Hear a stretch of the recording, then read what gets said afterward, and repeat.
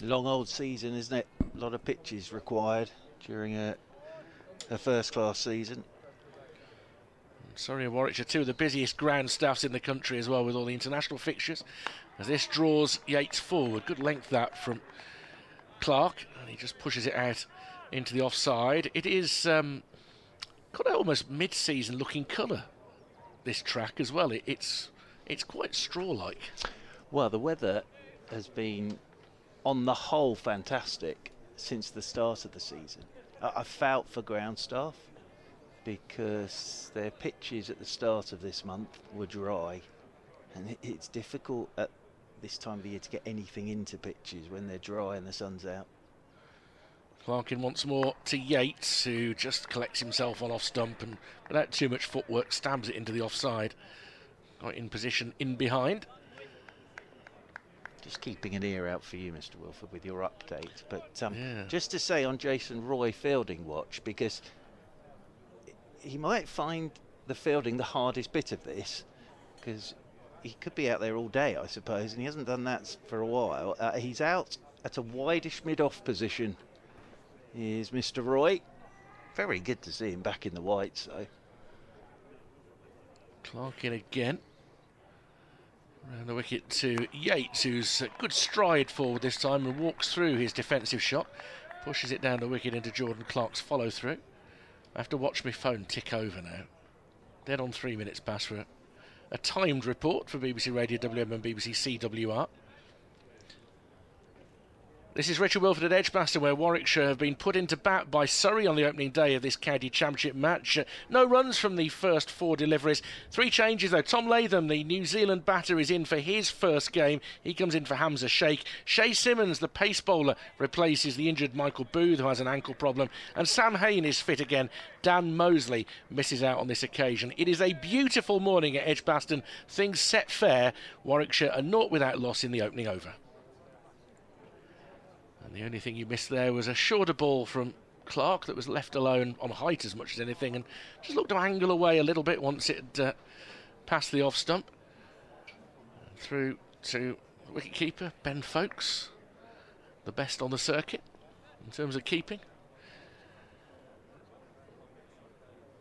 Clark in to complete this over, and Yates looks to try and flick him through mid-wicket, but he gets it rather straighter than he intended, only up to mid-on. End of a maiden over to start the day. Yes, and a good over from Jordan Clark. And the modern way is that when you've got a left-hander, you find the opening bowlers immediately go around the wicket to them. And that was a good over from Jordan Clark. And I think in that first over you've seen, it's going to be not the quickest of wickets. And how much there's going to be there in this first hour this morning, we'll wait to see. Looks as if it's going to be the debutant, Mr. Nathan Smith, to get us started from the Birmingham end of the ground. He'll have 3 slips in there. And with Jason Roy fielding at mid-off, it means the captain, Rory Burns, is back in the slip cordon. So Rory Burns at 3rd slip, Sibley at 2nd, Dan Lawrence at 1st. So Nathan Smith on his Surrey debut. He'll be bowling to the right-handed Alex Davis. And they've got mid-wicket, cover, 3rd man, long leg, mid-on, mid-off. Right arm over the wicket comes Smith, and his first ball is on a length, and forward goes the captain Davis. Pushes this one out towards Ryan Patel, out there at cover. But yes, it's very nice to be back at Edgbaston, and as I say, it's the most lovely day for cricket. It really is. Warm enough at the moment. It will warm up as the day goes on. Fantastic view of Birmingham city centre away in the distance. Davis stands with that bat raised as this is left alone outside the off stump, and that's taken by Ben Folkes, moving away to his right hand side. Been looking forward to watching Nathan Smith. Kemar Roach signed for the first 4 championship games this summer, and then Smith coming to Surrey. Can I speak on behalf of all Warwickshire supporters, say we're very relieved not to see Kemar Roach. Yes.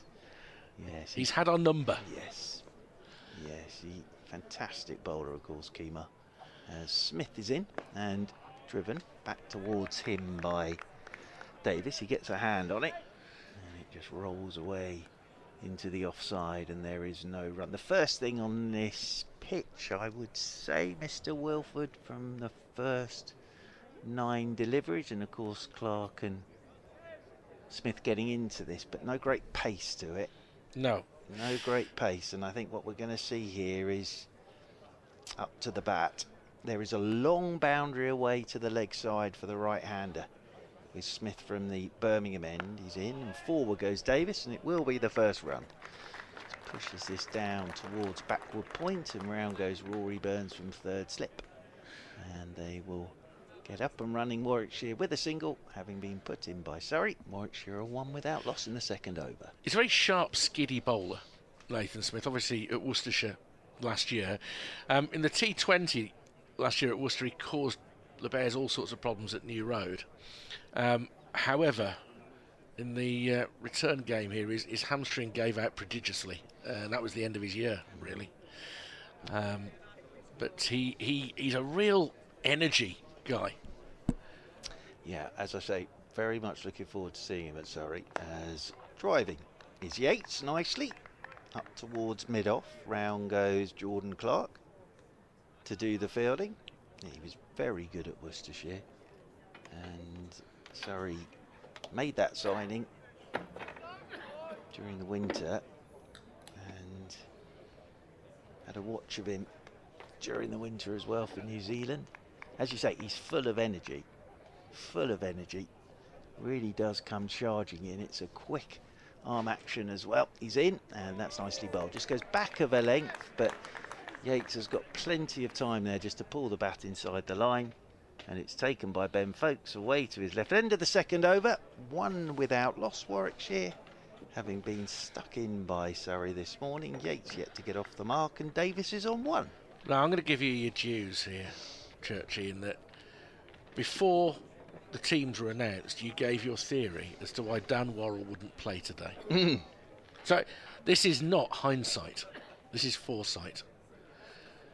So if you're going to rest Dan Worrell with 2 games coming up back in South London, and on a pitch that already looks fairly slow and flat, then rest him in this game, because you're going to need him for those 2 games in South London where something will happen for the quicker bowlers. So yeah, this is the game to give Worrell a feet up. Clark to bowl to Davis for the first time today, back of a length outside off stump. Davis doesn't show a great deal of interest in that. And on the other picks for this game, I think Cameron Steele comes into the side to give Surrey the option of leg spin, because they've got Lawrence to bowl off spin. So they've now got the option of Cameron Steele, who will turn the ball away. And then you've got, for the right-hander of course, and you've got Dan Lawrence, who will spin the ball back into the right-hander. So plenty of options. That's half a dozen bowlers, as plus Patel, as it's just prodded without a lot of movement. Footwise from Davis up into the leg side, but again fairly innocuous ball from Clark. He's walking back to his mark thinking there's not a lot here yet, but we'll just see when the gloss comes off the ball, when the lacquer has come off. You never know whether there might just be a little bit. Clark again, another bowler who has a good track record against the Bears. Never gives less than 100% effort, Clark. This is full, and it's going to be clipped off the inside edge through square leg for at least a couple. It's a tight boundary there, but they will have plenty of time. Although a little bit of a scuttle for the final half of his second run from Alex Davis, just in case that throw was more accurate. Folks had to leap a little to gather, though. 3 without loss. Davis with all 3 runs. Yeah, I think a little bit of swing there for Jordan Clark to Davis. Tell you what, Nathan Smith, it's not a long old carry out to the Holly stand. He absolutely whistled that throw in. This is Fuller outside off stump and driven nicely by Davis. It's a long boundary, so the chase is on. It's teasing, it should just be captured, and it is, but they will come back for 3. The relay runner didn't get the ball. He's run a long way not to receive the ball, and he's going to be beaten back into position as well, but 3 more for Davis. It's 6 without loss. Yeah, good chase. Cameron Steele was doing the backing up as well. So it's interesting. And then, of course, Curtis Patterson, signed, wonderful player, wonderful player. My theory on that as well, I'll explain after this delivery. Clark round the wicket to Yates, who's looking to drive through the offside. Can't beat the field, though. And there's no run. So two things here. So Curtis Patterson comes in. It would be very harsh to drop Ryan Patel. And I think Patel will bat at 3. And I get the Jason Roy pick for this game. In the fact that I think this pitch will be flat. I think there won't be a great deal of pace in there. I think Roy will float in that middle order. Clark to the left-handed Yates. That's a very short ball. Yates was going to try and cut it, but actually it was through far too quickly. Did well to back out of that. And the end of the over. 3 overs gone. Warwickshire 6 without loss. And I think Surrey, we saw it against Sussex at Hove. And Surrey didn't bowl very well in the first hour and then got it right. And Sussex did get to 450 odd, I think it was. Just having a little look at my notes. They got to 435, but it took them forever.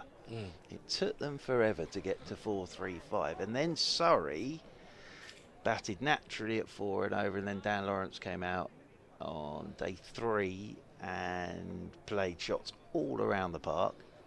As Nathan Smith is in over the wicket to Davis, and Davis is letting this one go outside his off stump. Then Surrey looked like they could have a 100-run lead by stumps on day 3, but then the umpires unfortunately took us off for bad light and then sort of called the day off very early when we should have been playing cricket. So we lost 17 overs, and then on the final morning the ball nipped around, and that can happen. But I think Surrey's thinking there was quick runs, get a lead, put the opposition under pressure.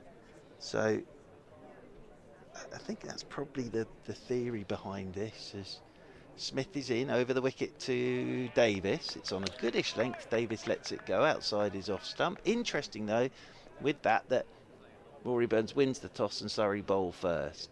Yeah. But I suppose at any game of cricket, you know, the first hour things might happen, but if not, you've then got to sort of sit yourselves back and make run scoring as hard as possible. So yeah. I mean, I think there's an element of generosity of spirit in your description of that particular selection, in that to most observers of county cricket, you bring in an overseas player. How many games is he due to be here for? It's typical. Sorry. Is he here for 3 games, 4 games? 3 games. Down to 2 now. Down to 2 now. As this one's down the leg side, and Davis gets nothing on it, and it's taken by a tumbling Ben Folkes away to his left-hand side. I've heard nothing official about anything that he's got a niggle or anything along those lines, so I think that's the thinking. And he'll play next week, and he'll play the week after with the 2 home games. Well, who's he coming for next week? I would have thought probably might be Jay Roy. Okay. That could happen. So it's an interesting selection. It's Certainly debatable. I sort of do understand it. As in over the wicket once again goes Smith. Hello, back of a length, and that has just climbed on Davis. That's nicely bowled by Smith. And there you go, little bit of something. Davis, that's hurt him. That's hit the bottom hand. He sort of wandered towards square leg, trying to ignore it, but I think that's hurt Davis. And Yates is wandering down to make sure he's okay. I think Davis will just take a little bit of time here. It's a real effort ball there, and I think Davis thought a ball that short might go a bit higher than it did, but on this surface it's not necessarily. Again, short man, all about the shoulder, quite a skiddy action, and it comes through and it wrapped him quite awkwardly, didn't it? And it just needed time to compose himself. Over the wicket he comes once again, Smith, and this is tucked into the leg side by Davis, off his hip, and there will be no run. So yes, there will be all sorts of theories behind all of these selections for Surrey. The one I'm really pleased to see is Tom Laws, who hasn't been fit to play this season. So delighted to see Tom Laws back. And the other thing, of course, is, as we said right at the top, that 3 have gone away now to to play for England as Smith is in. Another short one, which is played down towards third man by Davis, and they will pick up a single. One more to the total, and one more to Davis. 7 without loss. But yeah, fascinating with Jason Roy. Hasn't played a red ball game of cricket since the Bob Willis Trophy in 2020, which I think was at Arundel from memory. So nearly 5 years. Nearly 5 years. It is, to use the word that kids overuse, a random selection. Well, I think I know you're giving the reason, but to do it now, suddenly this week, it's really interesting in that you've thought that his red ball career was probably behind him, and yet here he is, and it could pay off. It could be that he makes a 100 at a better than run a ball. He's more than capable. He's more than capable. That is the thing. And on a surface that looks like it might be fairly benign, as Clark comes in to start a new over, bowling to Davis, who cuts this straight to the man in front of point. And there's no run. Didn't quite time it. I think it always said to Surrey before the season started, you know, I am available to play red ball cricket. It was a little like when Tom Curran came back in. And Tom hadn't played red ball for quite some time. And I sort of said he was having a break from playing the longer form. Clark once more, just back of a length, nudged into the offside. A shout of no from Davis. Yates was backing up. I think all of this is part of cricketers in this country working out what the correct balance is for them. Because it's easy to start flying around the world and playing in all of these franchise competitions, and I mean, today we hear about the IPL is being halted because of events going on between India and Pakistan, and the Pakistan Super League is moving to the UAE and all. But you can go around the world and earn a good living. As Clark is in once more to Davis, who pushes forward out into the offside, and there's no run. But a lot of players, I think, then miss the red ball game, yes. miss the involvement in a team as well, of having regular colleagues. The lure of Test cricket is still very real, and it's open to probably some different characters than it was 5 years ago because of the current management structure. So I think players, when they turn their back in for a while on red ball, you can see why they might be tempted back at some point. Clark, short, pulled by Davis. It's a short boundary, and it goes all the way for 6. Well, you can't drop it just there. You've got to get it above shoulder height. And Davis is very sharp on the cut and the pull. 13 without loss. I'll tell you one man who's sat with his feet up at the moment thinking, God, that's the right decision for me over the next 4 days, is Dan Worrell. Because he's bent his bat there, banged it in, and, well, that's got no more than waist high to Davis. And it's very nicely put away by Davis, but it's that short leg side boundary. And I think it was a sort of Jordan Clark, I'm just going to have a look what happens if I do bang one in here. And yes, Davis had all the time in the world there to just swing that into the Holly stand for 6. It's probably not much more than a 50-yard boundary there because they've got the artificial turf. The rope has to come in a bit from the fence as well. Clark once more to Davis, pushes it behind square. Around comes third slip. Rory Burns to do the fielding, but they scamper a comfortable single. Alex Davis with all 14 runs on the scoreboard. So yeah, that went about 8 rows back. So the umpire had to have a good look at the condition of the ball as well. As I say, Worrell would have been sat there with a cup of tea, thinking, yes, I think this might be a good one for me to have a rest. But you know, again, that makes sense with Worrell. It's like when we got to Chelmsford and it was as flat as you like, and you've got a game coming up at the Oval. Final ball of the over. Yates now on strike to Clark, and he gets off the mark with a little steer to square leg. It is a tight run and a decent shy at the stumps, and Alex Davis gets in.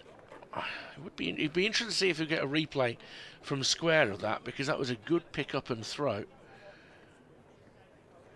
Who was that? It's the guy's ring towards us here. Who picked up and threw? We're not going to see a replay. Cam Steele. Cam Steele. That is, yeah. That was a good piece of fielding from Cam was Steele. Very good piece of fielding. 15 without loss at the end of the over. The other thing now is that, you know, they've got Steele back, and Steele will come into play on this as well with his leg spin. because they've only had Dan Lawrence to go to with his off-swing, which is really handy with the left-handers. Yeah.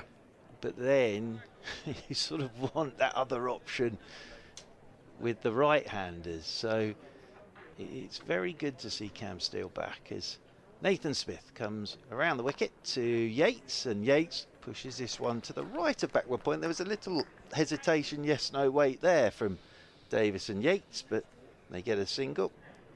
Looking forward to seeing Matt Fisher here as well. So Fisher has bowled very nicely without getting the wickets he's deserved as yet. But I think Fisher, before the season started, I thought he was a terrific signing. I think part of it with Matt Fisher is keeping him fit. If he plays 10 plus championship games this season, that's a good starting terrific point. And I think that was part of his thinking as well, as pushed by Davis from back of a length from Smith up towards Jason Roy, stood at mid on, because we've talked about it this morning, and like Worrell's getting this game off, so he's ready for the two in the next 2 weeks back at the Kia Oval. Fisher didn't play against Somerset. Laws is back in for this one, so they've got enough bowlers there that you can rest players and not have to absolutely beast them in every game. As Smith is in, and this is pushed by Davis off the back foot, plenty of time just to push that ball away into the covers. Ryan Patel comes round to his left to do the fielding, and they'll pick up another single. It's such a blessing to have a battery of available seam bowlers like that. Warwickshire haven't quite got that at the moment. I mean, Craig Miles was in the squad as well today. He probably won't see a lot of cricket until we get to the T20 Blast. He's had a couple of loan spells in recent years. Chris Rushworth really struggling to get him involved at the moment in terms of fitness. Smith, around the wicket he comes, and Yates, forward he goes. And we'll play this with an open face down towards third man, and they will pick up another single. And Yates moves on to 3. Davis comes back onto strike on 15. I got asked that question this morning of, lost Ollie Pope, Jamie Smith and Gus Atkinson. Yeah, they're 3 very fine players, but Surrey plan ahead, and they if you're going to tick 3, they would have been the 3 that, you know, when Test cricket starts, they're going to be the 3 that are disappearing at the start of the summer. As over the wicket once again comes Smith, and forward goes Davis. Get fully forward to that, Davis, but away to cover point it goes, and Ryan Patel comes round to his right to do the fielding. 18 without loss, Warwickshire. But part of the reason that Surrey have been county champions for the last 3 years, it's been the depth, in that it's not been about having a core of 13 or 14 players who play the entire season. It's about having 18 to 20. It's about having a Tom Laws to come in and play a few matches when necessary, and you know, potentially a future England player there. So bringing in Fisher to add to that this year, now that Gus Atkinson's in England regularly, you've got to keep going, haven't you? And over the wicket again goes Smith, and this one's left alone by Davis, wide outside the off stump, taken low down by Ben Folkes. That's hardly got to Folkes actually. End of the over, 18 without loss then. Warwickshire stuck in by Surrey, and 6 overs gone. Yates has 3, Davis is on 15, and it is the most glorious day here in Birmingham. And when you think as well that there's Will Jacks to come back from the IPL, the Currans, if they do play any part in red ball, but you know, they can have other jobs to do when it comes to the T20 Blast as well. Just the international players who are still to come back into this group. Yeah, it's interesting, isn't it? And I think almost now the Surrey T20 side squad is almost a different shape to the Championship squad in many ways. And yeah, and of course Sam Curran's captain now. So Sam Curran captaining Surrey this season in the T20. Sean Clark to continue to Yates. Just 2 slips in position now. There's a short mid-wicket, but Yates is able to guide the ball down to third for a single. I mean, the dying art of players fielding at third, we've had one throughout this opening 25 minutes. Well, I'm not surprised, really. I'm not surprised because, again, Yates there had a lot of time just to to run the ball down towards that position. And I think already you lost a slip. You're blocking out the cover region. Burns has gone up to mid-on now. So already, what are we, 25 minutes into play, and they've got a cover. They've now got the sort of deepish gully and a sweeper already on the cover boundary rope. Yeah. And this will be try and dry runs up already. We're 25 minutes into play. Only the 7th over as Davis leaves a length ball alone outside off stump. And I'm not surprised by this at all, and I get it. I completely and utterly get it. We saw it at Hove, we saw it at Chelmsford, and it's tough for the ground staff as well with the weather, but what you're doing is trying to negate Surrey's strengths, which I completely get it. Now it's down to Surrey. They know what's coming. Now it's down to Surrey to work out a way that on pitches that aren't offering a lot, how can you force a victory? So on back of a length and pulled by Davis as he managed to get that one all the way he has. It's his second 6 of the morning, this time over a straighter mid-wicket. That was a crack off the bat that told you it was going to be travelling the distance. But there is not much reward bowling short to the right-handers from the pavilion end. 25 without loss. Davis has 21 of them. Yeah, it wasn't that short, but again, Davis, great shot. And it's beautifully played, but he had a lot of time. And it is that short leg side boundary as well. That flew into the holly stand. Clark once more, short outside off stump, left alone. I mean, Davis has the benefit of being a short man, so that's where he can produce that pull. I would say in defence of the ground staff here, in that it's about calendar as much as anything, in that this is the sort of area of the square that we normally see Warwickshire play on in May. So whoever was coming here this week, that would have been part of the design. That's where the wicket was going to be. And it has been usually fairly batter friendly on that side of the square. As Davis is driving beautifully here. Another chase for Steele, and this time I think the ball is just about going to beat him. Second boundary of the over, this time a 4. 29 without loss. And Clark is already looking a little fed up with life. He started with a maiden, but he's now gone for 24 in his 4th over. The ground staff, they're terrific, and they've been terrific all season, and I get it. I completely get it. But also what it does is it swings it back to Surrey and says, right, how are you going to sort of force a position here to win this game of cricket? Clark in once more, back of a length, left alone by Davis. He's got 25. Rob Yates has 4. I will leave you in the company of the magnificent Mark Church, who is going to be joined for the first time for this game by the fantastic Linda Farrell. And I'm just looking as well that game at Sussex, Surrey got it wrong in the first hour, and at lunch Sussex were 126 for 2, so they were flying along at lunch. At one point it looked like Daniel Hughes was going to get 100 before lunch, but it's reminding me of that surface at Hove. So and that will be some of the thinking behind selections from Surrey, as Nathan Smith was about to come round the wicket, but Jordan Clark was still, I think, doing his boots up at mid-on. So now it's the 2 slips, the gully, cover point, the 3rd, the long leg, the square leg, a mid-on and a mid-off for Nathan Smith.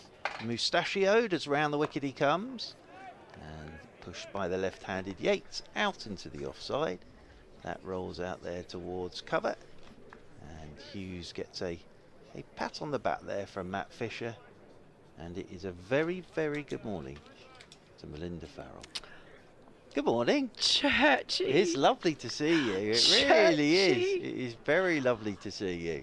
I almost can't express my levels of excitement at seeing you. It's going to be a lovely 4 days, this. As in round the wicket goes Smith, and that's clipped beautifully by Yates on the angle. Whistles off to the mid-wicket boundary rope for 4. And Yates moves on to 8, and Warwickshire move on to 33 without loss. I mean, so it's ground like this. Well, when it's set up like this, I was doing a women's game here the other day, and similar thing. Any time the amount of error, the margin for error is so tiny. Absolutely, and especially it's a very short boundary on one side of the ground, as this is edged by Yates, and round comes Cameron, still below us, does very well, dives inside the boundary rope, and they'll pick up a couple. Good bit of work that from Cam Steele down there to our left. Yates will move on to 10, 35 without loss.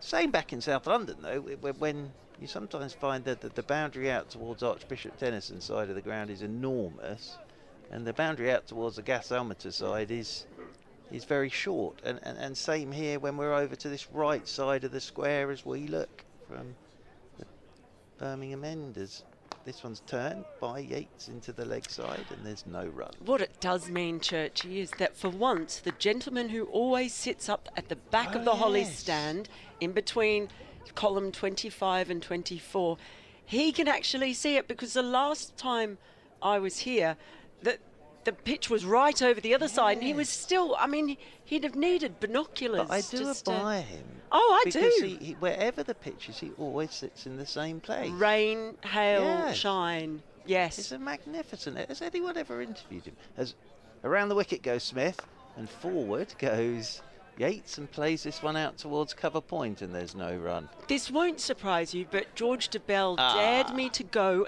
and say hello to him. Right, once. that is so George DeBell asking you to do it rather than himself. I did. I've got a photo, a selfie of the two of us. Well done. I think the poor gentleman was terrified of this mad Australian woman coming up and having a chat and then wanting a selfie with him. I would love, though, the same seat, wherever, whatever the weather, wherever the pitch is, same seat. As around the wicket again goes Smith, and this is solidly played by Yates, back up the pitch, and there's no run. End of the over, 35 without loss. Warwickshire. Yates has 10, and Davis is on 25. Speaking of things that I really admire, that absolutely glorious caterpillar crawling across your top lip. Well, yes. That is that is a thing to admire. I think I should. Nathan Smith could but dream of having something like that. I should know better, really, at my age, but it's sort of it's there, and it's sort of still there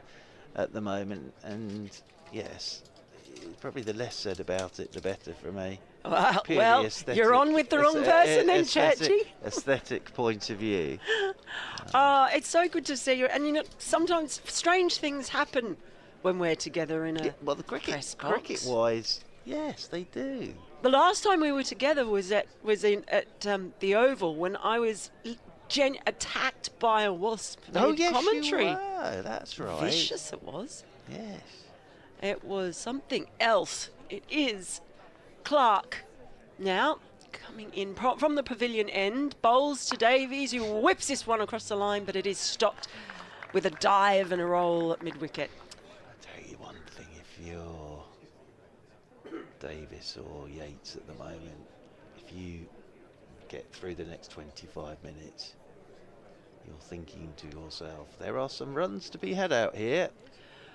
Well, some of the Warwickshire players, they have at times been struggling to get those big scores. It's been a bit patchy. This is an ideal setup for them. So if you're not watching on the stream and you're listening at home with Jordan Clark bowling from the pavilion end, it's the leg side is the short side, very vulnerable for Davies, and there's two men guarding it at the moment. Now this time he's bang on Jordan Clark. It's right on a stump, and it's just played out to point, no run. It is really interesting, this, because I think it's what Surrey expected, and we've seen it at Chelmsford, we've seen it at Hove, and in that first hour at Hove they didn't bowl well. Then they got it right, and what they did was, Sussex got 435, but it took them forever took them forever to get to 4-3-5. I'll try and find out how many overs it was, but it was an awful lot of overs. Davies. He just plays that with nice, delicate little wrists, very fine. It's going to beat the fielder who was down there at long leg, and that's another boundary. So 39 for none. Davies has scooted along to 29 off just 31 balls. And yes, it's a nice little opening partnership they're getting going here. How many balls, Churchy? Enlighten me. So 435 Sussex in 131 overs. Took them 131 overs to get to 4-3-5. That was just after tea on day 2. Surrey then got to 90 for 1 at stumps on day 2. So what I'm saying is Surrey, after lunch on day 1, just bowled top of off stump. In comes Jordan Clark now, and again he's just bowled top of off stump, and it's just defended out into the covers by Davies. And this is what Surrey are going to have to do, and we're seeing it already after 35 minutes of play. So this will be what you see. Fisher will be key here. Tom Laws in his first game, and I wouldn't be at all surprised to see a bit of Steele and Lawrence even before lunch now. Clark in once more, and that's a good ball. He just manages to jam his bat down, Davies. Nice bit of bounce on that. Nipped back into him. No run in the end. So, yeah, very interesting this. And I think that's the whole, you know, why is Dan Worrell not playing, I've been asked. Well, yeah, on this one, give him a rest. Pit stop for Dan Worrell. Let him rest his tyres and get ready for next week. With 2 games back in South London to come as well. I get that, as Clark is in, a full delivery, and it's just played straight back to Clark. It pops through his hand, and they will take a single. Finishes the over. It's 40 for none. Yates on 10, Davies on 30, and it's a nice little partnership that it's been building up over 9 overs. What has disappointed me, Churchy? Okay, I understand the selection stuff that you were talking about. I have to say, I had my heart set on watching Curtis Patterson today. Yeah, I completely understand that as well. And he is a high-class, quality international cricketer. Well, he's actually a really interesting story. I mean, he's been highs and lows, and he was down and out in some ways. Nathan Smith from the Birmingham end, short one. Swaying inside this is Davis, and it's taken by Ben Folkes away to his left-hand side. I mean, he was dropped from New South Wales when he was captain. And So then he's been that was a couple of years ago. He? Oh, yeah. Oh, he was the next big thing. 18-year-old, you know, first youngest player to score a century for New South in the Sheffield Shield on debut. There was so much hype about him. Because he's got a Test match century, has he? Yes. So he was this bright new thing. As Nathan Smith, who's over the wicket to Davis. Davis forward, thick inside edge. Down towards long leg it goes. Up comes Cam Steele to do the fielding, and Davis picks up a single. He moves on to 31, 41 without loss. I mean, there was constant. I can remember the hype when he got that century, and it was like, he's a new big thing. It was constant, like, sort of hype, not probably quite as big. It took him 2 years then until he played another first-class game, and then he forced his way in a series against Sri Lanka, about 2017, I want to say, based on some really good performances. Around the wicket goes Smith to Yates. Yates turns this one off his hip out towards square leg, and Patel does the fielding. He came in, made his debut against Sri Lanka. There was a 2-test series, and they only batted 3 times. Right. And he top scored, I think it was 114 not out in the second test. So his test average is 144 currently, because he's only played 2 tests. And so he actually did really well, and then that was it. And then he was captain of New South Wales. He was dropped as captain 2 years ago. came back in the side. We had a horror run of form. Round the wicket again goes Smith, and forward goes Yates. Plays this one back up the pitch. Came back into the side, was dropped again later that year. This is 2023, and he went back to his old club of St George in Sydney, in Hurstville. Again, similar, same sort of area where Sam Constas is from.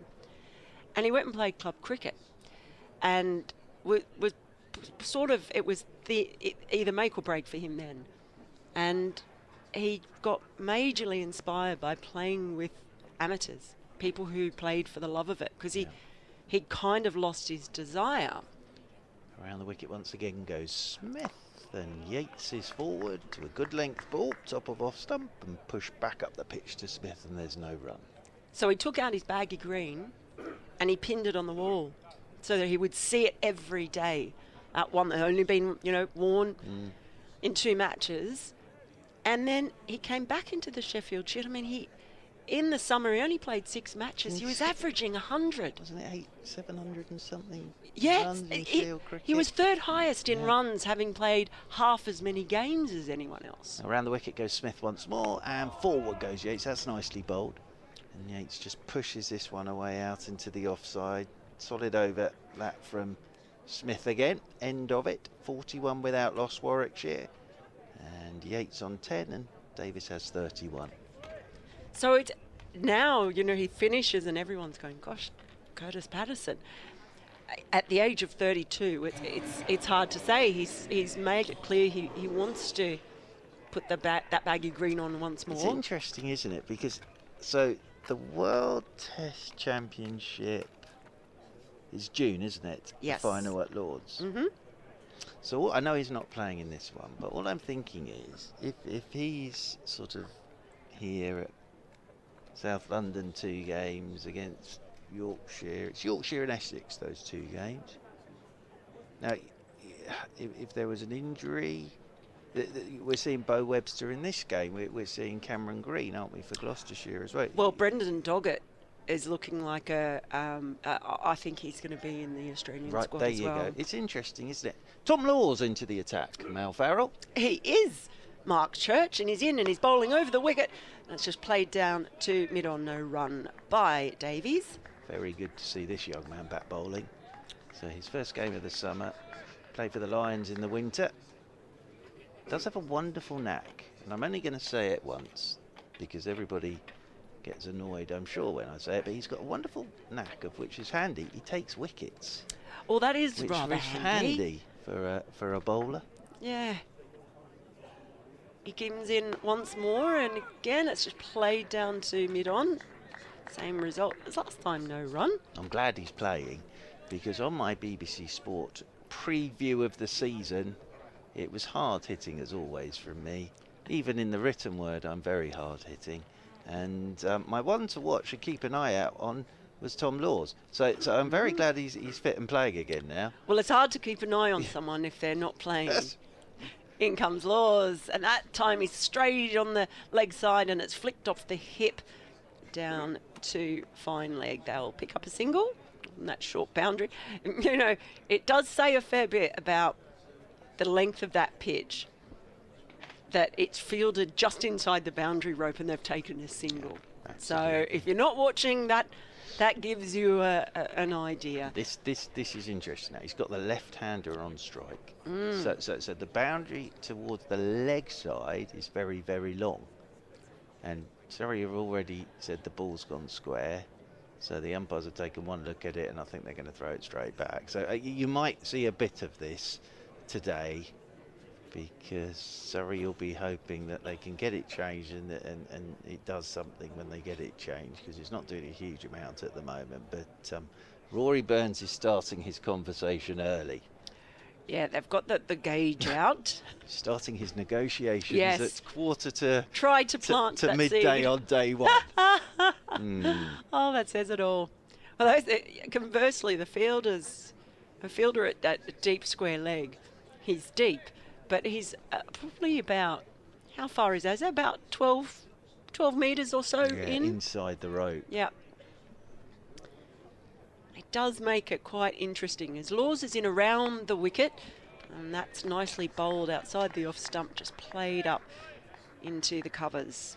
Yeah, that was nicely bowled by Tom Laws. So it won't be too long till Matt Fisher is into the attack for Surrey, and then I think you will see a bit of Lawrence and Steele. I think you will, especially if Yates is still there as a left-hander for Lawrence to have a little bowl at. Laws bowls right up in the block hole again. That's really nicely bowled, and it's just played this time to the right of mid-wicket. But look at this field, Mel. It makes it look. If one thing there is, having the short long boundary at least gives it a certain kind of interest in as far as chess pieces go. Definitely, and look again. This is a skill in itself.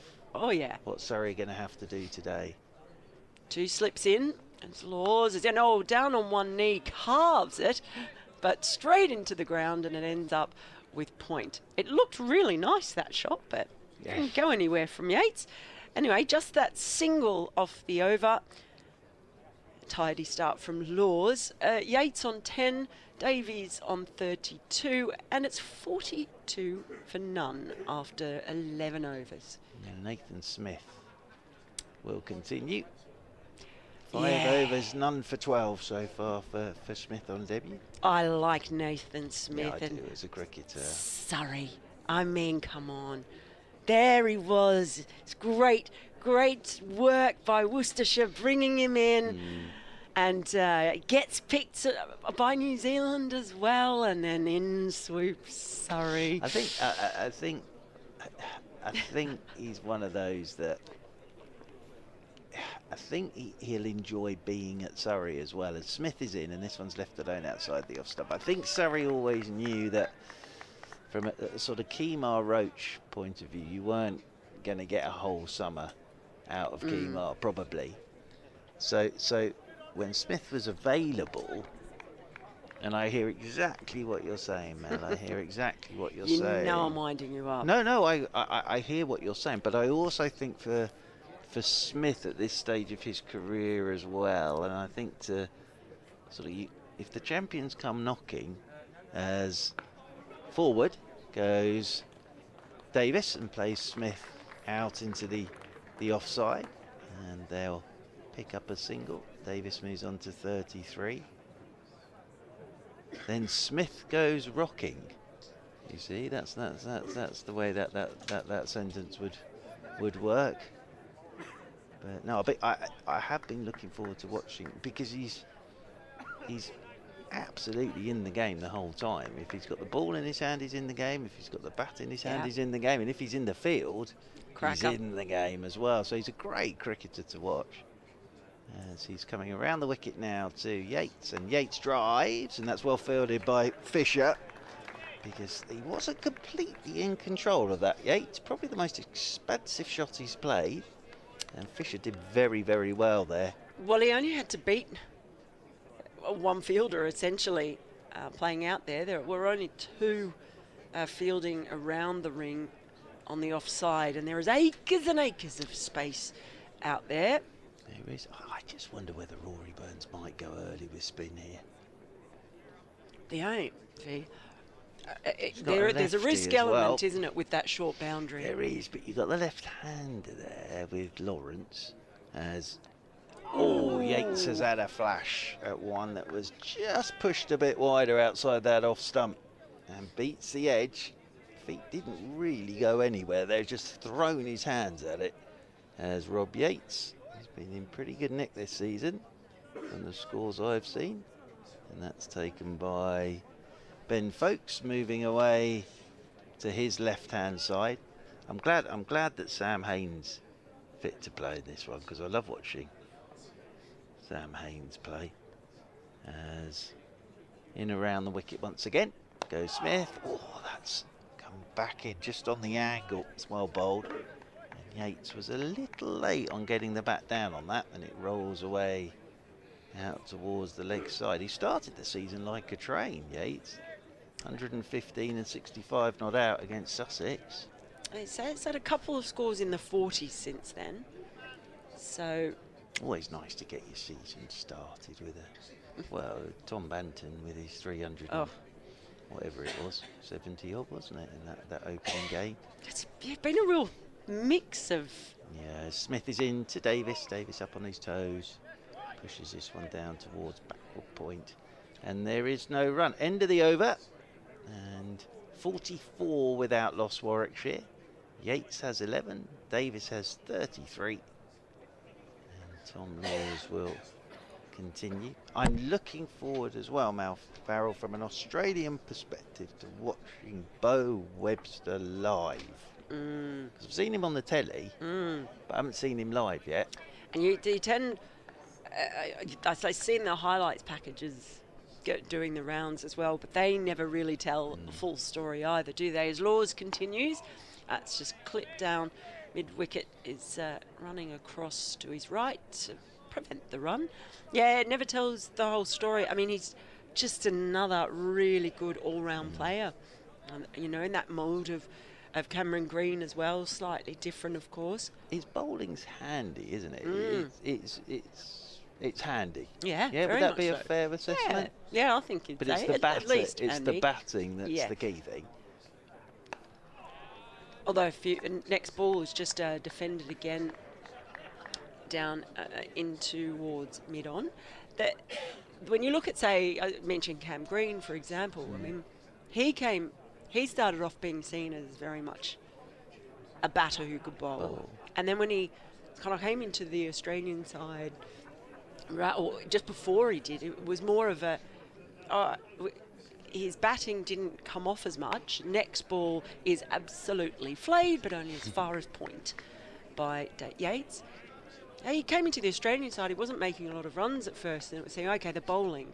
But then his bowling was not, and it was like, he's flipped back and forwards as to what you have thought is his strongest point. And I've spoken to him about that in the past, and he had sort of felt in those first couple of years in the Australian side that it hadn't come together.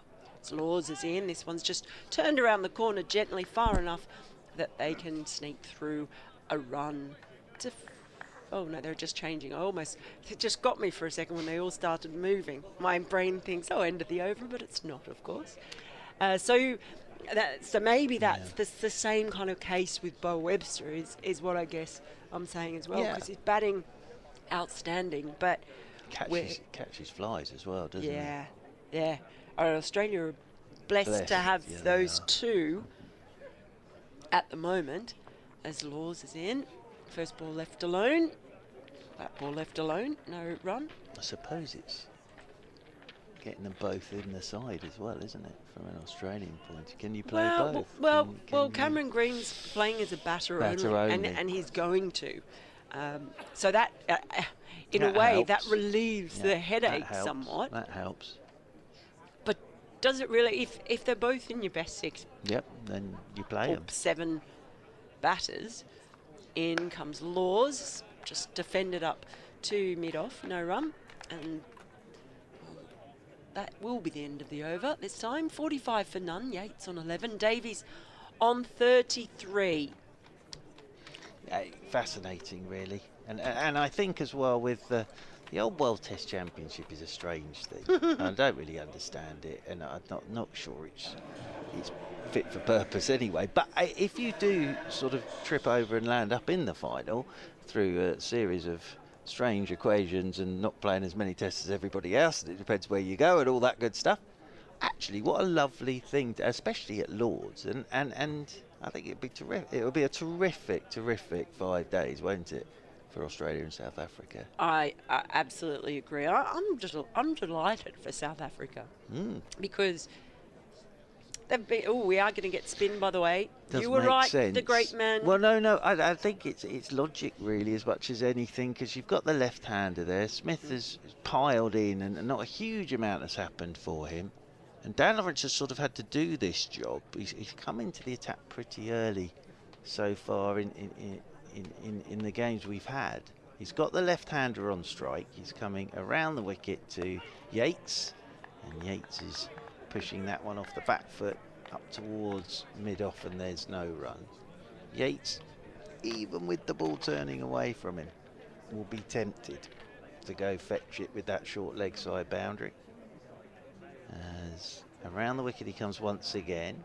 It's on the back foot, trying to whip down the leg side. It hits the thigh guard, and there's no run. I haven't seen Dan Lawrence bowl for a while. Yeah, he's bowled a lot for Surrey. Yeah, and Arms and legs go everywhere. No, I haven't seen him for a while. But it actually seems some. Am I right in saying there's something has changed within his action? I don't think it has really. I think it's much the same. As forward goes, Yates plays this one straight back up the pitch, and there's no run. He's done a lot of bowling this season for Surrey. He's had to, which was one of the main reasons that he came to Surrey. I think the other thing I've spotted with Lawrence is any spinner is trying to get the pace right, as he gives this one a little bit more air, and that's clipped away by Yates out towards long on. They'll take a single as Smith does the fielding. So Yates gets off strike. Davis comes on to strike. He does have at times, and I think he may have a couple of those deliveries. He can actually get to the, because actually with all the arms and the legs whirling, he's actually in the right place with his delivery arm. He's got, the nice thing is it's very high and he's tall anyway, but sometimes he does just delay the point of release a touch. But the thing is, it is all arms and legs, but it's sort of in the right place at the right time. As he's in here to Davis, and Davis just waits for this, opens the face, guides it away down towards backward point. Round comes Tom Laws to do the fielding, and they will pick up a single. And this was one of his major reasons for moving to Surrey. Yeah, because Simon Mahama was at Essex, right? That's the problem. So you're getting blocked out by Harmer, really. And as I say, he's bowled a lot of overs for Surrey this season.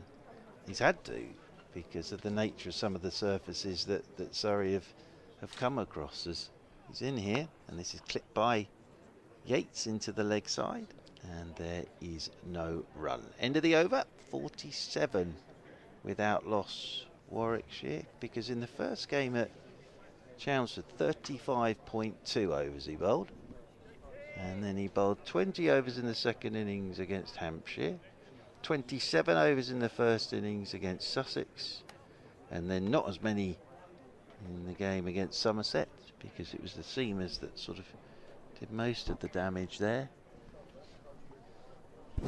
It kind of he's for me like a bowling equivalent of, you know, the magic or the trick you play where you put a ball underneath a cup and you've got 3 or 4 cups, and then you basically there's this whole distraction thing with cups and everything going everywhere, and it's can you spot where the ball is in the end. Description that. In comes Laws, and first ball, it's just clipped down towards deep square leg. Again, fielder in the deep fields it, and they'll just stroll through for a single. Yes, I've always thought all players have sort of trigger movements, and he must be difficult to set yourself up, because just as you think he's got there, then he's not quite there. And so it just takes a little bit, I would have thought, of getting used to the whirling arms. Yeah, that's what I mean by the trick. You're the person rhythm's difficult. Yeah, trying to see where the ball is. As in comes Laws once more. This time it's just played out to mid-off, and they will take another single. Yeah, that's what, as a batter, it's trying to keep your eye on the ball while the cups are still all moving around, absolutely. Right? It's a great description. I watched him actually bowl a lot in the nets when he was on tour with England. That was sort of where I used to watch him the most, and it's mesmerising. Mal is just going to vacate during this over, because Mr. Wilford's coming in to do an update, and then I will vacate for Phil Britt at the end of this over. 49 without loss. That is a great description from Mal Farrow of the Dan Lawrence action. Bit like a magician with their cups, with the ball underneath. And they move the cups around, and then you can't remember where the ball is. Or if they're a very good magician, of course, it ends up in their pocket and they pull a rabbit out. As in over the wicket comes Laws, and this one's left alone outside the off stump. by Davis, taken by Ben Folkes. The rabbit bit's frowned upon these days, isn't it? Or Is a little, it? or a little dove. A dove, maybe, Yeah. yes. I spent the weekend, I'll explain this to you later, but I spent the weekend with a magician. He was very good. Very good. Was it sooty? Thomas the Tank Engine. In over the wicket comes Laws. This was left alone outside the off stump by Davis. And taken by Ben Folkes away to his right hand side. Do you remember how Sooty used to cast a Yes. spell with his magic Yes, wand? I Do do. you remember what he used to say when he cast his spell? No, I don't. What did he used to say? Izzy Wizzy, let's get busy. Ah, yes, he did, didn't he? Yes, this magician was very good. Very, very good. He threw me a couple of times as Laws. Over the wicket he comes to Davis. He lets this one go wide outside the off stump. End of the over. 49 without loss.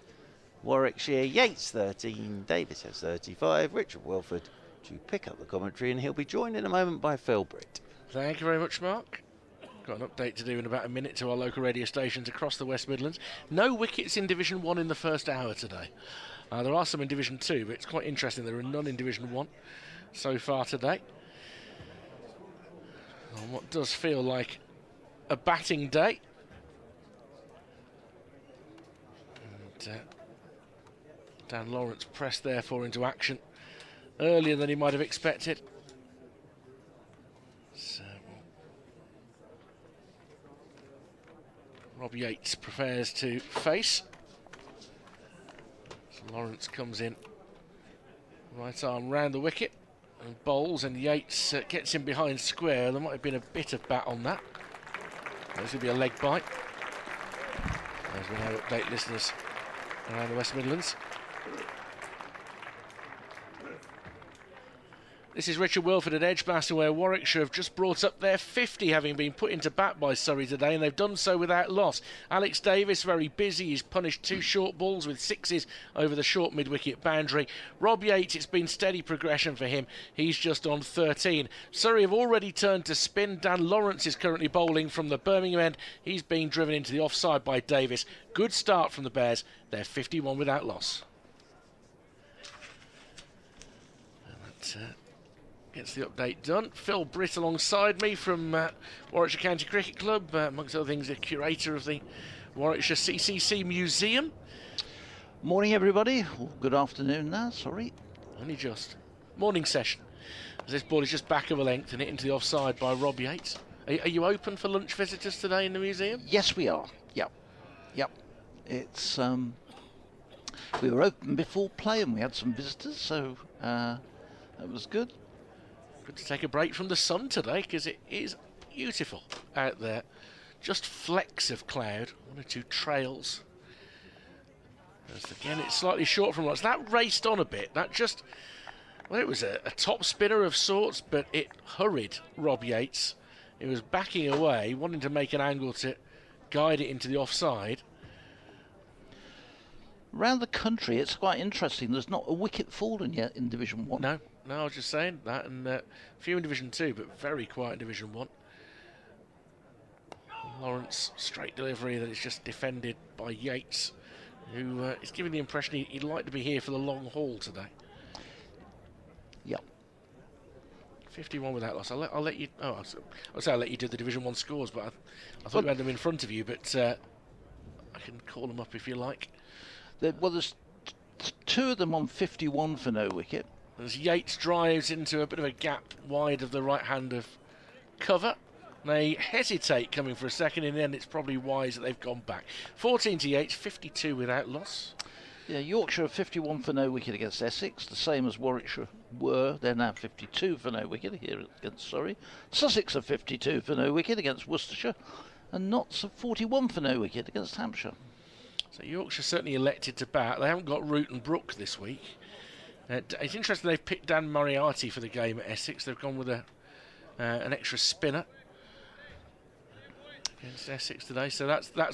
I mean, for me, the intriguing thing is in this weather that Surrey chose to field first. Mind you, Hampshire chose to field at Trent Bridge as well.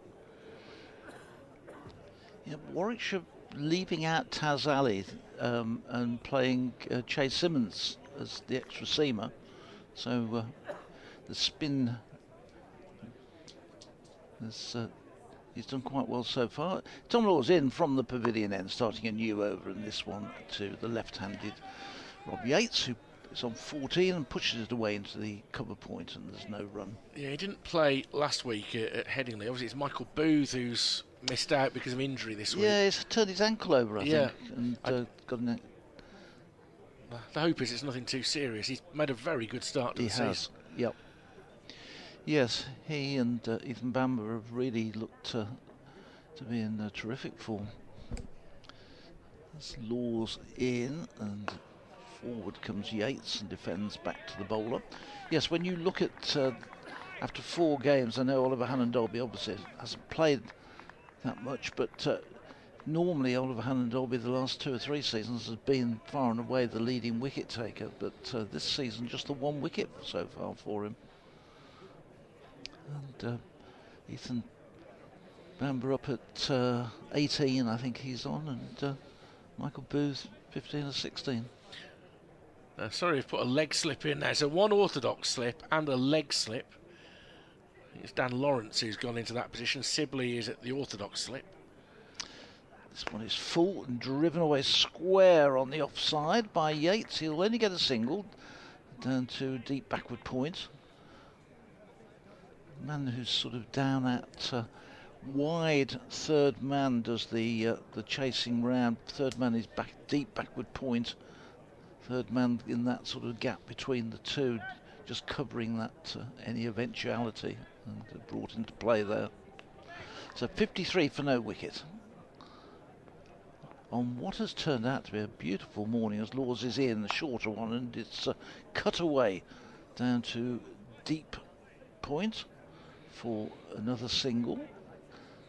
Sorry, got just protecting the boundaries already this morning. We've just had over an hour's play, and we've got a fine leg. That man, as I was talking about, down at deep backward point. There's a man on the deep square leg boundary, so 3 fielders on the boundary edge. As Laws comes round the wicket to the left-handed Yates, who turns this one away, down through backward square leg, down to the boundary for 4. There was a man down there that gave up the chase virtually straight away there, realised that had been picked up. Lovely clean shot from Yates. He moves on to 19. 58 without loss. It's a long boundary down there. I think it's Matthew Fisher who's in that area. But it's a long boundary down there, but he timed that so beautifully.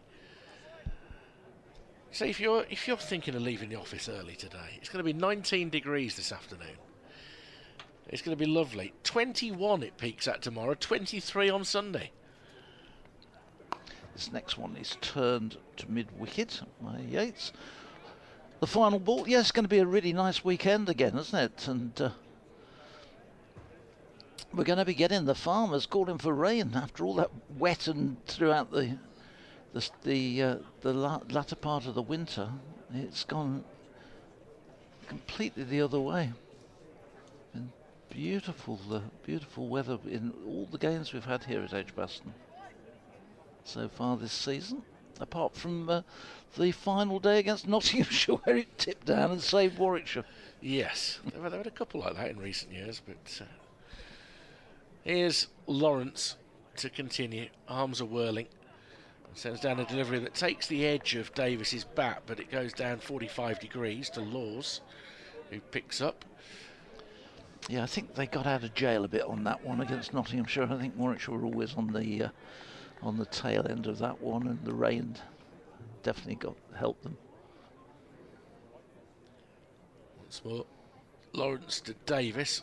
That was Fuller, and Davis just leans on it, so Laws has quite a lot of ground to make from that position as a short third. So they'll come through for a single. 59 without loss. 38 of those have been for Alex Davis. Solid start. Tom Latham waiting in the wings, bat at 3. One of a couple of Kiwis playing in the Championship this week. Maybe for the first time. Henry Nichols, I know at Worcestershire, as this is driven to short cover. Yeah, he had made a good a decent start for Worcestershire in his first game last week. And of course, Nathan Smith playing for Surrey today. Yep. Bowled tidily enough, didn't he? As this is dabbed down behind square by Yates. No run again. Well, he was at Worcester last year, wasn't he? Yeah. And he, in the very early game here, I think it may have even been the first game of the season, he bowled really well for Worcestershire. Looked very impressive. Lawrence once more round the wicket to the left-handed Yates. He looks to force it off the back foot. Gets it wide enough of cover to come through for a single as cover finds himself on his posterior. Looks down ruefully at the ground, but they just get a single. 60 without loss.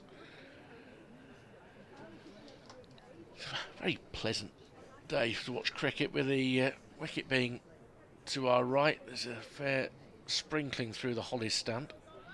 Yeah, it's a reasonable crowd spattered around in the sun at the Birmingham end. Final ball of the over, clipped fine by Davis, and that's going to be a chasing. It's going to go for 4. Jordan Clark realises pretty quickly that he's not going to be able to catch up with that, and Davis moves into the 40s. He's got 42, 64 without loss, Warwickshire. It's slightly quirky that there are people over on the Priory side of the ground because they're a long way away. Having said that, they are getting the sun. Yep. Yep. So there's a group, well, there's a nice pocket in colourful T-shirts of about half a dozen, maybe 7 people in that stand, but in all there's probably 25 of them. As you then go round close to the being behind the bowler's arm in that arc in front of the executive boxes and the new terrific Bears women's changing room as well. That's a nice facility if you've not paid it a visit yet. I don't get invited there too often. Tom Law's in, this one driven up to Clark at mid-on. There's no run. I should make it clear I was invited to have a look round. They've got their shirt numbers on their lockers. Right. It's just really nice in their seats. Which is fine so long as you're in the team. What happens when you're not? Do they change the numbers all the time? No, because they've got enough for the squad. Okay. And they've got a weights room as well. Yeah. Well, that wouldn't interest me too much. You can sort your abs out. Law's round. This one is cut into the ground, straight to point. There's no run. Patel does the fielding. You're not working out your abs? No. I don't even know where they are. Do you leave them at home? I may as well have done. Somewhere in the Cotswolds. Yeah. It's a long time since they were exercised. 64 for no wicket. Yates waits, he's on 20. As Laws comes in his 5th over, he's round the wicket. This is turned away off his legs down to deep square leg for a single, which they just amble through. What about your glutes? I think they're roughly in the same bag that the abs are in. I think I'm glute-free, which is not to be confused with the other similar we have gluten-free bread. That's about as close as it gets. Oh, it's my first aeroplane of the morning. Just going slowly. I mean, it can't be going that slowly because it would fall, wouldn't it? But just given the distance on the other side of the city centre, just majestically moving back towards Birmingham Airport as people return from their holidays ruefully, wondering where they're going to pick up a loaf and some milk on their way home. Yeah. It could be late, of course, and they could be more thinking about whether their lift home is still waiting. Oh, or whether they're going to be forced to pay extra to leave the car park. It is quite elegant the way it's going. It does, yes. No, it is. No, very smoothly gliding in. Talking of that, Laws smoothly glides in and bowls, and this one is pushed away nicely through the covers, and they're going to come back for a 3rd run as the balls return to Ben Folkes. A little untidily, but 68 for none. It wasn't Alex Davis's most clinical shot of the morning. It was a wee bit uppish between point and cover. It did bisect them quite nicely, but he didn't quite get over that drive and didn't time it, did he? That's why it didn't reach what admittedly is the rather longer boundary good for 2. Good old run out there. Mind you, it's all across the square, so you'd think it might have done. Laws in. This is a shorter one, which is chopped away down to that deep sort of backward point area for a single. So the runs flowing quite easily. 22 Yates moves to. 45 to Davis. 69 without loss. Just a single slip 75 minutes in, having won the toss. Surrey at the moment will be a little concerned about their gamble. Here comes Laws, the final ball of his 5th over, and it's full and driven, but straight to short mid-wicket, who can't field it cleanly, and the ball runs up to Clark, who does the fielding, tidies it up, end of another over, and it's 69 for no wicket. We've had 19 overs this morning after Surrey won the toss this morning. Warwickshire bringing in Chase Simmons to replace the injured Michael Booth. Dan Mosley left out of the Warwickshire side. Sam Hain returning, so hands a shake, making way for him. Zen Melick kept his place in the side, and Tom Latham is in for his first game. Dan Lawrence winds up again and bowls outside off stump, driven firmly out towards the cover boundary rider by Rob Yates. He's to 23, 70 without loss. I can see Chris Woke sitting 2 boxes down from us in conversation. He's getting close to match fitness. And Warwickshire may see a little bit of Chris Wokes before he gets involved in England's Test summer. He'll want to prove his fitness. Lawrence is also going round the wicket to the right-handed Davis now. And Davis comes down the wicket and he's bowled. He tried to hit it on the full and he's missed it and he's lost his off stump. Davis goes for 45. An odd dismissal, bowled by Dan Lawrence. Warwickshire 70 for 1. It's another one of those, you look at the shot from Alec Davis sometimes when he's out and you think, why have you done that? In the end, he sort of came down the wicket and played all round it. It was probably not one he will wish to look back on with any pleasure. No, it's been done by a full toss, which, effectively, I mean, Dan Lawrence was almost embarrassed to celebrate it because he knows he's got away with one there. He was coming down the wicket to try and hit it deep over mid-wicket. In comes Tom Latham for his first Bears innings, but that's a very useful breakthrough. It barely pitched before it got lodged between middle and off stump, that ball. It was a proper full bunger. And that's what did for him, because he's come down the wicket to a ball that is rather fuller than he expected. It was a little bit agricultural hoik across the line as well, wasn't it? I know where what he was trying to do with it, but it ended up looking an awful shot, let alone the fact it had then went on to hit the stumps. Davis seems to get himself set quite regularly, gets going, and then somehow managed to contrive to find a way of getting out. Yeah. I mean, a couple of times in the early part of last season on surfaces similar to this, he went big, didn't he? Yep. Including a double 100. I think it was a 250, wasn't he? Got early last season. But now we'll see what Tom Latham can do. On his debut for his new county, he's available for all formats this year. Short, pugnacious batsman. He's made plenty of international runs. So Dan Lawrence's 9th wicket of the season, that was. He's picked up some useful wickets during the season so far, and it's a good one. Perhaps not with his best ball though, Rich. Yeah, it'd be reasonable to say.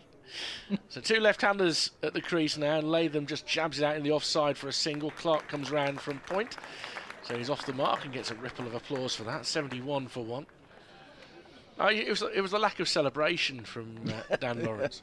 I'll compare it to last football game I did when Birmingham City won at Cambridge, and Christoph Clara, the Blues skipper, scored with a cross and just refused to celebrate it, despite the efforts of his teammates to get him to do so, because it was his first league goal for the club. Yates is driving firmly up towards mid-off, who gathers, and there's no run. He wasn't about to pretend that it was a cheeky shot. Well, he didn't give much chance to turn, did he? Oh my. Yates on 23. A slip and a leg slip in place as he guides it into the leg side. Varies his pace nicely, does Lawrence, and again that's one that seemed to gather momentum after it pitched, and it kept quite low. Yates was able to deal with it. That was the first wicket in Division 1 this morning. Lawrence again pretty straight and well forward. Is Yates to defend. End of the over, 71 for 1. Alex Davis, the first man dismissed today, bowled by a full toss that he came down the wicket to by Dan Lawrence for 45. So Tom Latham joins Rob Yates. And his arrival at Edgbaston delayed by that broken finger he sustained just as he was about to come to Edgbaston.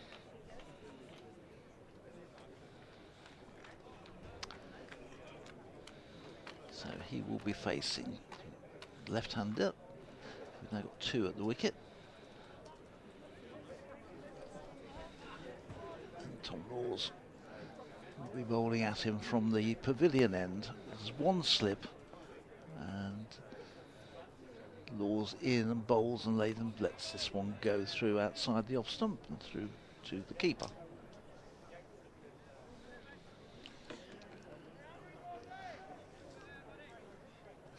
I always enjoy, for me, having not got down to much cricket yet this summer, just that contented hum around the ground of people enjoying what they're watching. 2 teams battling hard on the opening morning. Yes. This one is driven down to deep backward point for a single. Latham moves on to 2, 72 for 1. He was having nets on the Colts ground yesterday, Tom Latham, so he will be a bit short of cricket because of this injury, but he hasn't been short of cricket in the last decade, has he, with international circuit? I was having a look at how much he's played and how many teams he's played for as well. He's one of these who must have a fair few different shirts in his locker. This next one is cut away to point. There is no run. So does the fielding. 72 for 1 it remains.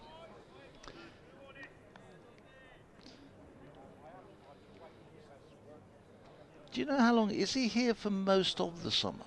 Yeah, I think the idea is that he's largely going to be around.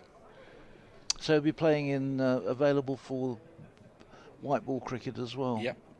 This next one is down the leg side, and Yates can't get anything onto it as it goes flying through, and in fact goes across and does the tidying up. Including the one-day cup as well. Yes, of course, So yeah. I mean, T20 Blast, they can have some options if because Bo Webster will still be around. Hassan Ali is due in as well. So you'll see what's going on. It's interesting what's going on at the moment, the difficulties that with the IPL and the PSL. His IPL's been suspended, hasn't it, for a week. This one is turned, but turned backward square by Yates, and again, there's no run. Just hope for all concerned that turbulent period between the 2 countries. Oh yeah, can be ended as soon as possible. Absolutely.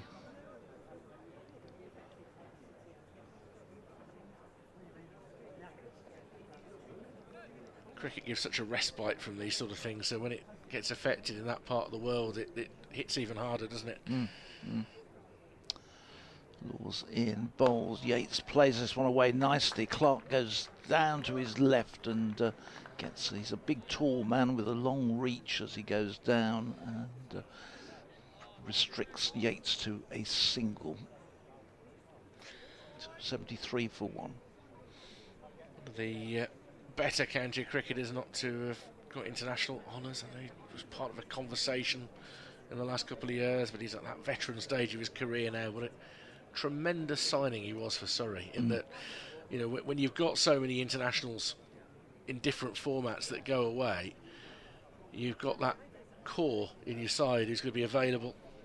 And availability, by the way, in terms of fitness, is a great asset, isn't it? Yep. Really is. Lawrence to continue. Yates on strike on 24. And he's driving this one wide of mid-off, who dives and gets very little, if anything, on that, and that's going to reach the rope. That was well timed by Yates. Used his feet well. He goes to 28. But that was not a vintage piece of fielding from Matthew Fisher out there.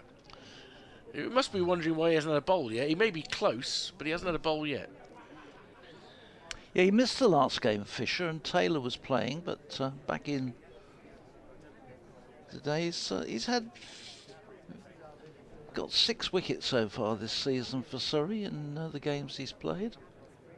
The luxury of rotatable artillery of seamers, as Lawrence a slower delivery, and again just leaning forward to kill it is Yates. 77 for 1 in the 22nd over. I was a little bit surprised to see Curtis Patterson wasn't in the Surrey side today, because he's actually arrived, hasn't he? Has been. Oh yeah, he's here. Yeah, he's here, but not selected on the day. Yates awaits again. Oh, and that's an orthodox edge that goes wide of Rory Burns and down for 4. That's a beautifully flighted delivery from Lawrence, and Yates didn't know too much about that shot. He goes to 32. It's 81 for 1, but having had some fortune with the wicket he took, Lawrence there is unlucky, having drawn a proper nick. Yep. Yes, he was done on that one. Give the other spinners involved in the game a bit of encouragement, as this is back of a length and cut behind square by Yates. It'll be the 3rd boundary of the over, as that chase is not one that's going to be won by Steele. 85 for 1, that was rather more authentic. Yates to 36. Fisher, by the way, he is stretching and warming up as if he may not be long before he enters the attack, so that's worth keeping an eye on. Yeah. It's been an eventful over, this one though. 3 boundaries and a nick pass slip for one of them. Lawrence in to Yates once more, who's cutting in behind square once again, and that's going to be a 4th boundary and 5 balls for Rob Yates, who suddenly finds himself going through the gears here. He's to 40, 89 for 1. Yes, that's a real spurt here, but that one probably got what it deserves. It was short, and at that pace outside the off stump, it allowed Yates to be able to cut that away comfortably back through backward point. So, Lawrence will come in to complete his 5th over. His figure's suddenly 1 for 28, and Yates just covers that up. He's done the damage that was needed in that over. We're about to see a double change, so I'll let Phil make way first of all for Mark Church, and then I'll get out of the way for Melinda, and they'll take you through to the lunch interval. I will pop back in just before the lunch interval, or maybe bang on it, in order to do another update. But it's been a very watchable morning's cricket. The only wicket to fall was a slightly bizarre one, in that it was a full toss from Dan Lawrence that the advancing Alex Davis played all the way around, as Matthew Fisher is going to enter the fray for the first time today, and returning with a cup of coffee, I believe, well, either that or a really, really strong tea, is Mark Church. It is coffee. It's got a couple of sugars in it as well. So yes, the wicket of Davis, the one to fall so far, and yes, I think he was trying to launch that as far as he could, which is understandable. Unfortunately, he missed it completely, and it bounced about 2 foot in front of the stumps. So it is Fisher, and he's round the wicket to Latham, and Latham is pushing this one out towards cover. So a couple of left-handers out there for Lawrence to have a go at. Now, first look at Fisher this morning. Sun shining here at Edgbaston. It's a lovely day for watching cricket as well. Good crowd in. Lots of people milling about the place. 2 slips in a gully. Sweeper on that short cover boundary rope. Then there's the extra cover mid-off, mid-on. There's a straightish mid-wicket. And the deep backward square as Fisher's in. Forward goes Latham. And this one's pushed into the offside, and there is no run. Welcome back, Mal Farrell.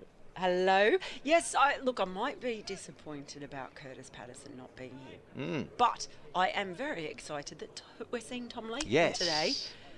Against his former county, of course, because he's had a few. But, Yes. Played 3 or 4 games for Surrey a couple of seasons ago. Did Latham. Be interesting when Smith comes back on, if he's still in. As around the wicket goes Fisher, and Latham drives. Good looking shot, very well fielded. Had extra cover by Cameron Steele on the half volley, and there is no run.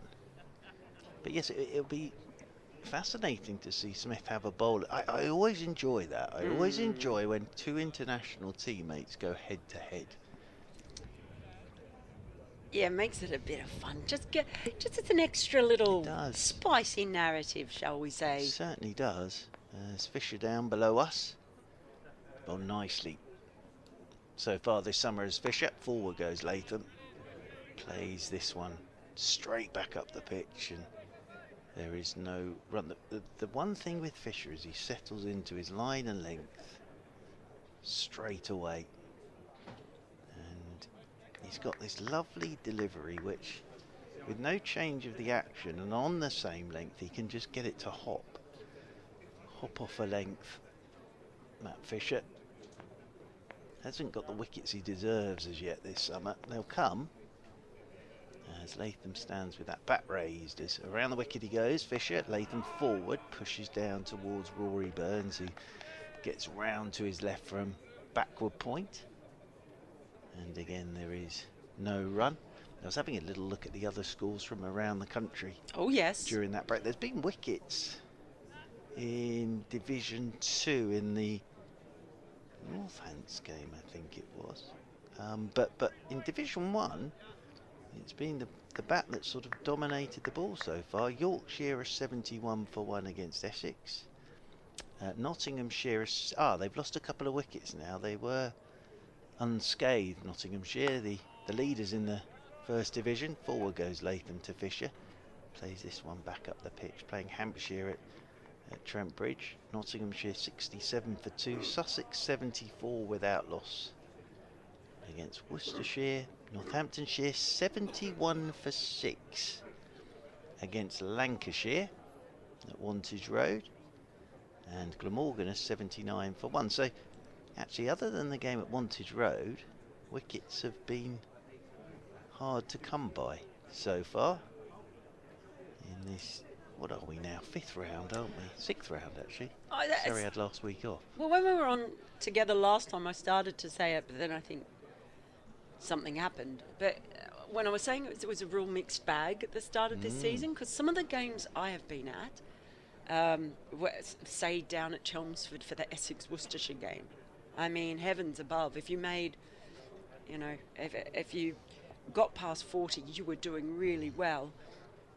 As Lawrence continues, he bowls around the wicket to Yates, and that's come off the outside edge of the bat, but rolls along the ground to backward point, no run. And then I was at New Road for that game between that Worcestershire and who else was there? I should remember. Durham. Right. And if you made 20 on that pitch, you were doing really well.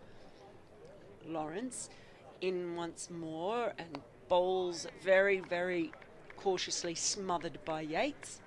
And then last week, I would sound sorry, at Somerset, which looked for all the world like a green mamba, that pitch. Yeah, but some at times played like a Bunsen burner.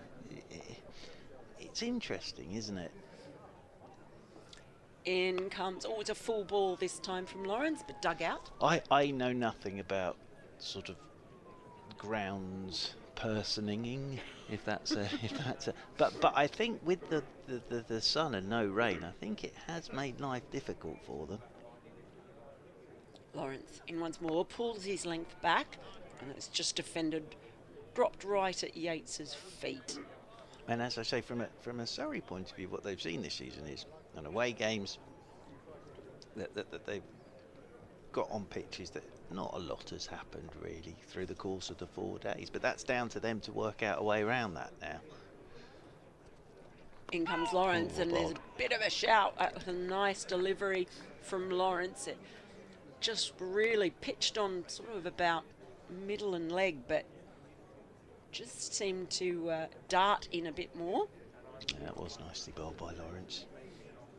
He's got a leg slip and a slip in for Yates. He's in once more, drives through up towards mid-off, but it's cut off. No run. And that's the end of a maiden over for Lawrence. And it's currently 89 for 1 with Yates out there on 40. And Latham, a new batter at the crease, courtesy of a rather wild and interesting shot from Alex Davies. So Latham now on 2, just getting himself settled. We've had 24 overs. I think for Davies and anybody who's ever played cricket at any level, it's one of those horrible ones where as it goes up, you're already looking at it soaring over mid-wicket for 6, and you almost forget to look at the ball, and that's what happened. It was the right shot. He just missed it, and it was even Dan Lawrence looked slightly embarrassed, didn't he? But Surrey will take it. But I think actually sometimes, especially in this level of the game, you're not expecting one of those really, and you've almost played the shot before you've executed it. As Latham is allowing Fisher to pass, it's a nice start this from Fisher. As I say, the thing with Fisher is there's no warm-up. There's no a couple here and I'll find the length, and he's bang on it straight away. And this has been the thing with him this season. And from a Rory Burns perspective, he's a dream, Fisher, because you can just throw him the ball and you know you're going to get control. And that's exactly how he started here for Surrey. As around the wicket he goes to Latham. Latham's forward, pushes this one to backward point. Quick singles taken. And nicely played by Latham.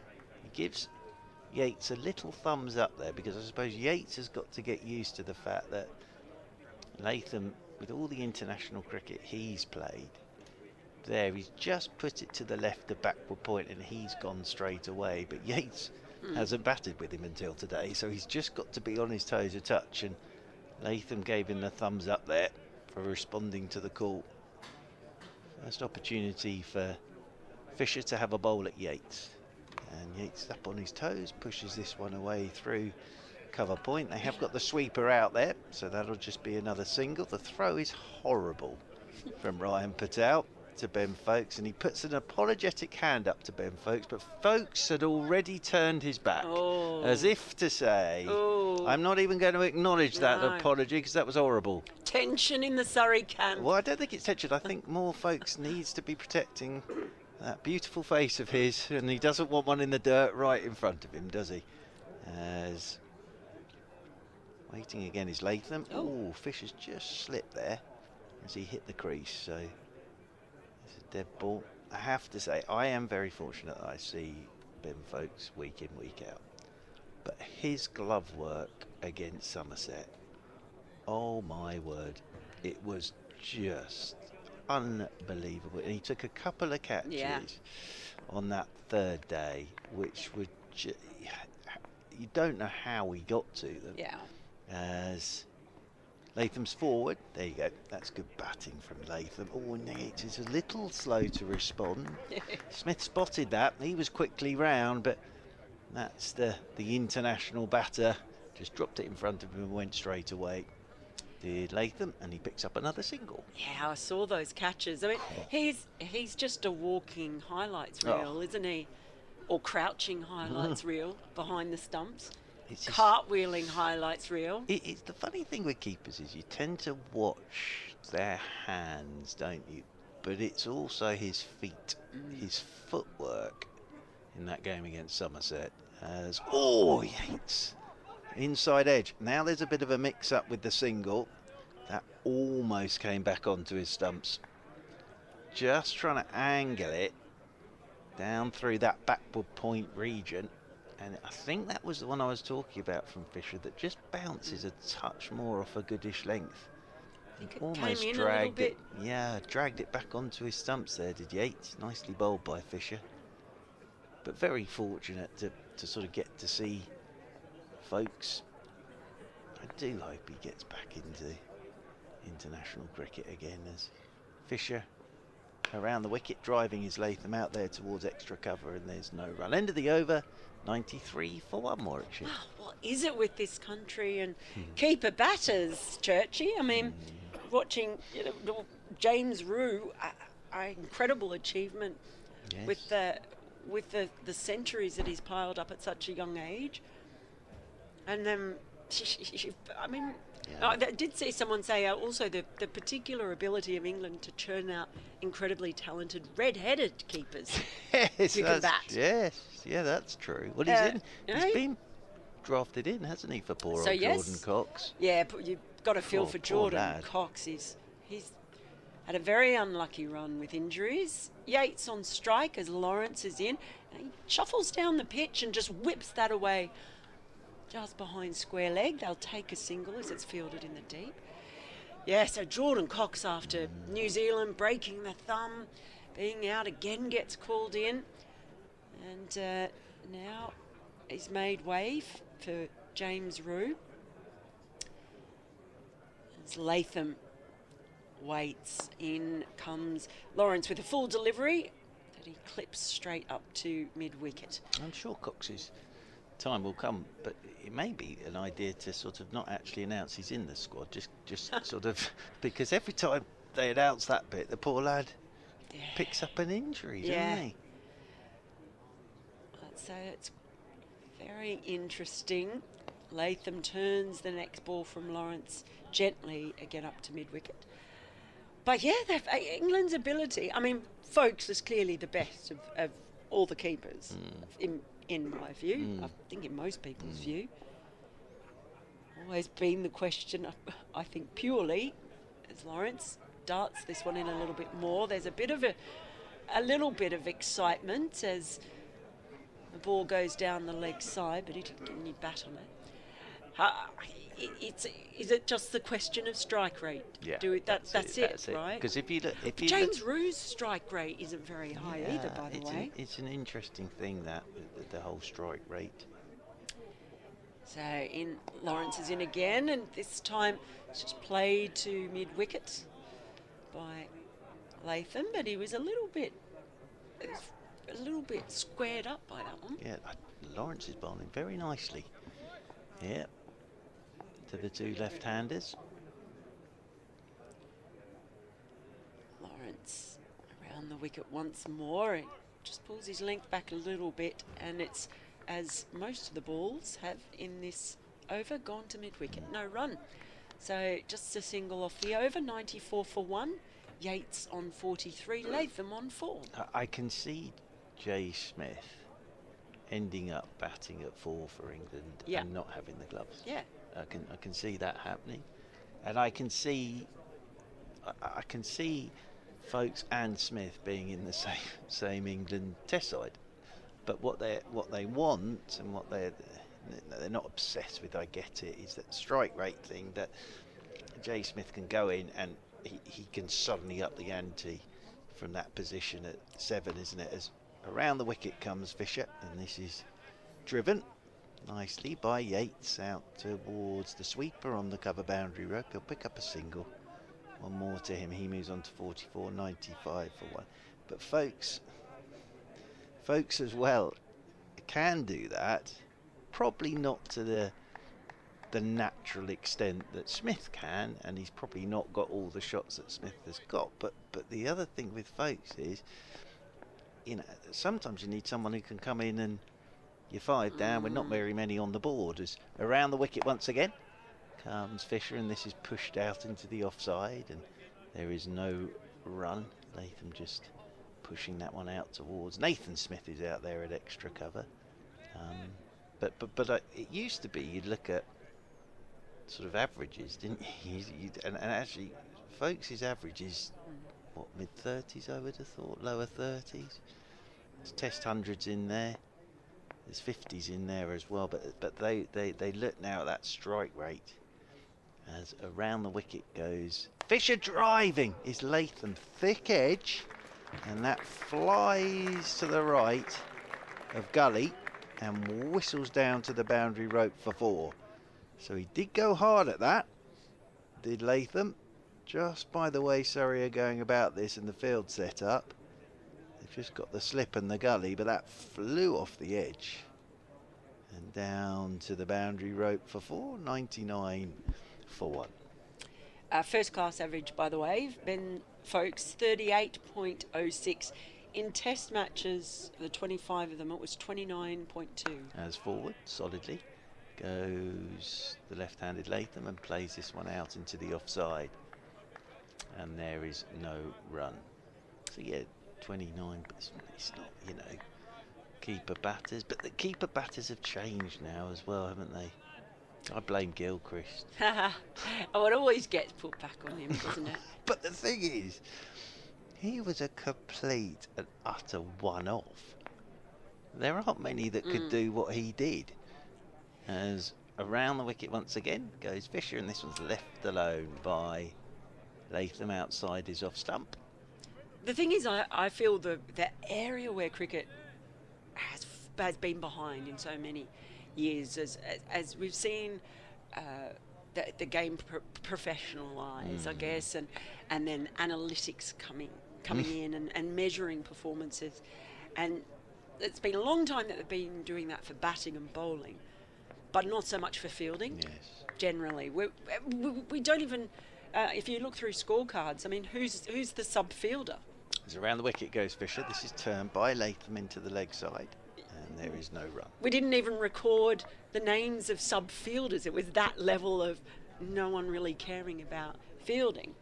And so while there are all these measurements of, you know, of someone's worth as a bowler and worth as a batter, cricket has traditionally relied on that old saying of always worth 20 runs in the field. Yeah. And it's, whereas if you look at baseball, and the way baseball is really strong on how they analyse fielding, they can tell you what someone is worth in the field. But cricket has started to more now, but it's certainly been a lot further behind as Lawrence starts a new over, loops this one up a little bit. It's full and it's pressed out into the covers by Yates. I think, and I think the keeper is one of those key things in the fact that I know for a fact that with the Surrey bowlers, if there's an outside edge, they know Folks is going to catch it. Lawrence in once more, and it's a big whoosh by Yates. Doesn't connect, and you could probably hear the little waft of excitement. That was sharp work by Folks. He's got a leg slip and a slip on either side of him. And this is where he's worth his weight as well. Against spin, keeping to spin. And in once more comes Lawrence, and that's just played nicely out into the covers. It does bring up the 100 for Warwickshire. They've lost 1 run along the way, but Yates has been very solid out there. Had a few moments, but this is a good start for Warwickshire, but one you would expect them to make. Very good batting conditions. Lawrence in once more, and off the back foot just punches this one out towards deep point, and they'll take a single.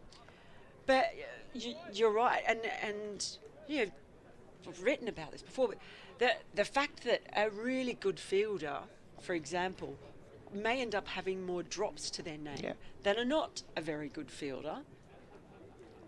Lawrence in once more, again played out nicely. Deep cover, keeping it to a single. It's because a good fielder can get a hand to a ball, whereas maybe someone who's not as good wouldn't. And it's also the positions they're in, aren't they? That's the other thing. Absolutely. And how quickly they can run. Yeah. How quickly they can get themselves there. Fielding has gone into a different stratosphere now. Yeah, but we haven't been good at measuring it and measuring its worth and working out what it is. It's been quite vague. Whereas you have those, you know, do have averages and strike rates and economy rates, when it comes to the other facets of the game. It's the last ball of the over from Lawrence as he lopes in. And oh, that gets a bit of the outside edge of Yates's bat. He's bowling pretty well here. That one just straightened a bit. And at the end of the over, it's 102 for 1. Now Yates still out there on 46. Latham has moved on to 9. Here we are, Cameron Steele coming into the attack just before lunch. So Cameron Steele bowling his leggies. And well, he started last season like an absolute train with the ball, did Cameron Steele. And then unfortunately he's had an injury, ankle injury, but fit now. So into the side he comes, and it does give Rory Burns that other option, having Cameron Steele fit to play. So Cameron Steele with his leggies. He's got a terrific googly, Cameron Steele. He's got the left-handers on strike in the shape of Yates and Latham. This maybe it could be an interesting little period before lunch with him bowling, because they may decide to attack him, as is often the case. And actually, we see there's a fielder being sent out to deep mid-wicket as we speak for Yates. But also, you mentioned that googly, if he can slip one through, maybe even buy one. He normally goes quite early with it as well. As Cameron Steele then, over the wicket he comes, and his first ball just tucked away by Yates with the turn down to long leg. They'll pick up a single, one more to the total. He took 23 championship wickets last summer, a couple of fifers in there. Best of 5 for 25 for Cameron Steele. Didn't play every game, but played 8 championship games last summer. Did Steele as he's bowling here to Tom Latham on 9. And Latham, has got a leading edge and gets away with it. Oh, he was looking just to work that into the leg side. Just held on him a touch, I think. Yeah. Threw it very early, and it's looped over Cameron Steele. I think that was the attempted googly that just went straight on, and he was expecting the turn, Latham. Steele is in again, and Latham does tuck this one off his hip down towards long leg. They'll pick up a single, one more to the total. Latham moves on to 10. Well, the horrible thing there for Cameron Steele was it hung in the air, and then he realised he wasn't going to get anywhere near it, as Rory Burns got the same impression trying to come up from the deepish mid on. He's got leg slipping now as this is tucked in the air on the full. Cries of catch it as Steele dived away to his left. Yates will pick up a single. So a couple of events in this over from Cameron Steele. He's made things happen. Yes, capital indeed. N, capital T, capital H. Well, leggies normally do, don't they? Even when they get it wrong, something happens. As he's in here, that's very short, and that is pulled for 4. So Latham has jumped all over that, and that has whistled off to the boundary rope for 4. That almost took Peter Hartley with it. He did very well there to get out of the way of that at square leg, and Latham moves on to 14, 109 for 1. That could not have sat up as a more perfect height for Tom Latham to play that shot. He had oodles of time as well. You can hear Latham's bat as he slaps it on the ground. Now he's forward and he's tucking this past a diving Jason Roy at leg slip. And we'll get a couple more here as Fisher gets round to do the fielding. And they will pick up 2 more. So an interesting first over that. Had a bit of everything from Cameron Steele. It is all the ones are on the scoreboard now. 111 for 1.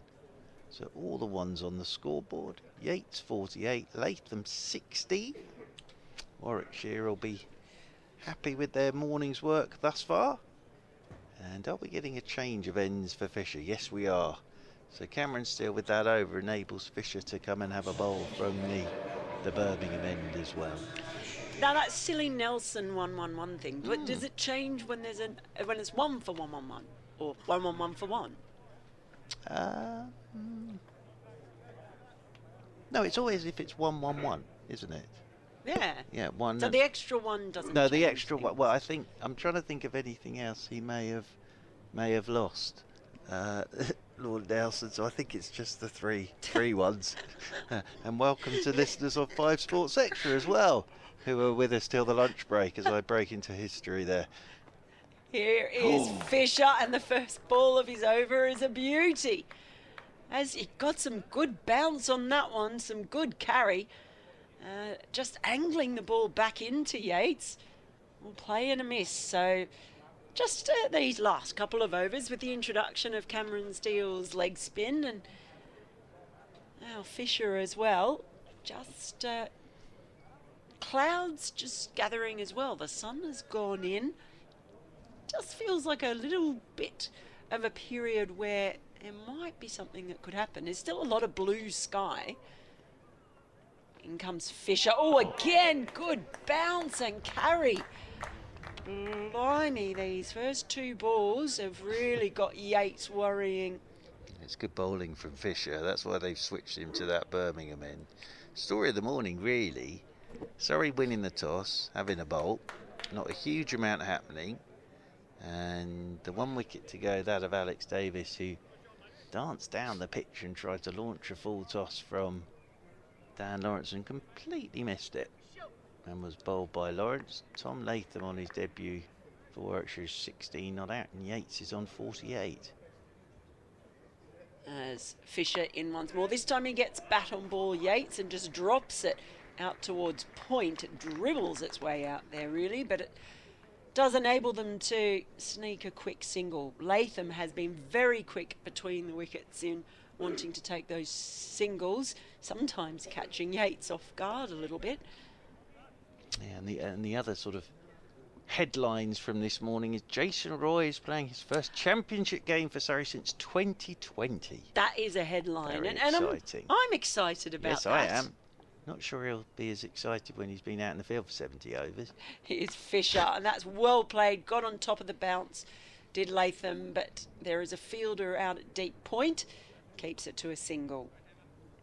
But it's been an interesting morning in the fact that it's sort of what we expected. There's nothing really there for the bowlers at the moment. Surrey have sort of had to settle into a fairly good line and length and use Lawrence and they'll see a bit more of Steele this afternoon. Clouds could make it interesting. Yeah, It was a perfectly blue sky. Yeah, they're in and out. They're what I would call Simpsons clouds. They're like the clouds at the start of The Simpsons.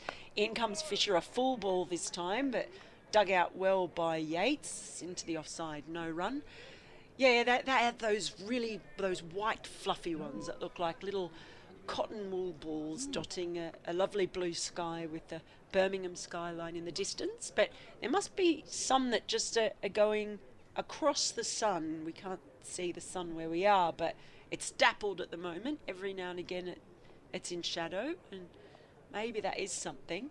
The other thing, for those who have just joined us, there is one very short boundary in front of the Holly stand. Fisher is in, and full ball that's defended straight back towards the bowler by Yates. No run. The end of Fisher's over. It's 113 for 1. Yates on 49, Latham on 17. We've had 30 overs. The voice of Mal Farrell with us up here in the commentary box. Richard Wilford is away to my left. He's deep in correspondence mode away to my left-hand side. And Tom Laws fit for Surrey. Sam Hain back in for Warwickshire as well. Dan Worrell having a rest in this game. So yes, it was interesting when the teams came out, and interesting that Surrey won the toss and bowled first. As here is Cameron Steele, well bowled, found the edge. Pushing forward was Latham, genuine edge, but they've got a leg slip and no slip. And that flies off down to the boundary rope, and that was the googly again. And as I say, he tends to go early with it, so the googly to the left hand is going to spin away with no great discernible change from Cameron Steele. And he does have a good googly, but they've gone with the leg slip and no slip. And I think that was genuine edge from Latham. and down to the boundary rope for 4. So Latham on to 21, Steele's in again, and this one's turned by Latham down towards long on.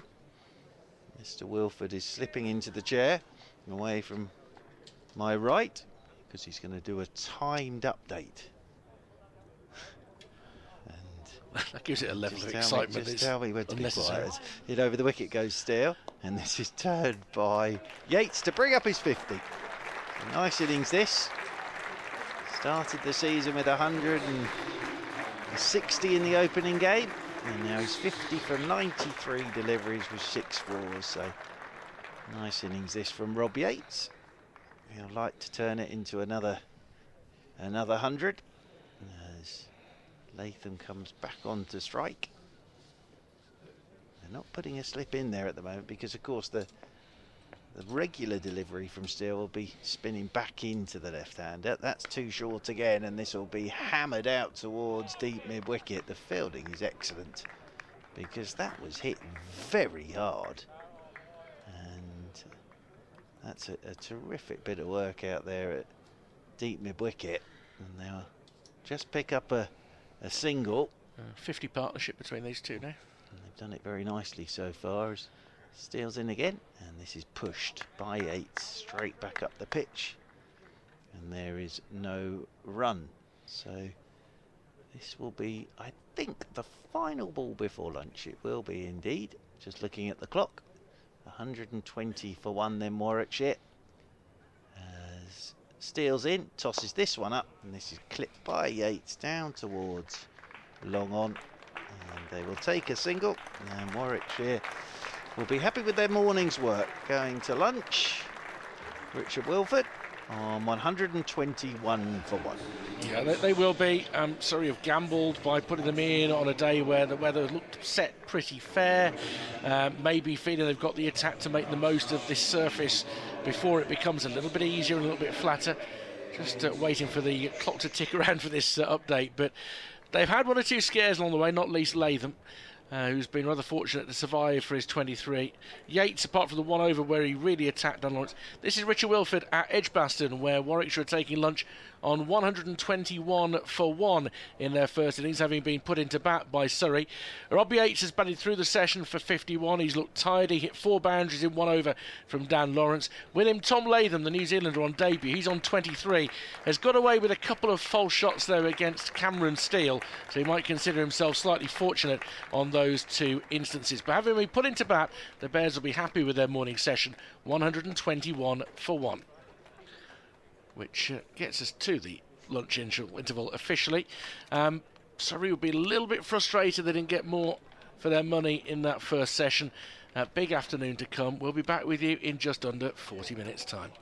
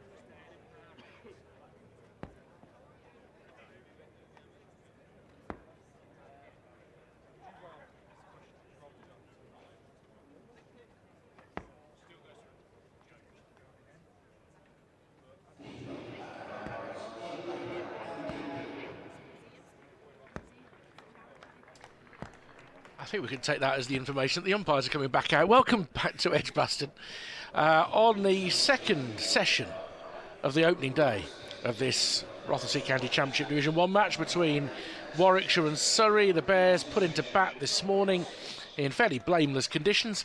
Have reached 121 for 1. Rob Yates on 51, Tom Latham on 23, and the one man to fall. It was a rather self-inflicted wound from Alex Davis, who came down the wicket to Dan Lawrence, who was into the attack within the first hour, despite the fact Surrey won the toss and fielded.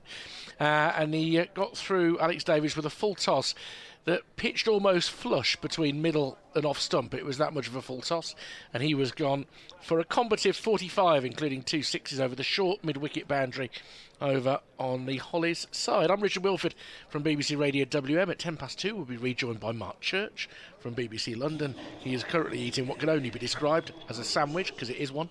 And alongside me, not fully fit, I think it's fair to say, is Mel Farrell. Thank you very much, yes. I have actually been quite ill all week. So I've been holed up in my apartment, which is about 3 miles from here, taking every remedy known to humankind. But yeah, no, I'm pretty good now. So as per Birmingham tradition, I should have said to you, "You're right, Bab." I'll say I can only reply in northern. It's sort of tending towards Lancashire. Oh, that's poor. I can't do it. If I All right. You go. all right. There you go. All right. You're right, Bab. All right. All right. You're right. All right. I need to channel Mike Taylor. Well, yes. Well, you see, he's not a Brummie. Is he not? No, he's South Staffs. Oh. It's something like Fisher, who gets us underway, bowling round the wicket to Yates. It's down the leg side. Does he get a little bit of bat on that? He does. He turns it around the corner. Very fine for 4. And the afternoon session begins with a boundary, 125 for 1. Just didn't quite get his line right there, Fisher, who actually looked the liveliest of the 4 seamers in the morning session. Yeah, he certainly did. He was getting some good bounce, good carry, just a hint of movement. There has not been very much in it for the bowlers, it has to be said. He's found a bit of bounce where others haven't today, as he draws Yates forward in defence, back down the track, and no run. Yeah, just a little bit of hustle about him, and he's beat the bat a few times. What did you make of Surrey's decision to field first? It's not what I would have done, in as much as knowing that the tracks on that side of the square tend to be a bit flat and a bit slower, I'd have thought bat and try and bat big, try and bat once, per the tradition.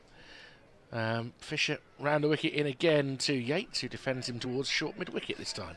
Yeah, I agree. It's curious, especially when they have included Jason Roy in the batting lineup. So the theory being he's there to score some quicker runs and put it up there. So if you're batting first, you're trying to bat long, and then you've got a Jason Roy to come in and go, right, we've already got a lot of runs.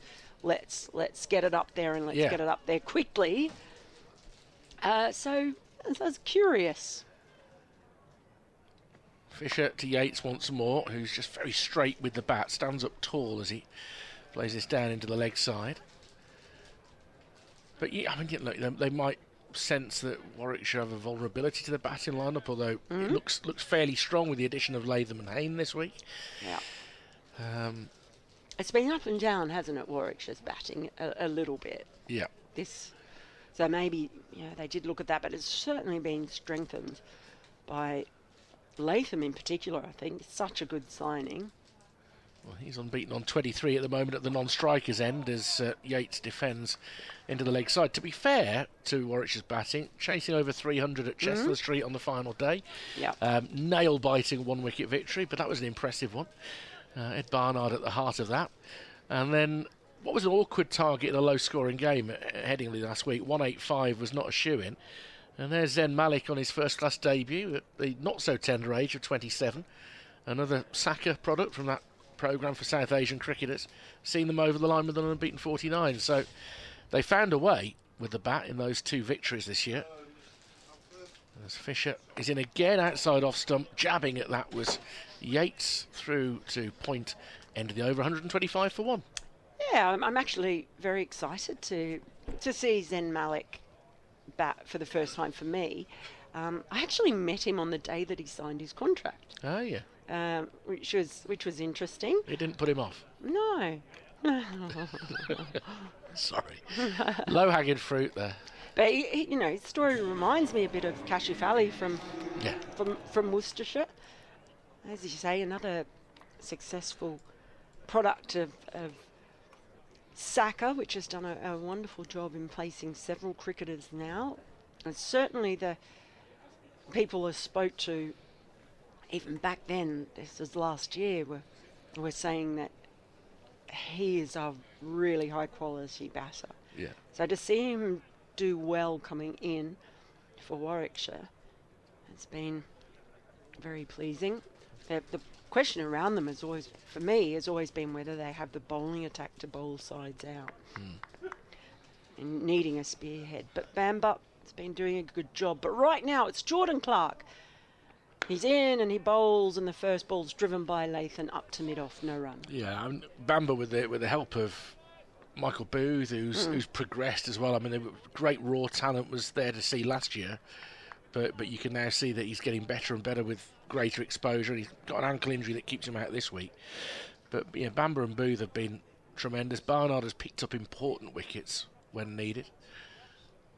Taz Ali, a couple of very promising appearances from a young spinner.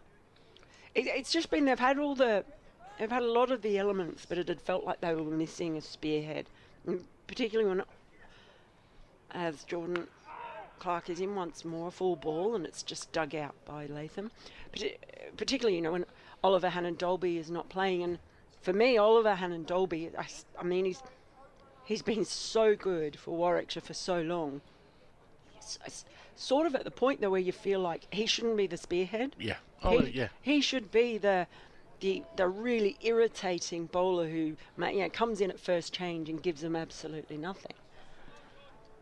Yeah. So there's a lot for Ethan Bamba essentially to shoulder. As Clark is in and Latham lets that one go by. Yeah, I think Ollie himself would accept that at 36 it's time for somebody else to shoulder more of the burden. I don't think he'd argue about that at all. Because, I mean, I think 4 successive seasons he's got 50 championship wickets. Yeah. I think that run is likely to break this season because he missed some cricket at the start of the campaign. His consistency has been incredible, and he is a threat. It just feels like how many times would Warwickshire go to the well that is Hannon-Dolby. Here comes Clark in, bowls, and that has driven. It's come off the outside portion of the bat. Safely along the ground. They're going to pick up 2 runs as it's fielded a deep backward point. Takes the score to 127 for 1. And Latham is playing it really exactly as you would expect him to. He's had a few streaky moments, particularly against the spinners. But he's still out there. He's just taking a moment now to stop and have a look at the field and tell you there is acres of space on the leg side, which is the long boundary if he can clear that infield. But he's happy to just let the next ball whistle past. Yeah, he had 2, they weren't exactly lives, but 2 miscues in the 2 overs bowled by Cameron Steele just before lunch, the leg spinner. One where he got a leading edge that looped over the top of Steele and the umpire to safety, and the other an authentic outside edge, and they got a leg slip but no orthodox slip, which gave him another life really. He looked more secure against the seamers, he says, knowing that I might have just put the curse on him. No, doesn't exist. You can't do it. They have just dropped deep mid wicket back as Clark is in, and he just plays that up towards mid on, no run. So pretty tidy little over there from Clark, 2 runs coming off it. And it's 127 for 1 with Yates on 55 and Latham on 25. How dare you apply rational thought to cricket, Melinda Farrell? You know better. Of course the commentator's curse exists. Of course it does. We are not that powerful. I have to keep telling people this. No, the point being that it's not a power, because it's not one that we actually wield. It happens to us. We cannot control it. If you try and control it, it's never going to work.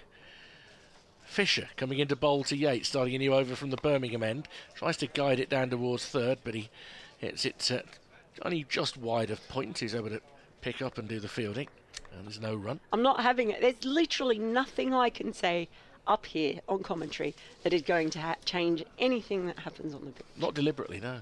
That's the whole point. That's the whole point. Nonsense. Absolute nonsense. I expected better of you. The cricketing gods, they look at you ruefully and say, right, I'm gonna have them. I'm gonna have her for saying that. You wait to see. Yates awaits, and he guides this through square leg off his hip, and he'll get a single. Clark goes round the boundary from square leg to do the fielding. 128 for 1, Yates to 56. The sun's actually come out again. It's sort of been in and out and some dappled sunshine at times. But a warm day. I've still got my cashmere jumper on, of course. Some nonsensical people who wear t-shirts and shorts when it's still in the teens. Latham, a bit like Yates earlier over, wanting to guide this next ball off his toes. Well, I say on his toes as it's outside off stump, trying to guide it down to third man, but gets it too square. The two of us have let ourselves down, I think, over the course of the winter, because I'm assuming that, like me, you haven't further developed our idea for a new film and book franchise. Because you may recall last year we came up with the special agent, the secret agent, James Bondi. Yes. Who was like other special agents, secret agents, only very much into musical theatre and rosé wine. As coming forward in defence is Latham, and plays it up towards cover, and there's no run. But I haven't developed the idea any further. Well, look, I confess I have not either. No. I did do a few other things over the winter, but Yeah. now that we've been reunited, Yeah. He was a much more metrosexual type of secret agent than the original James Bond. yeah, which I'm okay. Yeah. I'm okay with. He doesn't have to be the same every time. They're searching for a new one now, aren't they? Yeah, well, they are, but I think they could do a character twist. This is driven very nicely by Latham. That's his best shot so far, through the covers. That's immaculate. Just overstretched at Fisher in terms of length. And it's pushed through the offside for 4. Latham to 29, 132 for 1. And we're looking at a less macho principle here. We're looking, he's very much, he's an ally. Definitely an ally. To any different group in society. Well, see, because the whole point of it is that in Australia, if a bloke has the nickname of Bondi, Yeah. We leave it hanging as Fisher is in again onto the pads of Latham, guided towards mid-wicket for a single, 133 for 1. so Bondi is a suburb in Sydney, a beachside suburb, which I'm Yeah. sure you've all watched Bondi Surfers Rescue Paradise. and all that sort of stuff. No, well, it's not. Surfers Paradise is in Queensland. Oh, literally, okay. Yeah, of course, on the Gold Coast. It was a surfer's paradise with a small s and a small p. That's okay. You have to specify that. Yeah, okay, sorry. So Lowercase. Bondi is in Sydney's eastern suburb, so that's on the southern part, south of the harbour, Yeah. right? And then the suburb of Manly is up in the northern beaches, so they're completely the other side. So the joke has always been if someone had a nickname of Bondi, it meant they were a long way from Manly. That's it. That's where we started last year, Yes, wasn't it? I felt like it was worth the It was recap. definitely worth a recap. That was you. That was Oh, you. sorry, that was me. you. Sorry, I got so caught up in that. Anyway, you didn't miss much. He bowled, he defended, and Latham's still practicing his shot, and Clark is bowling. Sorry about that. Sorry. It's been a I see week. bits of. I like Lux Listing Sydney, you see, which is one of these shows that is streamed. It's estate agents who've got all the expensive properties, all the exciting properties. It is it's expensive. tremendous. Clark turns, runs in full sunshine, and this is left alone outside the off stump by Latham. Yes, well, I mean, so that's where it all started. They are two beaches that are quite a long way apart in Sydney. It takes you quite a long time to get between them. Yeah. Of course, I would never want to buy into any stereotypes about what being manly is. It can be many different things. Although you know. I think, look, if it's going to be about Australian men, you're in a better position to deliver the stereotypes than I am. In comes Clark, and it's stays a bit lower this one. Comes back in at Latham. He leaves it once more. To clarify, purely because I'm not Australian. That's the only point I'm making, because I'm not Australian. Except I'm not a man, so we've got... I think we're even. Yeah, there is that. I think we're even. But you may have greater insight into the people of Australia than I do, as I've never been. Oh, really? No. We'll get you there one day. I don't think I've ever been further than Canterbury. That can't be true. That can't be true. It isn't true. It isn't Good. true. No. Here comes Clark around the wicket and up on his toes. Latham thought about taking off for a quick single. But, quick bit of fielding in the covers prevents him. One thing, Latham, I think is so good. He's not particularly tall, but he's very good at getting on top of the ball and just riding the bounce, dealing with it. You've seen him do it quite a few times today, coming with so much international experience. Now, they have dropped deep square leg, was just in front of square leg, but that ball, he gets straight behind and defends it back to Jordan Clark. And see, the man going back to deep square, you think, well, okay, he might drop this one short. Certainly when England do it, they don't do it with any subtlety, do they? They'll put a leg side field, and virtually every ball will be a bumper of some form. It's the old, is it the bluff or the double bluff or the 4D chess? That was the bluff. Here comes the short one, maybe. Maybe. He's still down there in the deep. Clark is in. No, it's another full delivery, and he's just played that out to deep backward point, and it will pick up a single. So that's the only run coming off the over. 134 for one. Yates on 56. Latham on 31. The partnership so far is 64. So it's been a productive one since the departure of Alex Davies. Yeah, two decent partnerships. The one wicket that fell, Alex Davies will obviously want the shot back. If ever there's a shot you wanted to recall, it was that one. Yeah. And Dan Lawrence did not celebrate the dismissal as a result. He looked so sheepish that I almost wanted to take the clippers out and get rid of his wool. You should celebrate, because, you know, there are plenty of great deliveries that either don't go to hand or whatever. However they come. Celebrate your wins. Fish around the wicket, again onto the pads of Latham, who helps himself to a single. Down to long leg, which is where Clark finds himself now. 135 for one. The ball had been following him at square legs. They've moved him down to long leg, and the ball's gone straight there. Because that's cricket. I mean, it's quite similar to the commentator's curse. It's when you move somebody to try and give him a break in the field, the ball will go to him. You're telling me that the cricket gods don't make these decisions? No, that is nothing like it. Oh, it's so similar. No. Fish around the wicket to Yates, who looks to move it through mid-wicket, but can't beat the fielder. And there's no run. Speaking of things that were brought up last time that we were on, something I don't think I ever got an answer to, and I'm sure I asked you this. We are not far from the Hagley Road. The Hagley Road. And why is it called the Hagley Road and not Hagley Road when that is its official name? It's a very easy answer. It's about respect. It's about respect for the major roads of the city. This is just back of a length, guided towards square leg, and mid-wicket has a bit of ground to make, so they come through for a quick single. 57 to Yates, 136 for one. Major spine roads of the city of Birmingham, we give them the respect of the definite article. What's another spine road? So, the Pershaw Road, the Bristol Road, the Stratford Road, and the Warwick Road. I don't think I say the Pershaw Road. I say Pershaw Road. It's the Pershaw Road. It's the major spine routes. The Ulster Road. Whereas little roads, we're not so bothered. Priory Road, it doesn't get the. Okay. I've definitely heard people say Pershaw Road, though, and I've never heard anyone say Hagley Road. Yeah, but whatever subject, there are always renegades who go their own way. You know that, Mel. There are always people who go their own way. It's like it's roundabouts, not islands, or is it islands, not roundabouts? You can argue that we call them islands in Birmingham, but they should be roundabouts. We just have our own way. It's tooth, not tooth. I'm trying not to talk because I can hear.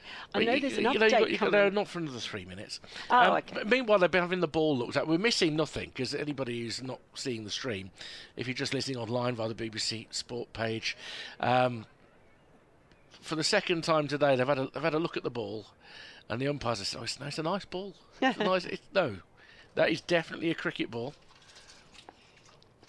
So Fisher will have to continue bowling to Latham, who has 32, and pushes forward. And it bounces high up, and it's caught at eye height by Fisher. The thing is, it is a cricket ball, but it ain't doing much. It's not doing. It's not the sort of day, isn't it? It's not. It's warm, but it's not heavy. It's cloudy, but it's light, fluffy cloud. There's quite a bit of it at the moment, and the surface is at the moment Benign. pretty good for batting on. And it's kind of as we expected on that side of the square. Usually over there it means runs. As this is dabbed into an open gap through point by Latham. And he's always quick to set off on these runs. He's almost running as he hits the ball as he goes to 33, 137 for one. It's just his experience, isn't it? Not rarely getting tied down for too long because he knows that there's always an option. Just having the skill and the patience to use it. Well, after missing the first 4 games of Warwickshire's domestic season with a broken hand, time at the crease, of course, is very valuable to him. To get into some sort of rhythm. Fisher in for the final ball of the over, and that takes an edge from Yates, but there's only one slip and then it's quite a wide gully, so it absolutely rattles along the deck and down for 4 through third. There was a rueful look from Yates, who I don't think actually feels an enormous nick, although he's made his way to 61, 141 for one. He's not quite at his best so far today. We are within a minute of a report, so if I just start this over. I'm enjoying the fact you're broadcasting standing up. It's good. It's good. It's good for your fitness. Sometimes it helps. Opens up the diaphragm. Yeah, especially as you're not feeling your best at the moment. You've come in. You're pushing through the pain barrier. I am. You are. I'm a trooper. But they say that. They do say that. Whatever the weather, however she feels. Clark comes in to bowl to Latham. Left alone outside off stump. There's no run. Just waiting for it to tick across the 3 minutes past. This is Richard Wilford at Edgbaston, where Warwickshire is still going nicely on 141 for one in their first innings against Surrey, having been put into bat. A stand of 71 for the second wicket between Rob Yates, who's on 61, although he's just nicked one through the slips. He was lucky to get away with that. And Tom Latham, the Kiwi, on debut for the Bears. He's made his way to 33. A couple of little problems against the spinners, but he's looked in decent order so far. Warwickshire 141 for one. Whilst we were doing that update, Latham got tucked up there by a ball that was angled in, back of a length from Clark.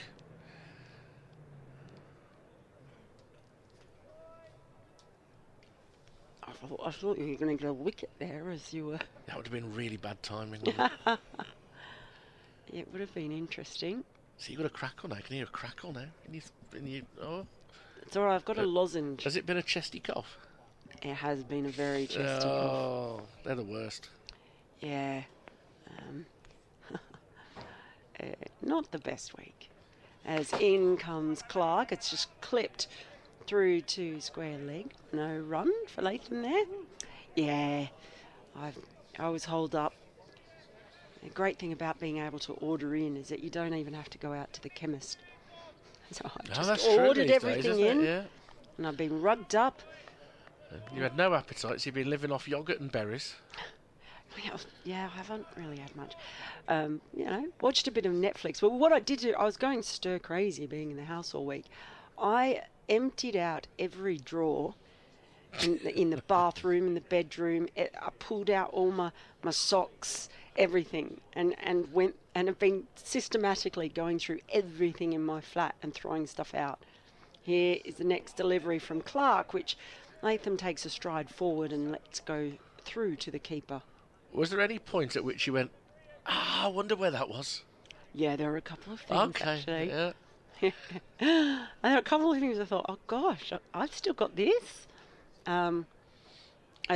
Some photos that made me laugh. The best photo, I'll tell you what, I'll bring it. Oh, you won't be here tomorrow. Oh, no.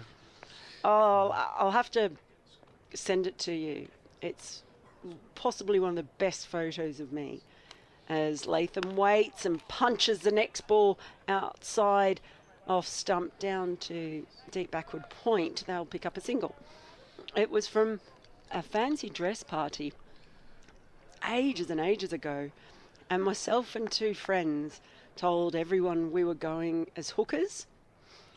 I think everyone thought was expecting us to show up in fishnets and heels, but we were talking about rugby. We're going to rugby players. Yeah. And I was hoping that.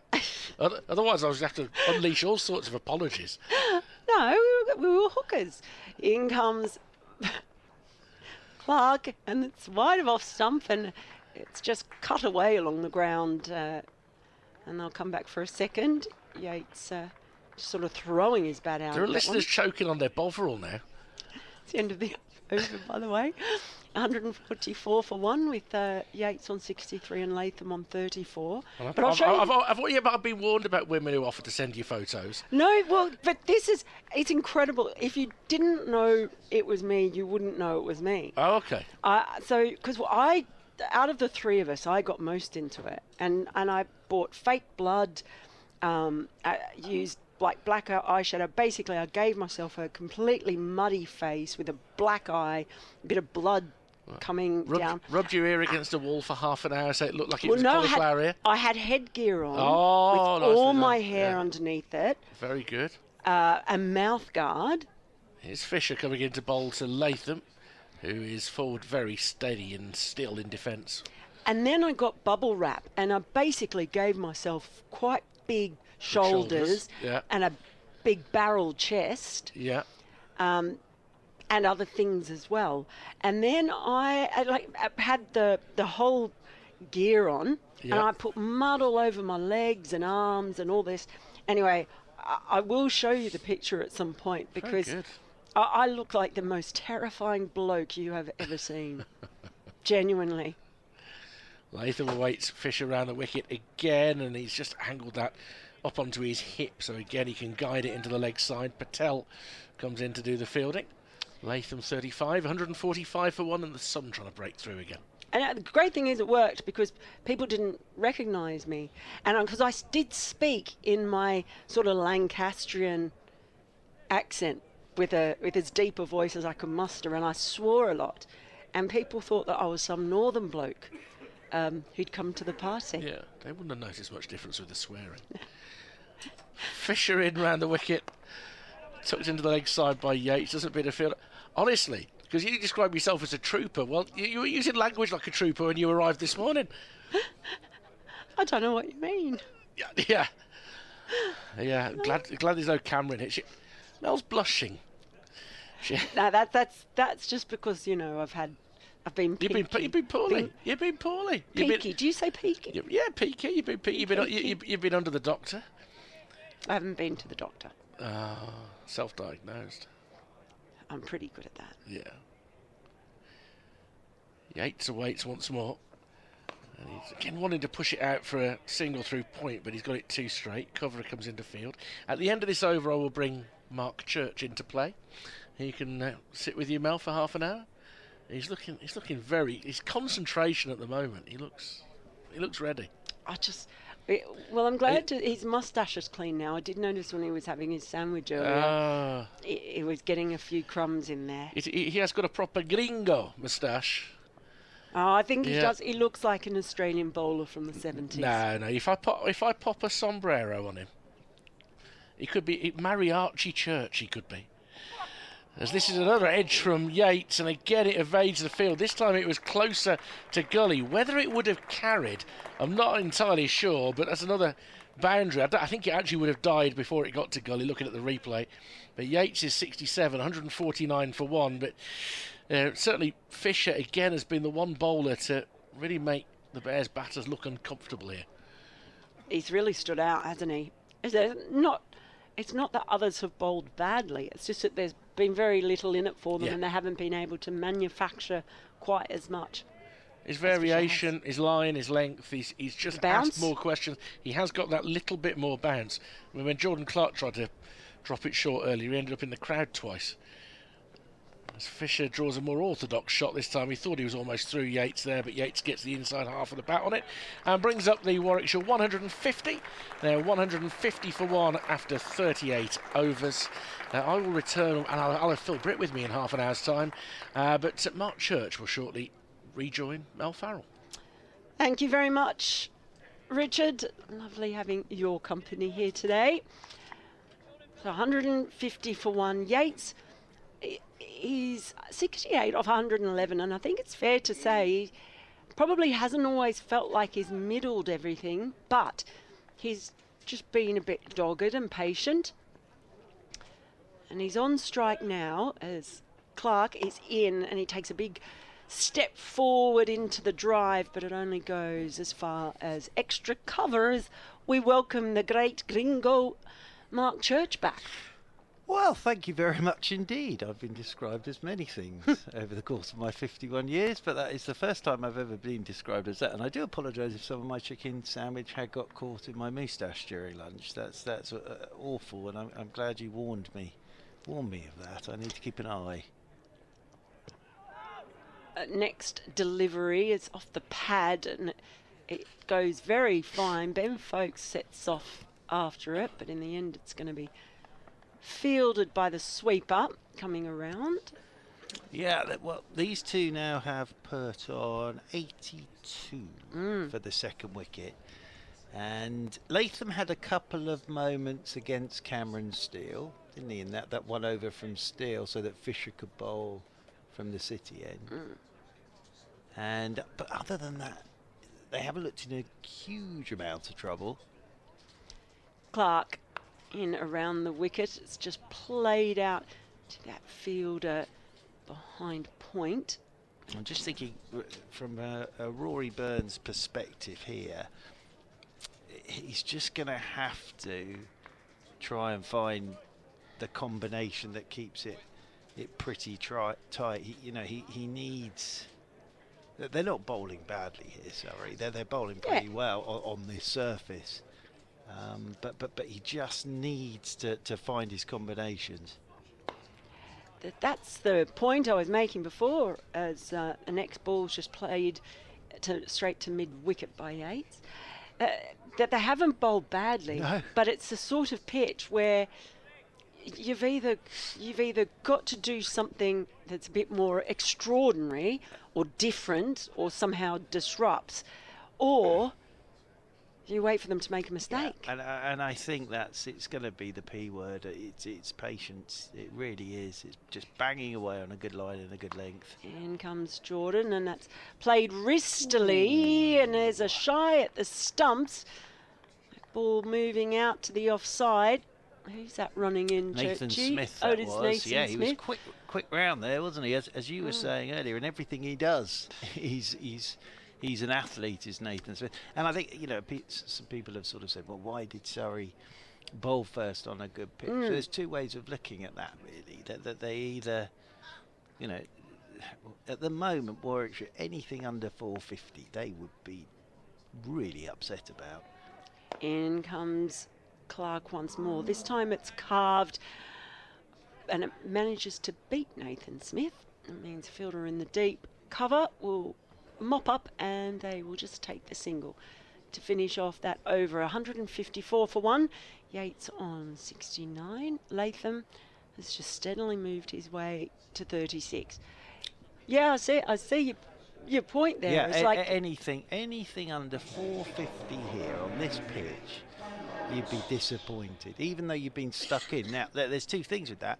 If you get stuck in, it's down to the opposition to knock you over. That's the thing. It's down to them. They've made that decision to bowl first. So from a Surrey point of view as well, it's how long can they keep Warwickshire out there with the bat in hand to get to that 450 and beyond. Then how does Surrey bat? The other thing that could happen on here is Surrey are chasing something.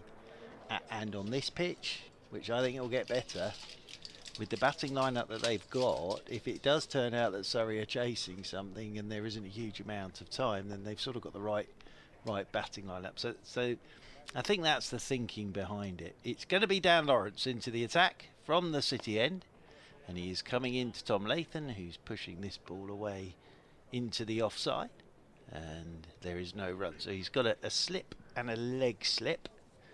There's two catches. Back on that deep backward square boundary rope is Jordan Clark in front of the Holly stand as Lawrence comes around the wicket to the left-handed Latham, and this is turned by Latham into the leg side. They'll stroll a single, one more to the total, because as I say, in that Sussex game on a pitch similar to this, it took Sussex 131 overs to get to 435, and then Surrey were flying on the third afternoon, and at one point we thought there'd be 100 lead by the end of day 3, as this is whipped into the leg side by Yates out there towards deep backward square, and they'll pick up another single.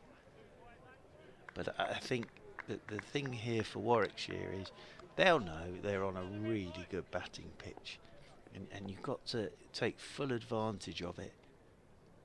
As Lawrence is in, gives this one a bit more air. It's flicked away by Latham, straight back up the ground. I mean, you mentioned Latham there. It's a terrific one when you're coming in and making your debut for your new home, Warwickshire, and you get a pitch like this. And he's also used to scoring big runs as forward. Absolutely. Goes Latham, plays this one down into the leg side. I thought it was nice, his quote about it's nice to get Surrey first up because there's some familiar faces, but now I'm playing against them. So, as I say, he is very used to batting for a good long period and making big scores. Is Latham, as Lawrence is into him. Latham's forward, driving attractively out into the offside. He wants to, he'll only get one though, because Fisher's quickly round to do the fielding and gets the throw in over the top of the stumps. End of the over. First one back into the attack for Dan Lawrence. So he's bowled 9 overs today. 1 for 35 for Dan Lawrence. And it looks as if we're going to see Nathan Smith have a go now from the pavilion end, because we saw him open up from the City end. So there he is. Moustachioed as well is Mr. Smith. All the best ones. He does it well. I think he looks like your modern cricketer in the fact that he's also slightly mulleted as well, isn't it? So he's got. So is Nathan Smith. Yeah, well, that's. Oh, that's who I was talking sorry, about. I thought. Yes. That's yeah. who I was. He is slightly mulleted with a moustache. Are you saying I'm mulleted as well, Mel Farrell? Yeah, you've got a little bit. It's not meant to be. No, you're not really, because there's party down the back as Smith is in bowling. First ball to Latham, just played straight back down the ground. He's gone with the fade to the sides, you see. Yeah, I think that's what you have to do as the younger generation. You do, which always makes their ears look a bit sticky outy, I think. Yeah, there is that as well. Oh my goodness, he's almost gone there. His captain lobbed the ball at him and he wasn't looking. This is what I've been looking forward to, Latham against Smith. This will be great fun. It certainly is, and it's Smith. Turns the top of his mark, runs in past the umpire, around the wicket. He absolutely hurls that one in, and Tom Latham just casually did a nice little swivel pearl.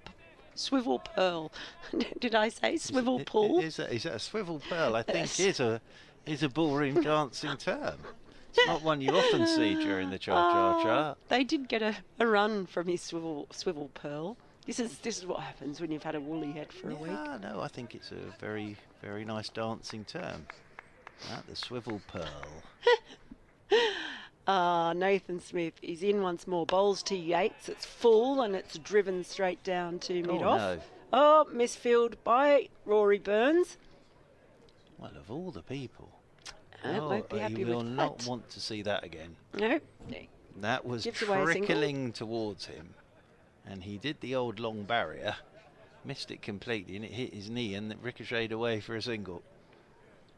So that means we do have Kiwi v Kiwi. You know what Rory Burns will say if Nathan Smith knocks his off stump out of the ground here. That was that all was part of the plan. In comes Smith. bowls, and that hurries Latham a little bit, but he manages to just push it out to mid-wicket. Yeah, the interesting thing here is they're going at 4 and over at the moment, Warwickshire. So we're in the 41st over, 159 on the board. That's about right. That's about right. That's a rather good platform. Yeah, absolutely. And let's say that. And that's going to be the thing. Can you get to a point where if you want to push it on, you can? Latham, you hear him tapping his bat as Smith is in bowls, and he drives that one. That is a lovely shot. Don't think Rory Burns is going to get there. Maybe he did, yes. That is brilliant fielding. That ball was racing away. Was it? He's not signalled for the umpire, has he? I think he's asking the question. Yeah, I think he's done pretty well there, actually. Just managed to slide and flick that ball in. The crowd thought it was. But it's a beautiful shot from Latham. It was a lovely. The placement there was outstanding. It's a beautiful drive wide of Burns at mid-off.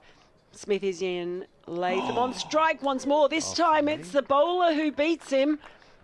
And that had Tom Latham back on his heels. Got a bit more bounce in at that time. So a good little contest between the two New Zealanders. At the end of the over, it's 161 for 1 with Yates on 71. Latham now on 41. Yeah, that came from nowhere. There was a bit of swing there as well for Smith. How many overs are we in with this? 41 gone. 41 gone now. Little bit of cloud cover, but nothing spectacular. No. But that one did bounce. Nicely bowled by Smith. That took Latham by surprise. You saw him flinch. But he is a lovely player, Tom Latham. I couldn't agree more. As Lawrence continues with his off breaks, and this is driven by Yates up towards mid-off. Throw comes in, and they'll take a single. Cameron Steele is up there doing the fielding, and they'll pick up one more. Latham back onto strike on 41, and like all the really good players, Latham doesn't hit the field too often, so he can find gaps. As Lawrence is into him, and he's looking to work down the leg side. Oohs and ahs from Dan Lawrence, but Latham got absolutely nothing on that whatsoever. Jason Roy is lurking at leg slip, and Rory Burns is at slip. Lawrence in again. Forward goes Latham. Just pushes this one out into the offside, and Burns comes round to do the fielding. So yes, I suppose for Jason Roy, if you've not played a championship game for 5 years, this is where it just begins to remind you of what it's like to be in the field, because he's been out there now nearly 42 overs. As that's quicker from Lawrence. That's well played by Latham. Gets onto the back foot, pushes it away into the offside. Nicely played by Tom Latham. But yes, from a Jason Roy perspective, this will be the interesting bit. Sort of being out in the field for a long time, as Lawrence is in and forward goes Latham. Plays this one back up the pitch. Deepish mid off, deepish mid on. Jordan Clark, as I was saying, out at deep backward square, the shortish mid wicket. And there's the cover, the backward point, and then a sweeper on the cover boundary rope as Lawrence is in. Quicker ball this time, just turned off his hip by Latham. Down towards Jordan Clark, who's having a chat with Dan Worrell, who's taking some drinks round. Here's Dan Worrell having a stroll around the boundary rope, doing the drinks monitor job. 163 for 1. Yates has 72, Latham's on 42. Yeah, Latham, he's so typical in some ways of a lot of the New Zealanders, in that there's just very little fuss and flourish about him. He's had a wonderful career. I think 2014 he made his test debut for New Zealand. He's been around for 11 years. He's there now on strike as Smith is in. He just plays this behind point, no run. You know, he's taken on the captaincy at times. He's not been one of the New Zealanders who's been as in demand on the T20 franchise circuit, but he certainly has been a mainstay of that Test side and the white ball sides as well for New Zealand.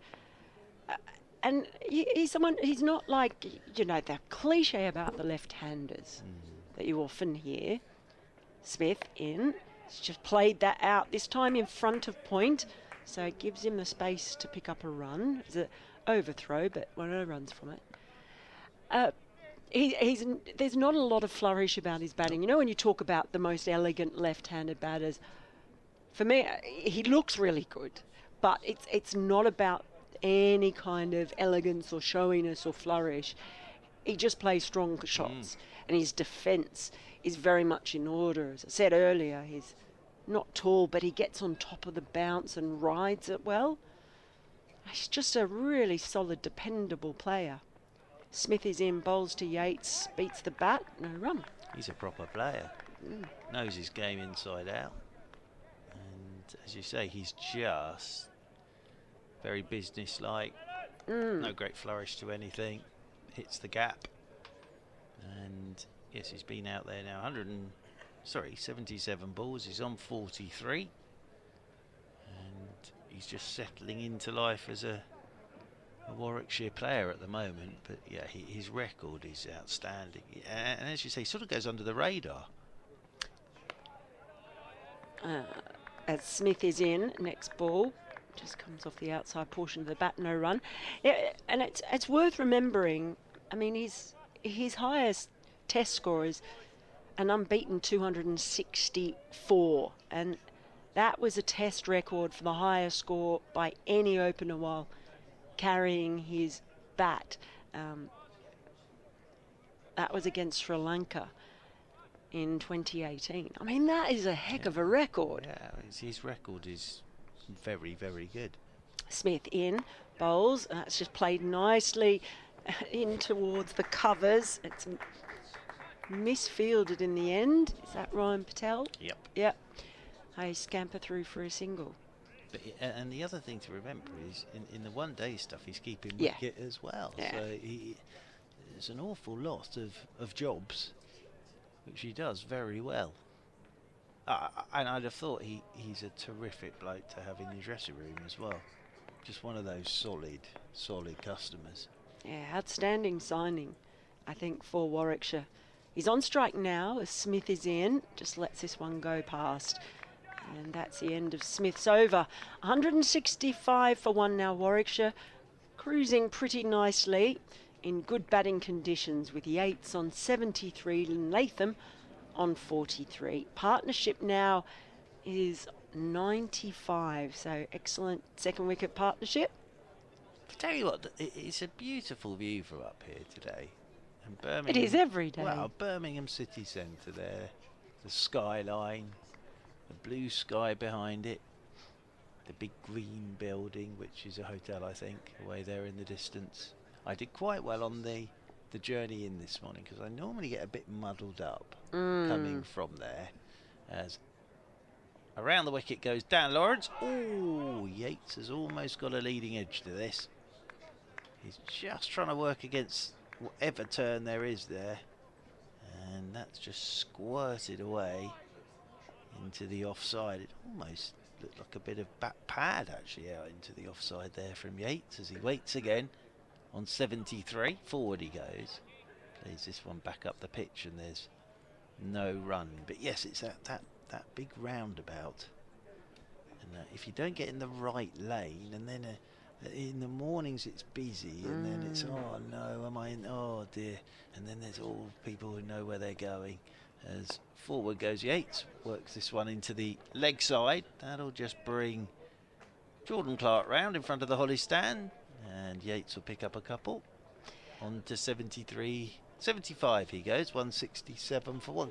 Can I tell you something really pathetic? Yeah, please do. That because trying to get into the centre of Birmingham I find very difficult, I always come via the ground. As around the wicket once again goes Lawrence. This is driven by Yates. That's a nice looking shot. Beats the diver Sibley in there at short extra, and Fisher has a long old chase round from sweeping up, hurls the ball in, and she's done pretty well there. Fisher has kept it down to a couple of runs, so that's 2 more to the total. Yates moves on to 77. So yes, wherever I'm coming from, I come here first, then I know the route in. That's how I do it. Do you not have sat-nav? I do, but even that muddles me up, as this one's turned into the leg side by Yates. Round goes Mr. Smith to do the fielding in there at short mid-wicket, and there's no run.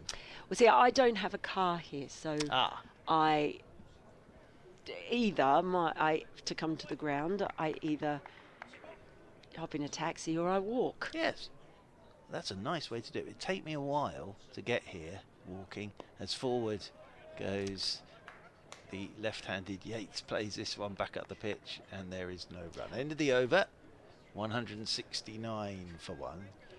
Well, I'm 3 miles away, so it would take me. It takes about an hour, That's close nice, to an though, hour if the to weather's walk in. nice. Yeah, and I would, but because I've been a bit peaky, Been ill. been a bit Yes, yeah, peaky. yeah, you don't want to.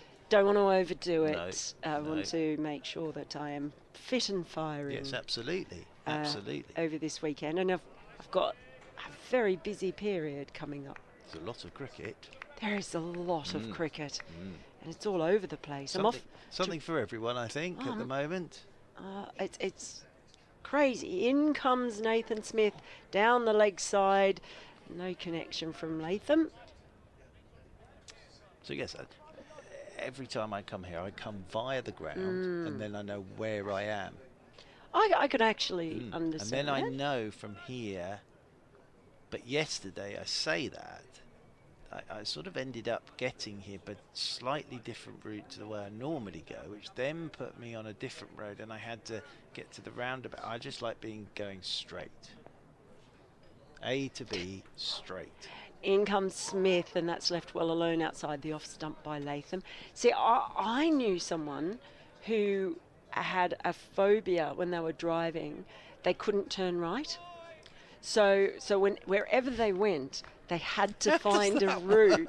They had to find a route that only had left-hand turns. What? How did they get? Yes, Yeah, interesting. They'd worked out, getting to work, getting home. They had worked out, and sometimes it meant going a long way around. As Smith is in, bangs this one in short, and that's pulled nicely by Latham, but straight down to the fielder at long leg. Does bring up the 100 partnership. This has been a good one for Warwickshire. Latham coming to the crease at the departure of Alex Davies, and he's been as experienced and solid, as unflappable as you can imagine. And Yates has shown great patience being out there. Not always has everything necessarily come off the middle of the bat, but he's just been patient, and he's kept out there. 170 for 1, and Church is still giggling. In comes Smith, bangs that one in short, and Yates ducks under it. So I've never heard of that. Yeah, So true story, I have promise. to do the entire route, Yeah. missing any right-hand turns. Yeah. At You times, could end up just doing a big square. yeah. Well, at times, I think she would have to sort of maybe go into a car park or something, and come out another part of it. Or She could be going in completely the wrong direction. yeah. Ah. Smith in around the wicket, left alone by Yates, but she could not. She had a real proper phobia about turning right, so she refused to turn right. Just my granddad had a car that didn't go up hills because it was not very good, so he always had to pick a route where he was going downhill. Yes. Well, when I go home to Orange, my hometown in Australia, gosh, I haven't mentioned that yet, and we're halfway through the second session. That's a record for me. As Smith turns, runs in, bowls to Yates, who defends solidly, straight back to the bowler, And that's the end of the 45th over. 170 for one, 100 partnership coming up in that over. 77 for Yates, 44 for Latham. And we're going to have a drink, are we? I think yes. The batters certainly are, and I think we're probably all right in terms of time, aren't we? Because we've had quite a lot of Lawrence. So I think a drink for the two batters. So here's my thing. Growing up in a country town, so every intersection, certainly in New South Wales, has to have give way signs or a roundabout. Every single intersection. That's sort of how it works. But it's such a thing, and my hometown is basically a grid system. So everything's north, south, east, west. So it's really easy to find your way around town. Yes. Every route, though, everywhere I go has to be based on missing the giveaways. So you have basically a straight run down the street, apart from the odd roundabout. You never have to stop at a give way. And then if there is a give way, you end up turning left only so that you can have another straight run. Here is Dan Lawrence on a fairly straight run, coming around There's the wicket. And this one's left alone by Latham outside his off stump. Nothing straight about his run. So I get really annoyed with myself if I muck up the route and have to turn right at a give way sign. I mean, genuinely, it's the worst thing you could do. Your friend would have a right old problem with that. As forward goes Latham. And that's come off pad, I think. It loops into the leg side. Jason Roy was moving from leg slip. Yep, came off the pad. Leg by the signal. 171 for one. Yeah, if you have to end up, if you choose such a bad route that you have to turn right at a give way sign, I think you should probably turn back, go home, and think about the choices that have brought you to this low point in your life. Well, Lawrence. He's in. Forward comes Yates. Plays this one straight back up the pitch. So the one thing that Surrey have done is dried up boundaries. So we haven't had a boundary for a little bit of time now. As Yates on this occasion goes onto the back foot, whips this straight in towards mid-wicket. And there is no run. Tom Law's in there at short mid-wicket doing the fielding. Sun's out again now. It sometimes gets caught behind the clouds and disappears and then pops its head out again. And it's very pleasant when the sun does come out. Yeah. 171 for one. Certainly a lot of people enjoying the sunshine out there today. Nice to see so many people in. Why not? As Yates pushes up towards mid-on, and the fielding's eventually done by Nathan Smith. Tumbled forward to do the fielding. Laws will be an option for Rory Burns. Actually, Lawrence is bowling tidily at the moment. As he's in again, and Yates whips this up towards Smith again, who does the fielding. He'll keep hold of the ball. I think he'll probably continue from the pavilion end.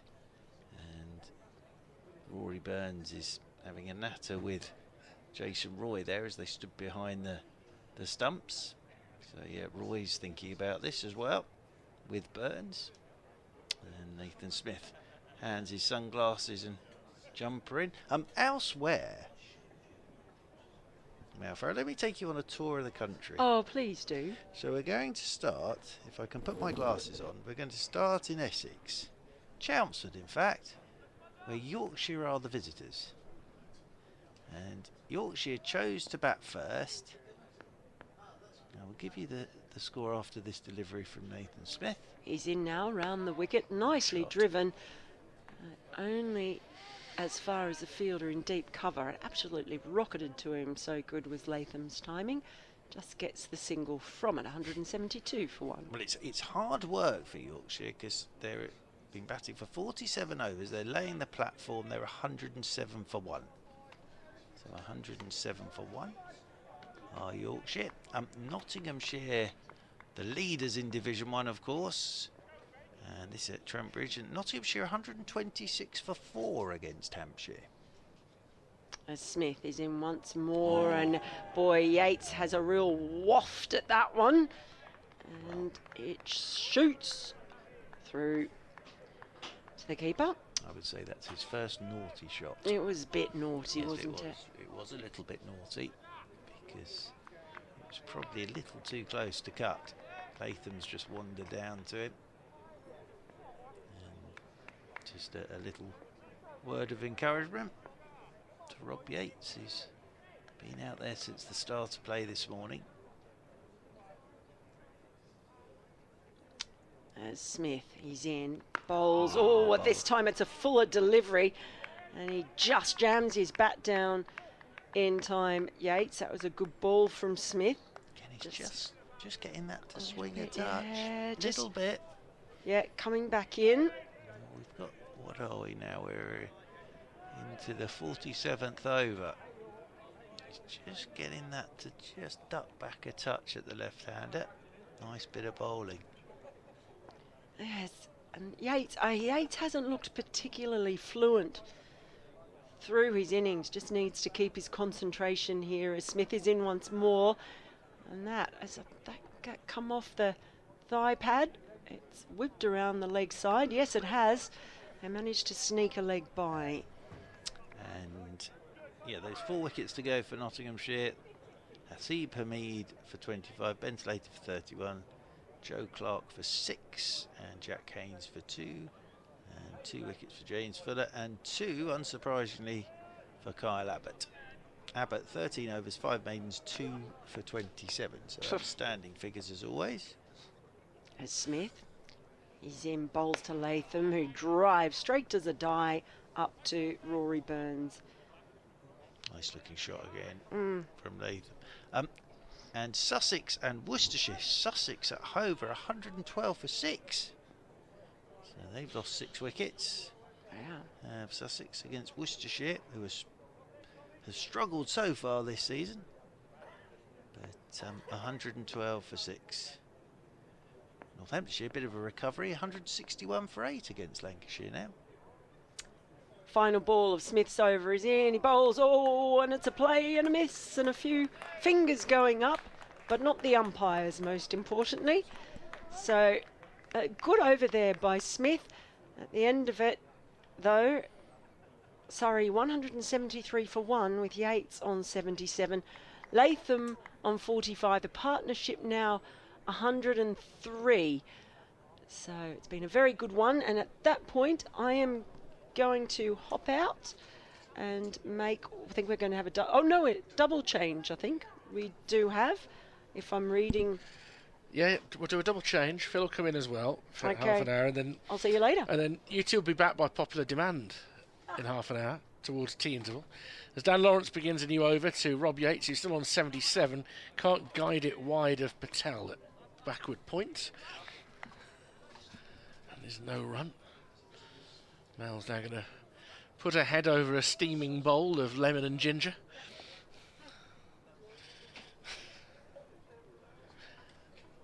Lawrence in again. Down the wicket ventures Yates. Gets to the pitch of the ball, but in the end he can only defend. Lawrence in his 13th over. There was one over in which Yates took 4 boundaries off him, one of which was a thin edge. It was rather fortuitous. And it went wide of Rory Burns. The other 3 were more authentic shots. He just defends. One or 2 yells, but it's just he's decided to play that one quite late. Defends it into the leg side. The fuller deliveries from the spinners are keeping a little bit low. So there isn't a lot of pace in this surface, although what there is, Nathan Smith has been trying to get out of it from this pavilion end. And then on the back foot again, he's playing it late, and that gets some interest behind the stumps. It's fair to say exactly what Mel and Mark have been saying in the recent minutes. He isn't at his best today, Rob Yates. He's had to stick it out a little bit. He's still there for now on 77. And again can't penetrate the field as he clips it to mid-wicket. Yeah, he's having to work at it, isn't he? But sticking to it. Quite often when Rob's in this sort of form, he gets himself out, and you feel a little bit frustrated that you're not getting the best from him, but he's working hard at it today. Off the back foot, he can flick this behind square on the leg side. Jordan Clark runs round the field, and he'll hive the strike with that. 78 to Yates. 174 for one, a partnership worth 104. So yeah, Phil Britt back in alongside me. Any business in the museum today? Oh, yeah, we had a fair few in at lunchtime, so it was quite busy. What's this year's new prize exhibit? We've got a few new things in there, which we've sort of put on out for the first time for a while. Tablecloth from the SS Orantes from the Bodyline Tour, signed by the players. That's on display. Smith starts a new over, and Yates pulls him away, and pulls him away beautifully through mid-wicket for 4. It was short. Yates got into position quickly, reaching for it a little bit, but pulled it away along the floor, and nicely pulled round, and he goes into the 80s. He moves on now to 82. I mean, two things. One is, that was a much better looking shot, but the second thing that's significant is it demonstrates, even with the fast arm of Nathan Smith, you can pull the ball way in front of square. He was onto that so quickly. Smith again on his way in. He bowls, and this time Yates defends this one out into the offside, and there's no run. So, and we've also got on another, it's signed and embroidered from the Triangular Test Series in just over 110 years ago, with the players' autographs on it, and quite a few Warwickshire players on that, involved in that tournament. So that's on display for the first time. And then we've got display for the Indian tourists, and quite a bit more on ladies cricket we've put on there this year. But we're running out of space to put stuff into. Switch around the field a little bit here. Or is it?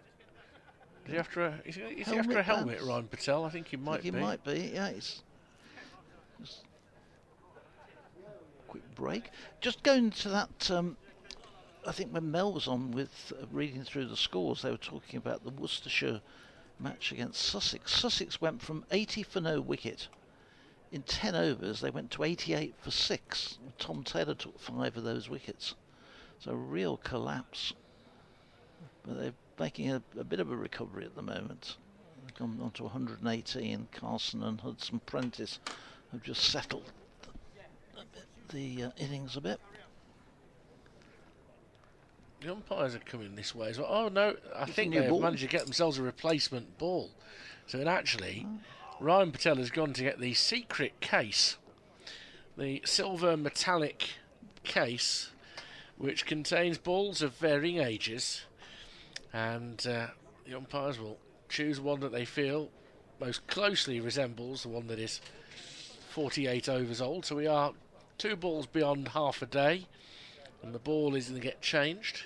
Just a question there, why Ryan Patel had to run from cover point all the way to go and fetch the ball at the bottom of the stand, and he's on the away team.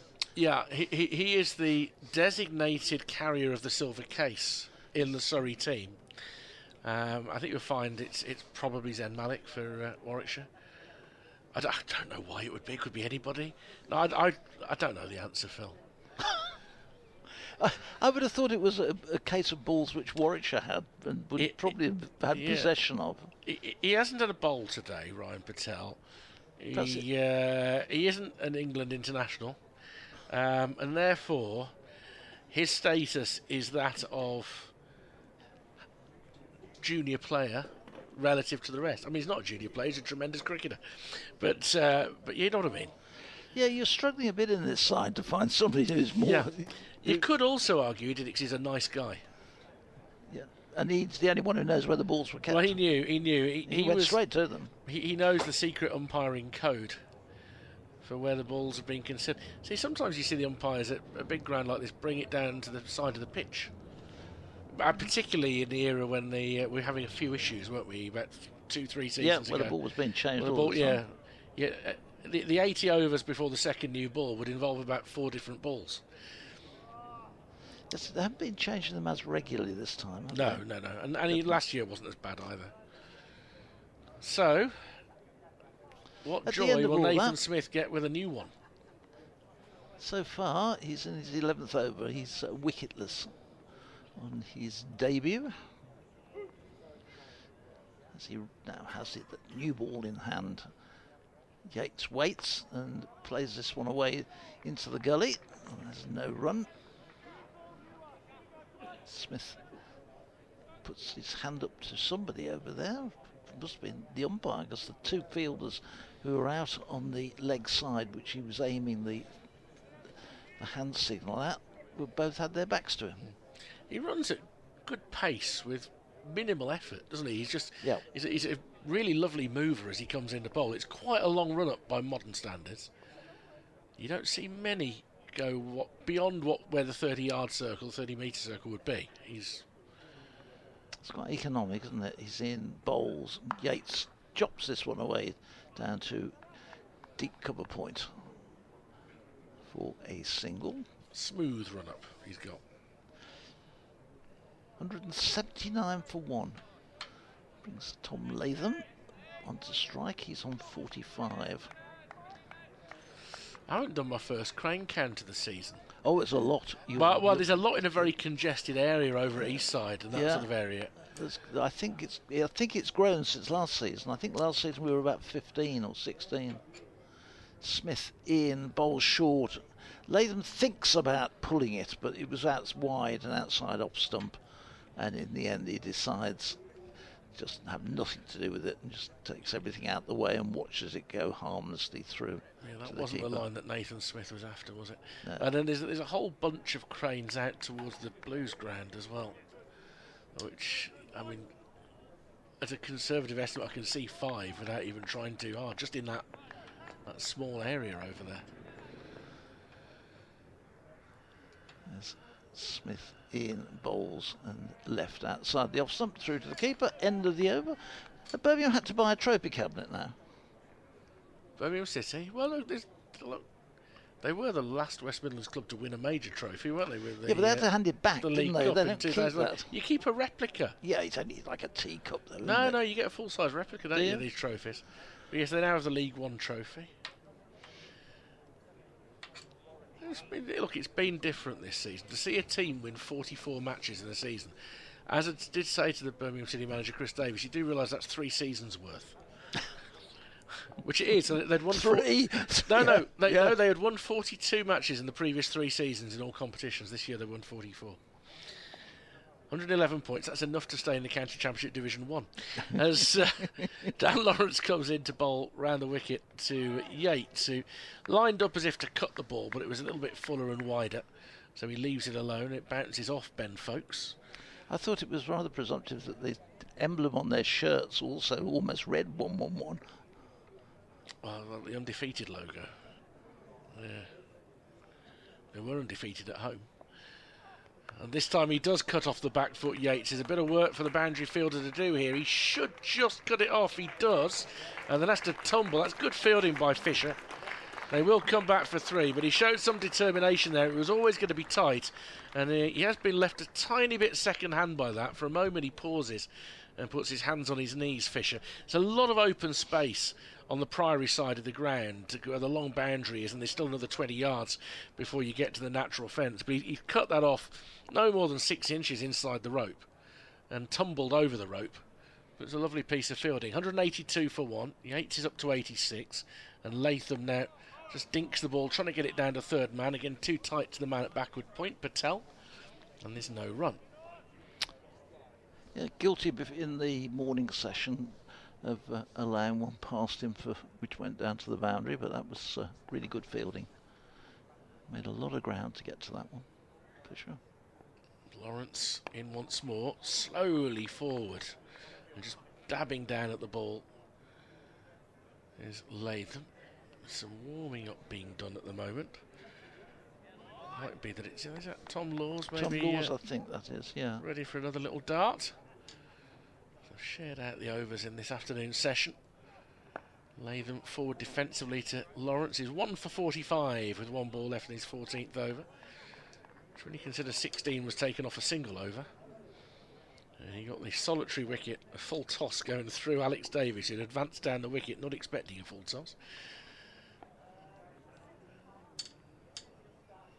Lawrence in to finish the over, and Latham trying to flick him through square leg, misses the ball, it wraps him on the pad and drops outside off stump. No run, 112 these two have added now. 182 for one Warwickshire, and Tom Laws is indeed going to return to the attack. So Nathan Smith finishes under the spell. He's 11 overs so far in this innings. Still to get a wicket, 27 runs off those 11 overs. And Laws will replace him at the pavilion end. The flags at the Birmingham end, both of them looking a little worse for wear actually. The Surrey flag has a distinct look of a flag which has been around a while. It's quite a faded looking flag. The Warwickshire one is marginally better, but the Warwickshire one looks all right. Well, You're a stickler for these details, aren't you? well, it did look. You said it needs a wash. I think it probably needs a bit of colour adding back into it. I think it's faded. It must have been you would have thought at the beginning of the season. Here's Laws in and bowls, and this is a real down the leg side and gone. Yates has had a swing at a real wide loosener down the leg side. Benfolks goes diving down low to his right, takes the catch, and Yates has gone, and he will be disappointed. Surrey pick up their second wicket, and Rob Yates has gone for 86, and Laws strikes with the first ball of his new spell, the 7th over. Yeah, look, those deliveries can be dangerous because they're always tempting when they're going down the leg side, but if you get it wrong, and particularly when you've got such a nimble and good wicket-keeper behind the stumps, you can get into trouble. He stood his ground, Rob Yates, hoping that the umpire wouldn't see he got a deflection, but when you see it actually from the end that we're seeing the replay, he's got a clear deflection on that. And as soon as the umpire's finger went up, he wasn't annoyed at the decision, he was annoyed at himself. You could see that, he knew that he got a little nibble on that. Not a fluent innings from Yates, but a very valuable one to get to 82. Making runs when you're not quite in the first flush of form is not a bad thing at all. But it just opens up an end now for Surrey. Yeah, I would just wonder whether that came off the glove there, just looking at it again, whether he gloved it down the leg side rather than getting bat on it. Anyway, whichever way it is, he's gone. And the new batsman coming in is Sam Hain, recovered from his back issue he had against Yorkshire. Wasn't able to play, and he comes out to join Tom Latham, 182. So that wicket added 112 runs. Yeah, they were together for about 31 overs. It's Jason, they've got a good platform here, Warwickshire, but every wicket always gives you that little moment that you try to exploit as a bowling team. It breaks up a run of having two left-handers to bowl at for a long period. That's Tom Law's first wicket of the season, playing in his first match of the season, so he's on the board. Yeah, as Churchy was saying, he's come through a bit of an injury at the start of the season. I must admit, the couple of years that he's been playing regularly for the first team, I've been really, really impressed by him. Every time I've seen him, Tom Laws. In he comes again to the new batsman, and Hain leaves this one outside the off stump. It goes through. Two slips in place now, haven't got that wicket. So just able to put a little bit more pressure on. Has the ability to be an all-rounder, I think, as well, Laws. Yeah. It's very hard in this Surrey team because they bat so deep as it is. I mean, with Clark scheduled at 8 in this match, Laws will probably come in at 9. Well, I was just doing the batting lineup for the scorecard, and I wasn't sure where to put him. This one is left outside the off stump and through to the keeper, as indeed with Jason Roy, where he is. So if you've got a scorecard, we don't get any information at all. We don't get any on the team, let alone the batting order. So if it's Uriah is on there, it's simply because nobody tells us anything. There's no errors. I mean, you don't know on the opening day, do you? It's, well, we have to do them the day before. yeah, so exactly. You know what the squads at 5 o'clock last night, we didn't even know we knew the Surrey squad, but not the Warwickshire one, as this one is turned into the onside, and is the single, so Haynes on his way. With the Warwickshire side, I put Chase Simmons in. When I came this morning and picked up the scorecard, they changed it to bring in Taz Ali, and I said, well, if they're playing that close, I'm not thinking he's going to play. And as it turned out, for once in my life, I was right. Hey, don't let Mrs. Britt hear you say I that. know. She'll not have you being right. So but a minor thing. This one, Latham leaves again. It's fairly wide outside the off stump, and Latham not inclined to have a play at it. Just keep an eye on something a little bit interesting in Division 1. Kent against Glamorgan today at Canterbury. Young Asa Tribe is 93 not out, closing in on a maiden first class 100. 21 years old, from Jersey. More of which in a moment. As Laws about to complete his over, and this one is clipped away beautifully into the mid-wicket area. Shy at the stumps. Jason Roy who did that. What a piece of fielding that was. It really was. He picked up and fly at the stumps. Latham was off down the wicket like a shot, but it was beautifully fielded, returned in, and Latham in the end had to go scampering back into his crease. And no run, 183 for 2 at the end of that successful over from Tom Laws. We'll have an update to do in about 90 seconds' time. Now, Asa Tribe is a player who has come through playing some of these European Cricket League matches. You know, the ones that you say, they used to be on one of the satellite channels. Yeah. Now you can watch every week of cricket on YouTube. So, for instance, this week, actually, there is a tournament in Jersey and there's a tournament in Belgium, and you can watch them on YouTube. And I'm not going to lie, I have done this week. And Asa's brother, Zach, still plays he's playing for one of the teams in the Jersey competition. But he went to university in Wales. Glamorgan gave him a trial a couple of years ago. Looked good in a couple of List A games, and then ended last season with a couple of first-class 50s. But he's a bespectacled 21-year-old from Jersey, and he's got some talent. And it just goes to show you never quite know where you can find players. You've got, you look at the Saka programme, we were talking about it earlier with Mel, with Zen Malik here, Kashif Ali, who's done brilliantly at Worcestershire. Broaden your net is the phrase. Dan Lawrence is taking a while to start this new over as I wait report time. But he just wants to get everything right with the new batsman, Sam Hain, at the crease, having to start against spin today.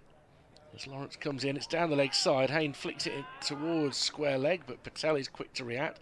Latham thought there was going to be a run there. Hain wasn't keen instantly and made sure that Latham stayed back. This is Richard Wilford at Edgbaston, where Warwickshire are 183 for 2 in their first innings against Surrey. A century stand for the second wicket has just been broken. Rob Yates, his final scoring shot was a lovely crisp drive for 4. He went for 82. A ball across his body from Tom Laws that he's clipped down the leg side, and it's a very good diving catch by Ben Folkes. On debut, Tom Latham, the Kiwi, is still there on 45. Steady accumulation from him. He's been joined by Sam Hain. Warwickshire are 183 for 2. So, Hain defended the ball that we missed during that report for BBC Radio WM and BBC CWR as he defends the next one back down the wicket. Of course, BBC London represented today by Mark Church. Will be back with you in around 10 minutes' time. There can't be too many cricketers, Richard, from Jersey who played first-class cricket. It does beg the question how many there are, but I'd be very keen to see Asa get 100 today. I think that'd be a really good story. So Hain is outside off stump when this wraps him, so although there's an appeal, he's playing a shot. But he was beaten there. He wouldn't have hit another stump, actually, as well. So that was another good reason to not award the appeal. Yeah, it was not doing anything, and he was well across, wasn't he? Wrapped him on the pads outside the off stump. Lawrence in once more. Hain, that's much more like him, just works it through mid-wicket out towards the boundary rider, who is Fisher, for a single. 184 for 2. Not quite got going yet this season, has he, Sam Hain? He's not been able to get the sort of weight of runs you normally associate with him. Of course, missed last week. Lawrence in to complete his 15th over, and Latham is driving again into that same vacant gap for his 46th run. 185 for 2, Warwickshire. Surrey just wanting to try and push, having taken that wicket a few moments ago. The weather here continues to be very pleasant, as the crowd enjoying the sunshine round at the Birmingham end and across to the Hollies stand as we look down to our right. Quite a few people in there, and the ground bathed in sunshine at the moment. There are some clouds now. Earlier on in the day there was absolutely cloudless sky, but there has been some cloud come over, but it is broken cloud and bodes well and good for the weekend as Law starts a new over and Latham gets up on his toes and just works this one away out to deep backward point for a single. He goes on to 47, 186 for 2. Field changes over for the right-handed Hayne.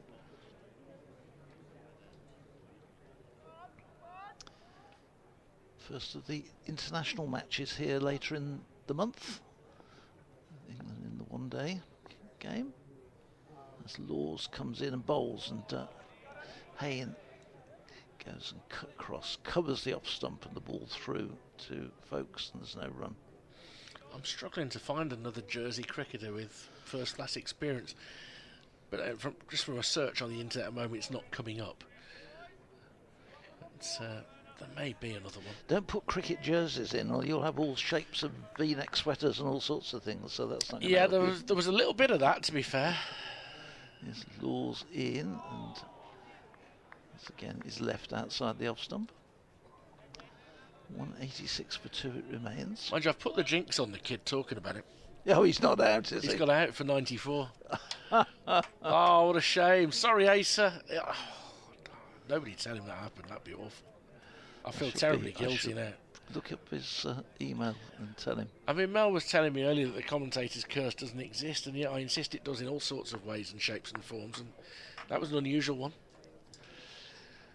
Laws in, again a ball which is just pitching him, just moving away from the right-handed Hayne, who has nothing to do with it. 186 for 2. It'd be a heavy burden if the commentator's curse really was true. To think right now that a 21-year-old from Jersey making his way in first-class cricket, I'm talking him up and he gets out because of it for 94. Just as you're searching to see how many other first-class cricketers from Jersey. Some rather burly, balding commentator sitting in a commentary box in Edgbaston. Laws in, bowls, and this is played away nicely by Hayne through extra cover. He'll get a couple of runs here. It's just reaching for it slightly, but kept right over the top of it. And Fisher goes and running round from deep cover point, does the fielding, but can't stop Hayne getting back for his second run. You don't open the museum for tea, do you? Do you open the museum? Yes, for I tea? do. Yes. Oh, you do? Yes. Oh, my word. Yes, you can't. We're open all hours. All breaks. Yep. It's good for the exercise because it's right over the other side of the ground as well. So I have to walk over there and back. This one is turned to mid-wicket. They're going to be a bit sharp. It's played down to Clark. Jordan Clark does the fielding, but by the time he's got to it and bent down and picked it up, Hayne is home. He gets another single. He's on to 5, 189 for 2. That will be the final ball of the over. It was indeed. Did you count the cranes then? After yeah. all Do that? you know what? I've only managed to get up to 13, but you have to do it more than once, and you have to wait for a gap. And the reason is that sometimes they turn and they come into view. So the number was a little bit lower than I was expecting, but I am going to do a recount. Hang on, there's some right over the back. You haven't picked those up. Well, some of them have only just poked their heads. So I've actually now got to 16 with those 3. They've all turned. The wind often determines whether they turn or not. As Dan Lawrence is in and bowls a horrible one down the leg side there. He's gone back over the wicket for the first time in a while. Nothing to my left today. I haven't given up at 16, but that's the most I've found so far today. I can see one poking just up over the top of a building. Tiny little one. A tiny little crane, really? No, a tiny little bit of the crane. It's probably a massive one. This was just outside off stump and defended by Hayne. I forgot how much I worry about you at times. 6, 7. I think I've got the 17 there. 9, 10. Lawrence 18. rubs the ball against his left leg. Comes in over the wicket once more to Hayne, who guides him towards mid-wicket. Decides it's too close to Patel to shimmy down for a single. There's nothing to our left. Phil's looking to our left. There's nothing to our left at the moment, Phil. Haven't developed that part of the city much, have they, recently? Which bit? The one to the left? Yeah, or to the right, immediate right. Well, the Bears are about to, aren't they? So, to be fair.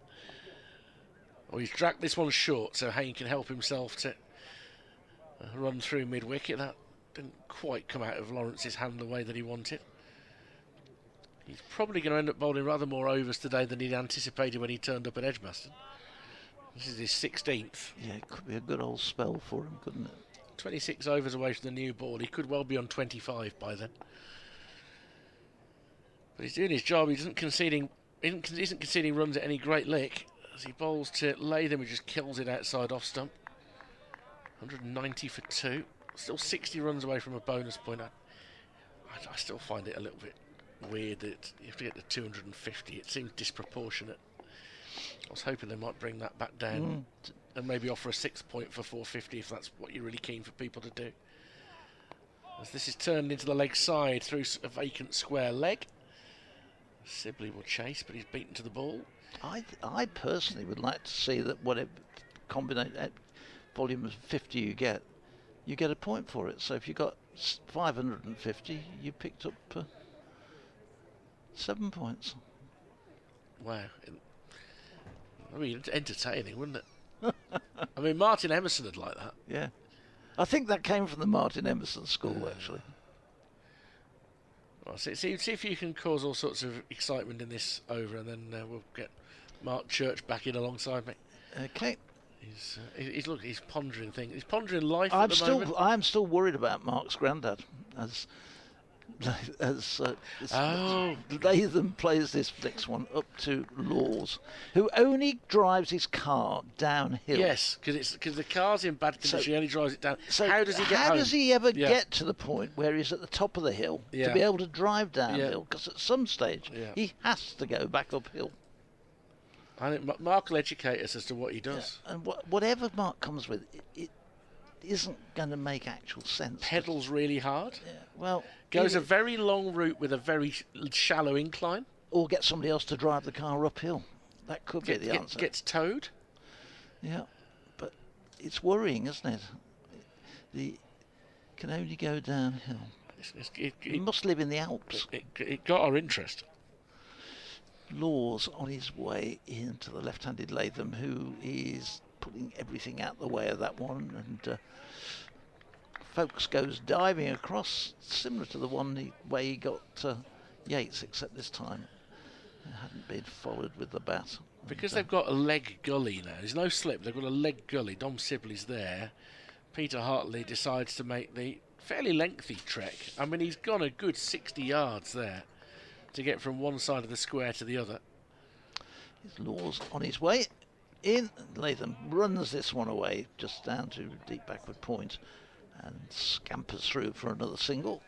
He goes on to 49 and Warwickshire on to 192 for 2 in the 55th over.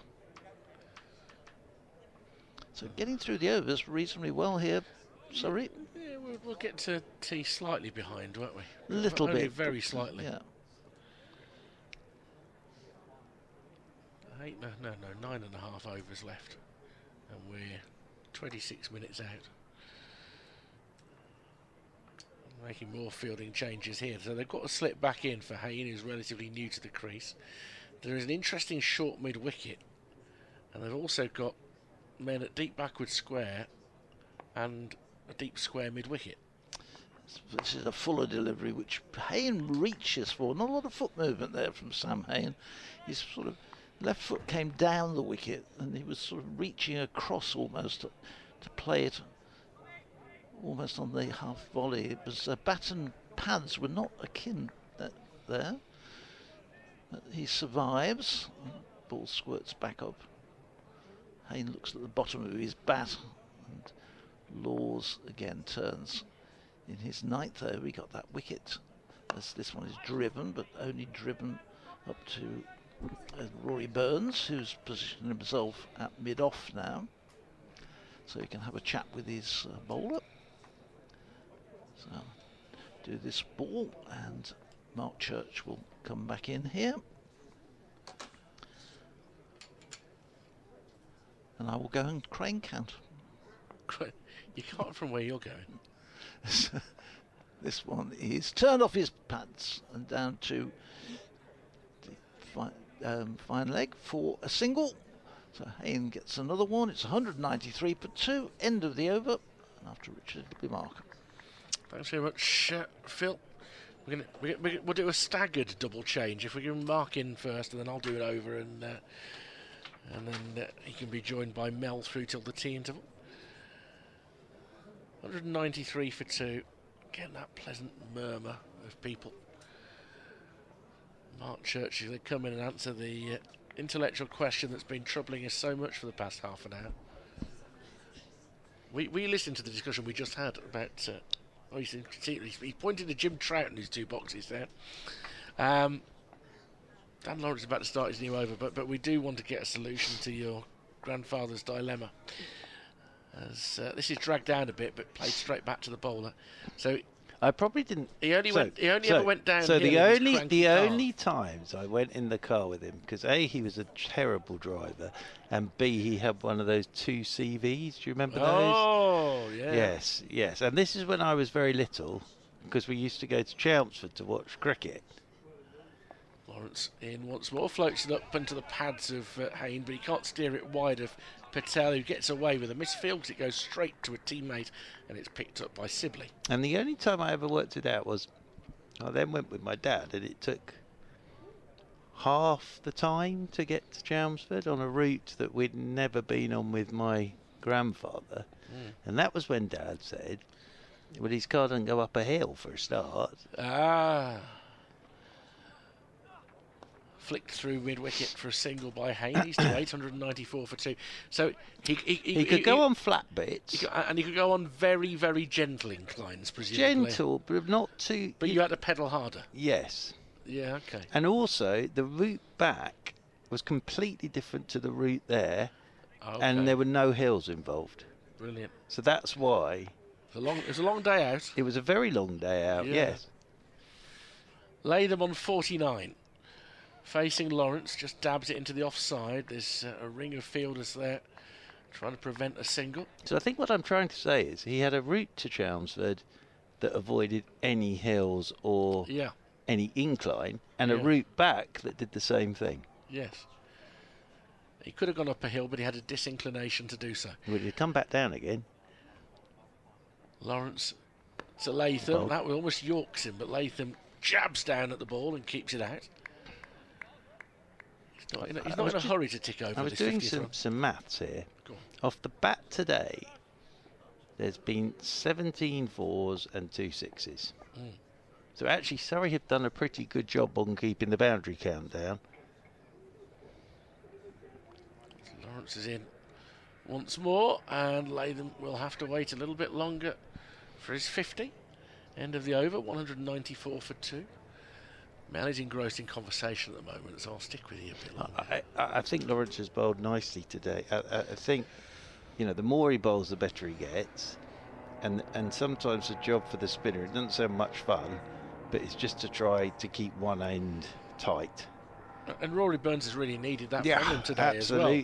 Absolutely. And that's enabled him then to rotate his quicker men from this pavilion end.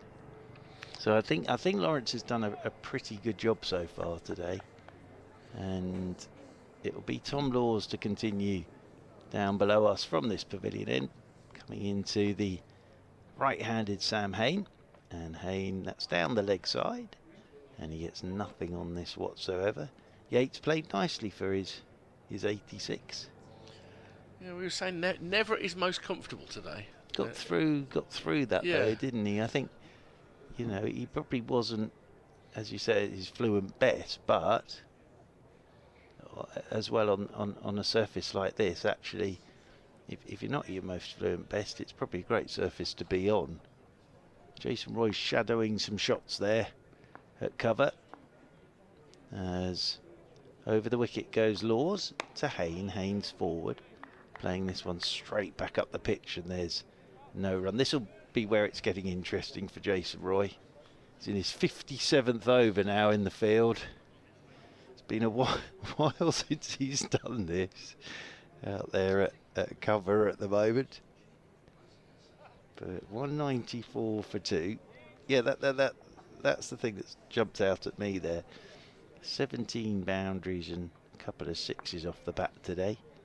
So 80 out of 194. As this one's down the leg side, and Hain's missed out again. Little look to the heavens there. You can see what Tom Laws is trying, just not quite getting it right. He's gone away from Hains, and then he's trying to get that one that comes back. Yeah. But the problem is it's starting on about middle of leg, and it's keeping going down the leg side. Latham's just played the way that Latham plays here. 49 from 104 deliveries. Over the wicket goes Laws, and that's clipped beautifully off his hip by Hain. Oh, has he timed that? It's a lovely shot from Hain. Just off his hip, roll of the wrists. And even with the two men back, he split them. And that has whistled off to the boundary rope in front of the Holly stand. And Hain's first boundary, he moves on to 12. 198 for 2. Well, no, I mean, they're a good 40 yards apart, aren't they? Those two. By the time it went between them, they were probably 10 yards apart. Yeah, very nicely played by a very, very fine player. As Laws is in, and he's forward. Sam Hain plays this one down into the leg side. Looks as if Jordan Clark's getting himself warmed up for a burst before tea. He's trying to share out the seam bowlers' rations, doesn't he? Yeah. To a large extent. Fisher might get a dart from maybe the Birmingham end before tea. Well, you to could break it up for Lawrence. You could break a bowler in these conditions. There's a couldn't danger, you? isn't there? Yeah, Yeah. you could break a bowler. As Laws is in again. Hain drives. Lovely placement. And I think this will be a couple of boundaries in this over, although Rory Burns is giving chase and he's quick. Oh, that's fantastic from the Surrey captain. They could run 4 here. No, they're only going to run 3. I thought that had beaten him to the line. But like Usain Bolt, he dived through the... Well, actually, Bolt was miles ahead, wasn't he? Here comes a man who, in my eyes, always wins the 100 metres at the Olympics. Mr. Jim Troughton is there. Well, I think you say he was superstar. would always make that stop, Jim Troughton, as well. No, absolutely. You know Well, what I mean? actually, to be fair to Troughton, he would have been in exactly the right position just to pick it up and throw it back. But it was it was a brilliant chase from Rory Burns. And those 3 runs bring up the 200 for Surrey. For Warwickshire, apologies, 201 for 2. But yeah, fantastic effort there from Rory Burns. Great athleticism from him. And Dan Lawrence is coming out the attack, so Jordan Clark is back into the attack. 9 overs, 1 made, none for 37. As much as anything, just to change the rhythm of the game again. In that if it gets a little bit too settled, because Lawrence has done nothing wrong with the ball there, but rather than letting him get too settled, you say, well, okay, let's just change things up a little bit. Have a little dart at Sam Hain, who's just getting into his innings as well. He's been relatively lightly bowled, only 9 of the first 57 overs, considering he bowled first up. 5 overs from this end, wasn't it? Little 4 over spell in the early part of the afternoon session. And now we're under half an hour away from tea in terms of 7 overs to get bowled. So a little bit of a delay whilst Tom Laws gets himself into position and ready. At a very square third man on that short boundary. Yeah, and Again, he's just set his field up to go stump to stump here to Sam Hain. Yeah, so Clark in, back of a length, and Hain high on his toes, guides it out towards deep point for a single. 202 for 2. There was a slip and a leg slip, but the slip, Dom Sibley, was at about third. Now what they're going to do, are they going to switch round for Latham? No, Sibley's going to go into a mid-wicket position. Been stuck on 49 for 5 or 6 deliveries now, Latham. I don't know whether a man of his experience gets terribly tetchy about a 50, really, but probably not. Doubt he's that nervous. No. Before this milestone on debut. He's done course and distance, let's be fair. You get to these sort of positions, whoever you are, you want to get off to a good start for your new county, though, don't you? Yeah. So Dan Lawrence is at about 2.5 slips, isn't he? Which means he's standing a decent 2 paces further forward than Ben Folkes. And Clark is in, and he's being pulled, for 6 over backward square leg. What a way to bring up your first half century for your new county. Latham goes to 55, and he put that away with real ease. 105 balls, a 6 and 4 fours. Yeah, been the typical Tom Latham innings, really, and settling into life at Warwickshire, and just a very good player. And 55 not out from 105 deliveries, and yeah, it doesn't matter who you are. I think when it's your first innings for your new county, you want to make your runs, don't you? You come with a bit of pressure. Another short ball. He's pulling it again, this time along the deck, and it's fielded just in front of the rope. I think he might have taken a divot there. Is he going to replace it? Looks like he is. Either that or he's taking a bit of a bump. No, it's a divot. Beautifully done, like any golfer should. Single to Latham, 56, 209 for 2. I think that overseas thing, though, you know, people just expect, don't they? Yeah. That's why you've been signed. You expect him to play. Yeah. As Clark, just back of a length, guided off his pads by Hain for a single. At the end of the over, maybe bring Mel in for half a dozen overs before tea. Absolutely. At the end of this over, she's just eating her fruit and cheese at the moment. And nuts. I wouldn't like to say that. That's unfair. Well, no, she's got nuts. She's got. Sorry, you got nuts in there with your fruit and your cheese, haven't you? It's a very, very fine combination. Yeah, it's a very fine combination. And lozenges. Indeed, yes. She's lozenged up. Clark round the wicket to Latham, who leaves a short ball alone outside off stump. He'll want to reset himself now that he's reached his half century. This duo have added 28 so far since the fall of Rob Yates. Well, he's got previous as Mr. Latham.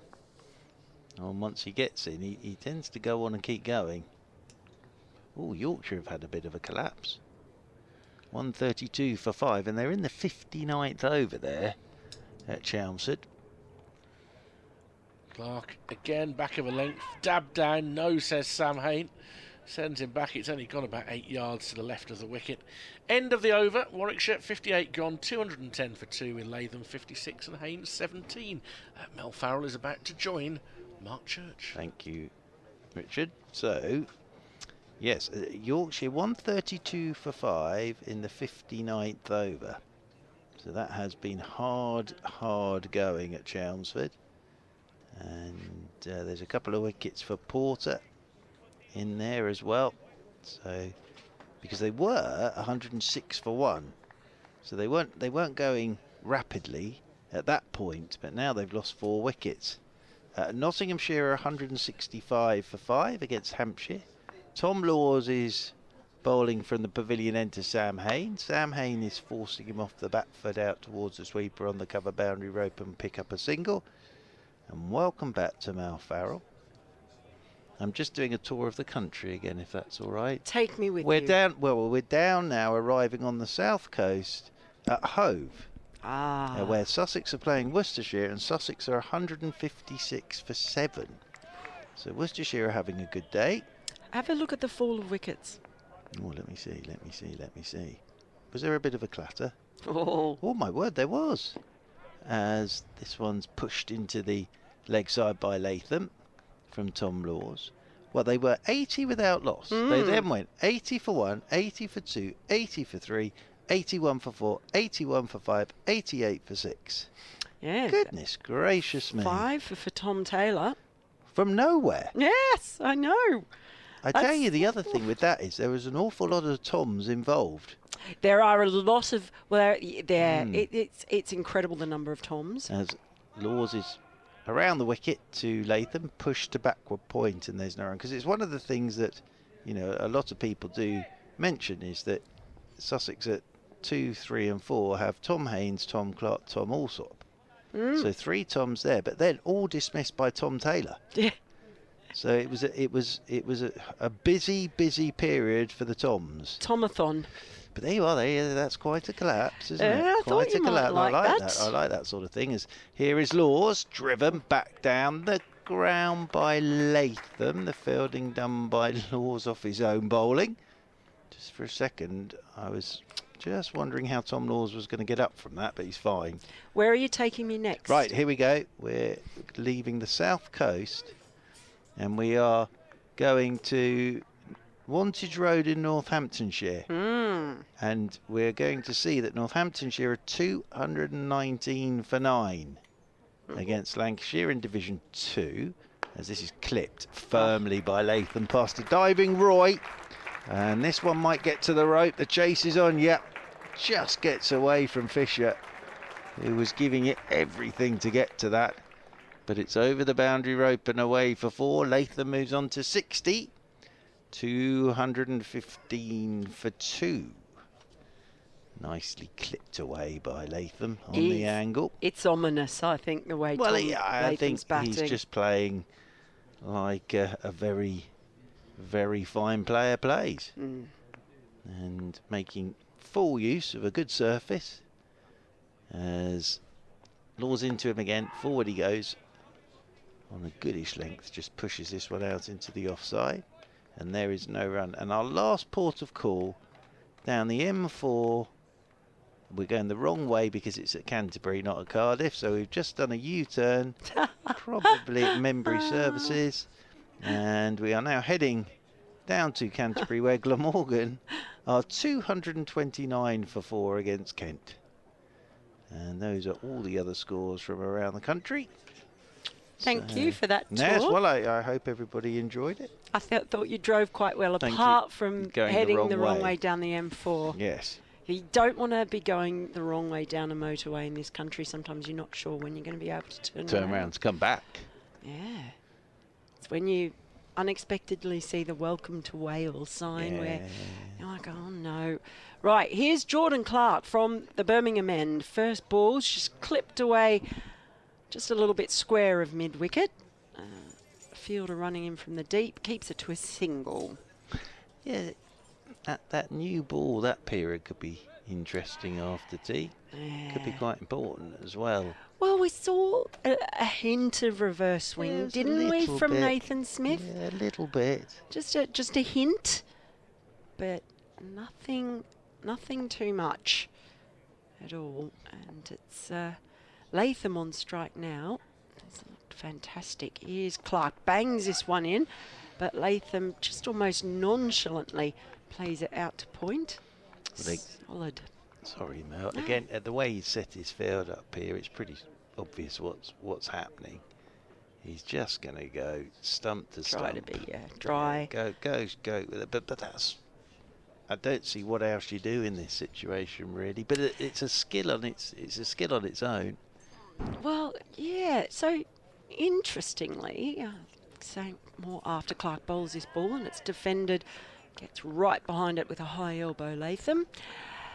But so obviously, so I've watched a few games of Warwickshire where they've been on this kind of surface.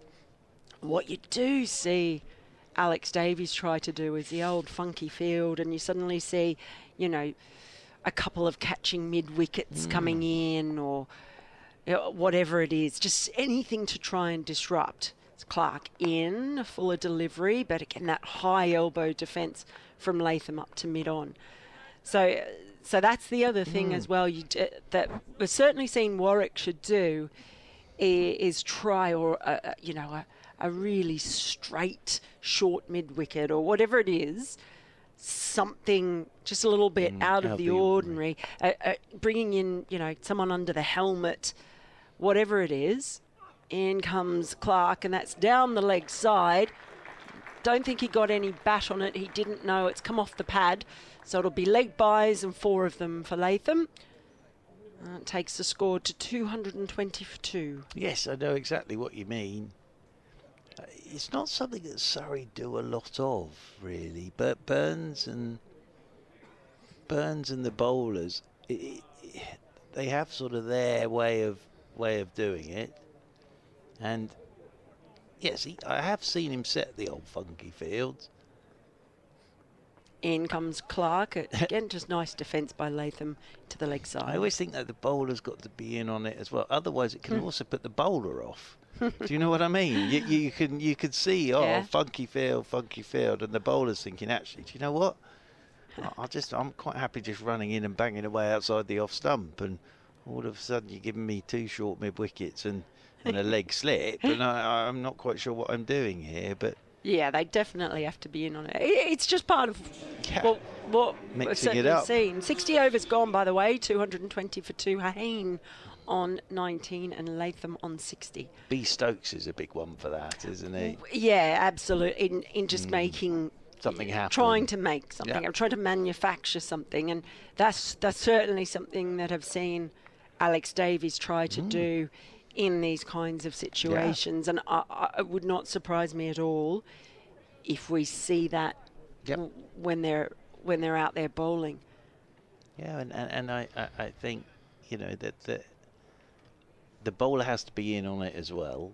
Otherwise, sometimes it can be that the bowler gets a bit distracted by it. I think Surrey are just going to stick with this plan for the time being. It's going to be Cameron Steele into the attack to bowl his leg spin. So Cameron Steele replacing Tom Laws, who did get that wicket of Rob Yates.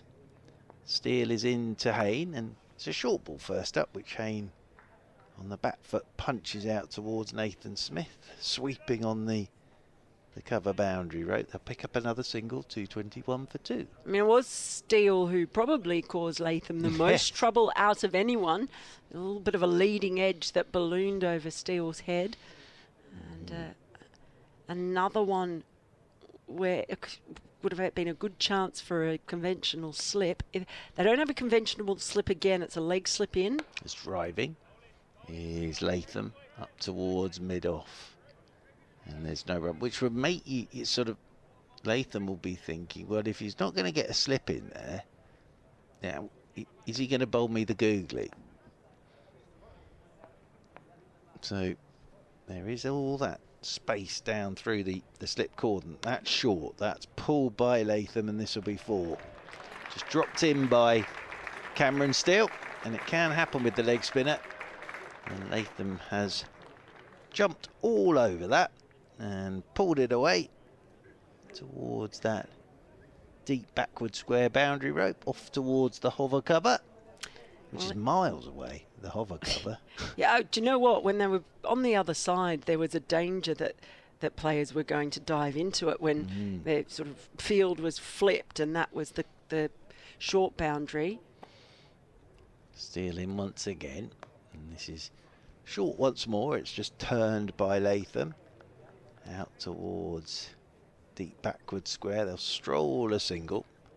Latham moves on to 65. That previous ball where he dropped it short, he bowled almost exactly that delivery in his first over, and Tom Latham did exactly the same thing, almost pinpoint the same spot of the ground.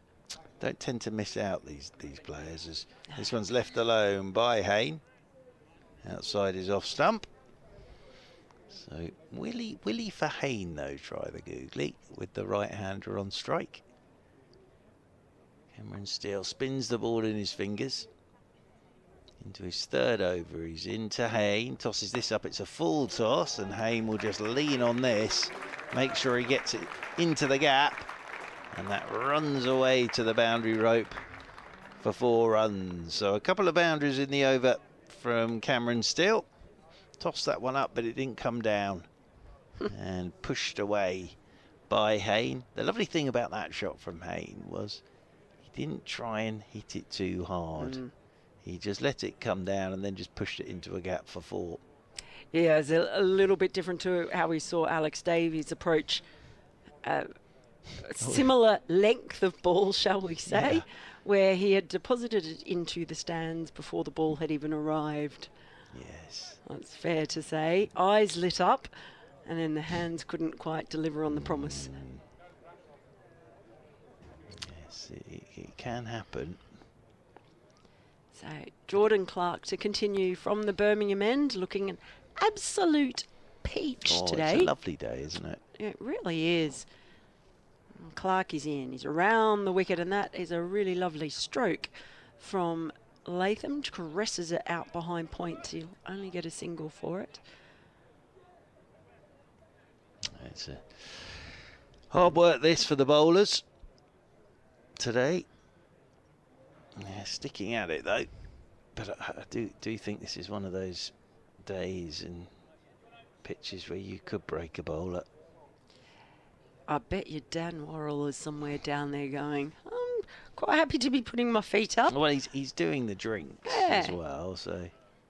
In comes Clark, bangs this one in short, and Hayne just ducks under it. He's like the milk monitor at school.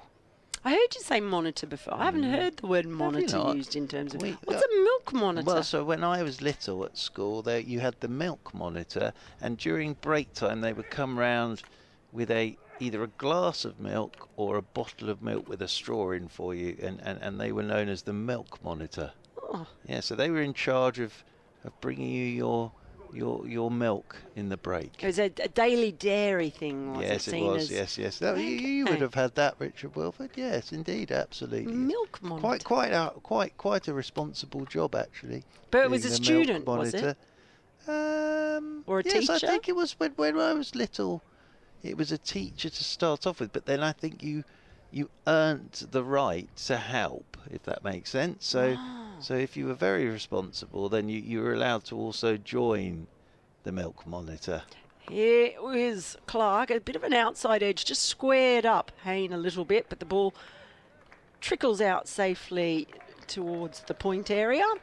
They get a single, and 50 partnership. Clapping is for that 50-run partnership. Yes, it is. 232 for 2. Been good partnership so far. 70, 112, and now 50. So that will happen when you've only had 2 wickets fall. But absolutely, that's the way maths works, isn't it? It is. Here is the next ball, banged in short and pulled beautifully by Latham. It's the short boundary out there in front of the Holly stand, and he makes the most of it. He's been great on the pull, both with the leg spinner Steele and now from Clark. So that takes Latham to 70 in the score to 236 for 2. Yep, and again, Jordan Clark there, just a short on this pitch and short boundary. Comes in this time, it's a fuller ball. It's clipped up to mid-wicket. I mean, it's a brave thing to bowl short when the leg side is the short boundary. It's got to be a very well delivered short ball. We saw him bowl short to Sam Hayne, ducking under it. It's like, well, it's got to be short enough to really trouble the batter, or the line has got to be something that's going to cramp him, perhaps. In comes Jordan again, a fuller ball, carved away, but only as far as a fielder at a short third or a wide gully, who ends up throwing it to the non-striker's end as they scamper through for a single quite safely in the end. And it's 237 for 2. Hayne 25. Latham now on 71. That was a strange old single, because Latham wasn't actually completely in control of that, and it was uppish, bounced in front of Fisher and took a kick at him. He did very well actually in there at backward point, Fisher, and then Latham was a little late setting off for the single. So Fisher was trying to find the ball and then hurl it to the bowler's end, and as singles go, it was quite an exciting single for a moment, but then nothing happened, and they just got through for one run. So Cameron Steele to continue to Latham. Oh, now then. It's short. It's taken so long to get to Latham that he was absolutely looking to haul that over mid-wicket. He was through it so early that it's hit the edge and flown down through where slip would have been to the boundary rope for 4. That's the second time yes. that Steele has got the edge of Latham, and now they've brought in a slip. Too late. That's the second time that he's got a leaning edge. He's in here, and now Latham clever. Just waits for it with leg slip, having gone across to slip, and then just paddles it straight down to the boundary rope for 4. So that's very good batting from Latham. And 4 more to Latham, and he moves on to 79. 5 runs away from a first batting point now, Warwickshire. Ben Folkes knew exactly what he was going to do then. He had set off, he'd realised he'd set himself up just outside the off stump, and he knew straight away where Latham was going to go. But that's the experience of Latham. Okay, you've taken a fielder out there. Well, guess what? I've got a shot for where that fielder was. But what he didn't have a shot for was those couple of balls that have got him from Steele, and he would likely have been out. This is a loopy full toss. It's swung all along the carpet by Latham out towards Nathan Smith, and they'll pick up another single. Latham made sure he rolled the wrists on that, because how often do you see it that you lump that delivery straight down the fielder's throat? But he made sure that he rolls his wrists on that one, and Latham's on to 79. 245 for 2 as we approach tea on this opening day. 246, thank you, Mel. 246 for 2. And on to strike comes the right-handed Hayne as Steele is into him, and this one's just clipped neatly into the leg side, and Tom Laws does the fielding. So since lunch, that's 125 for 1. Warwickshire at lunch were 121 for 1, now 246 for 2. Steele is over the wicket to Hayne, backs away and cuts. Smith of the Nathan variety will come up to do the fielding, and they'll stroll another single. They've maintained that sort of roundabout 4 and over run rate, haven't they, all the way through? When you look at it, which is good in the fact that will set them up with a platform if they want to push on. But I think their first ball to call is 450, as this is driven straight down the ground. It's a full toss, but it's driven straight down the ground by Latham, and that is the first batting point for Warwickshire. 251 for 2, and with an over to go till tea time, Latham is on 84. And just before tea, that run rate has just ticked up a touch. And I think the rate I just saw there exactly is 3.98 and over at the moment. My maths is terrible, but I can at least get that roundabout right. I just think Tom Latham is loving this. Would have been disappointed not to have got here earlier, of course. Injury delaying his start, but I just think come into your new home, first day batting, it's lovely weather, a sort of decent temperature. You've got a short boundary to work with, a good pitch to work with. It's pretty much how you want it, isn't it? Like all the great players, he's very greedy, isn't he? One thing I will say too, I'm very glad not every county brings its flag to Warwickshire, but the Surrey flag is flying proud next to the Bear and Ragged Staff. I've noticed this season that it has happened, whereas we went through a little patch where it did sometimes and other times it didn't. So it's rather lovely to see the flags fluff together. They're big old things. It's quite, again, another responsible job. Is Jordan Clark. First ball flicked and he's out. Well, would you believe it?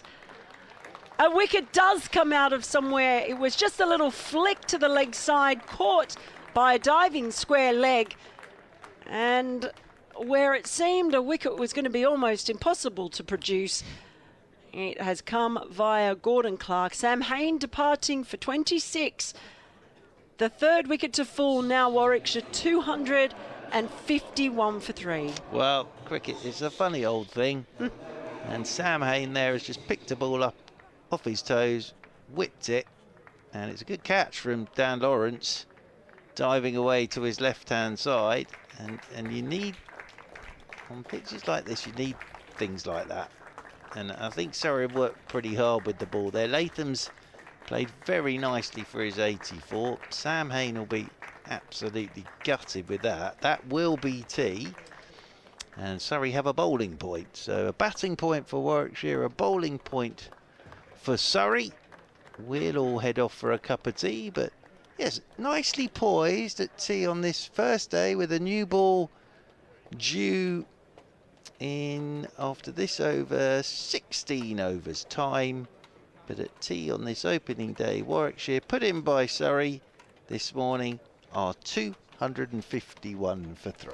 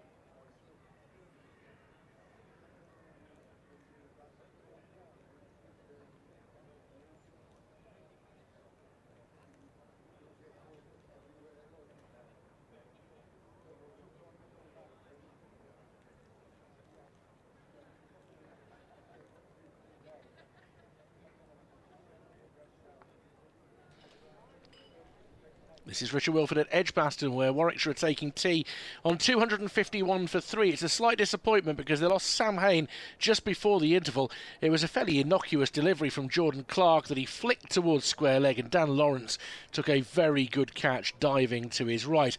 Tom Latham, the New Zealander, on debut has been immaculate. He's on 84, including a 6 to bring up his half century. He's got increasingly positive as the day has gone on a pretty benign batting surface. They'll resume in about 5 minutes. Warwickshire on 251 for 3.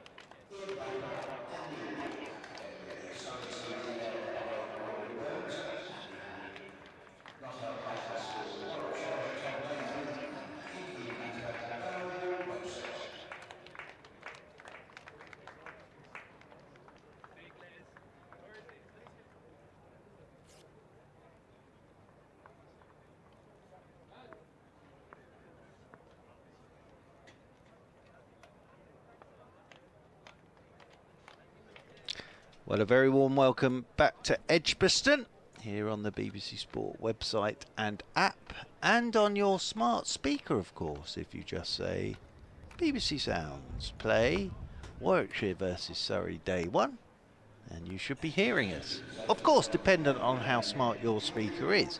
And a wicket for Surrey just before the tea break, that of Sam Hain, flicking a ball from Jordan Clark into the leg side, and a good low catch from Dan Lawrence. Hain going for 26. Latham is 84 not out, and the very tall figure of Mr. Bo Webster out there at number 5. Made his debut in the last game, made runs. Been looking forward to watching this gentleman bat live. Seen him on the telly. Mal Farrell is alongside, who has seen a lot of Bo Webster. But I'm looking forward to this. Surrey won't mind getting him out there straight away after tea. And I think Sam Hain will just be sat there thinking cricket is a strange old game. But Latham's played very, very nicely for these 84 runs. And the wickets to go today. Davis, the captain, the first to go. As here's Jordan Clark with the first ball after the tea break, and the right-handed Webster is forward, playing this one solidly back up the pitch. And there is no run. So it's Alex Davis. Got a full toss from Dan Lawrence, went to launch it into the wild blue yonder. Unfortunately missed it completely and was bowled for 70. And then Rob Yates caught down the leg side off Tom Laws for 86. And then Sam Hain for 26 as Webster forward, pushing this one straight back up the ground towards Rory Burns, the captain of Surrey. Stood up there at mid-off. And there is no run. So yes, Messrs Webster and Latham together. Mal Farrell. And rather, it's one of those partnerships, isn't it, where it looks like an adult batting with a child, because Bo Webster is so tall. He is a very tall man. Very. As Jordan Clark is into him, and Webster flicks this one a little uppishly towards Dan Lawrence. Ooh, now Bo Webster, had he flicked that straight to Dan Lawrence, having seen the demise of Sam Hain, would have been very annoyed with himself. But yes, he is a very tall man. Sort of reminds you of Jefferson and Taylor. Paul Walter, of course, now opening the batting for Essex, which I'm delighted about. As over the wicket comes Jordan Clark to Webster. Webster's up on his toes to a ball on his hip. Turns it into the leg side. And there is no run. So one more ball to go to complete the over from Jordan Clark. But yes, I was imagining last week Walter and Dean Algar together. And Walter patting him on the head. Yeah. At the end of each over. There is that wonderful photo of Jefferson and Taylor, though, from many years ago when they were playing for Leicestershire. I think it was back at the Oval, actually. Oh, and it's ridiculous. Jefferson was so tall. As in over the wicket comes Jordan Clark, and Webster's up on his toes, plays this one into the leg side. Not exactly where he intended, looking to push that through the cover region, but it completes the over. It's a wicket maiden, that, from Jordan Clark. End of the over. So 32 to go today. 16 until a new ball is due. Latham and Webster get together for a chat out there in the middle. And it looks as if it might be. I think Matt Fisher's going to get us started after the tea break from the pavilion end. It is indeed bowled really well. I always think that the Taylor photo I always think of is the one where he's in the shot with Mohammed Irfan. I'm pretty sure it was Mohammed Irfan, and it is quite incredible. Although James Taylor... Was it Mohammed Irfan maybe? Or was it Jason Holder? No, I think it was Mohammed Irfan.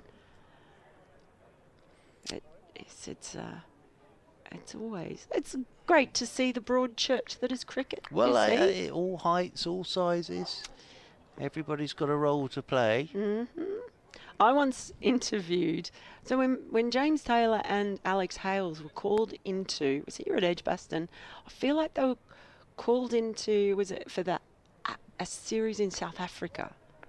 Yes, it was. It was Yep. Test series, yep. Test series in South Africa as Fisher runs in around the wicket, turned around the corner nice and fine by Latham, and they'll pick up just a single. Good fielding in the end, keeping it just to one. And I don't know, we thought it would be funny, the three of us, if I interviewed them together, but of course I was filming it myself, and I'm like, this case is a bit difficult getting you both in frame because of the height difference. So we did the whole interview with James Taylor standing on a chair. Very good, yes, I can see that. And it's, I'm sure I've still got a photo of it somewhere, but yes, it is quite, it's quite a good one. As in comes Fisher, again just turned around the corner, this time wider, but again, fielding keeping it just to one. I think Surrey will see this as a little opportunity here. They've got Webster out there after tea. Wonderful player, of course. But I think that wicket of Sam Hain, they'd have gone into tea a little happier, obviously. They've got a bowling point.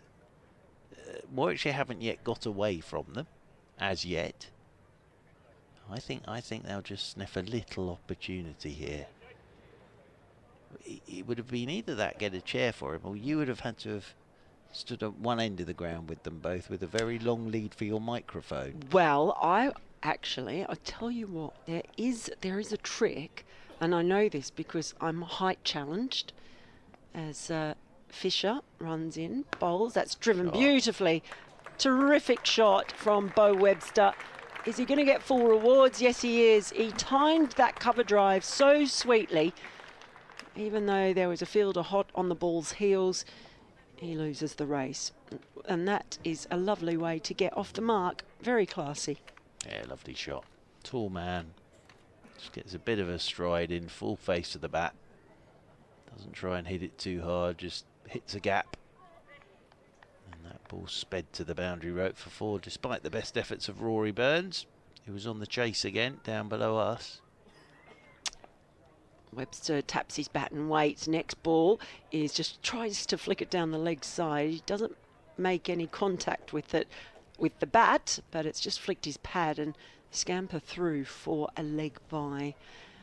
Yes, so my technique, and so if I interview Bo Webster, this is what I would look at doing. So Jason Holder, incredibly tall man, right? When I used to interview him, I genuinely had stood on staircases and boxes to interview him until Matt Fisher in around the wicket, nicely driven this time by Latham, but just wide of Rory Burns at mid-off, picks it up, keeps it to a single. But one time I said to Jason Holder, could we just try this sitting down? So I set up the camera, he sat down, I framed it up, the space next to him, and I sat down. I am not kidding. We are the same height, exactly the same height sitting down, because it's all in Jason Holder's legs. That's it. In comes Fisher, driven. It's off the outside part of the bat of Webster. They're going to pick up a couple. No, they're going to pick up a third, in fact, because they've run that very hard. Latham always quick between the wickets. And that takes Latham to 86. Webster is on 7. It was Webster, rather, I should say, sorry. Takes him to 7. Latham on 86, the end of the over, 261 for 3. So, yeah. So, Jason Holder and I are exactly the same height when we're sitting down, which is quite astonishing. Yeah, so what you're saying is, and I you know, this is an obvious statement, but you tend to forget it. Tall people tend to have long legs. But not always. But yeah. From waist upwards, their height can be different. Yes, so he's got a short, relatively short torso. Yes. But super long legs. Yes. Well, yeah. As Jordan Clark from the Birmingham end coming into Bo Webster, and Webster's turning this one into the leg side. It rolls in there towards short mid wicket, and there's no run.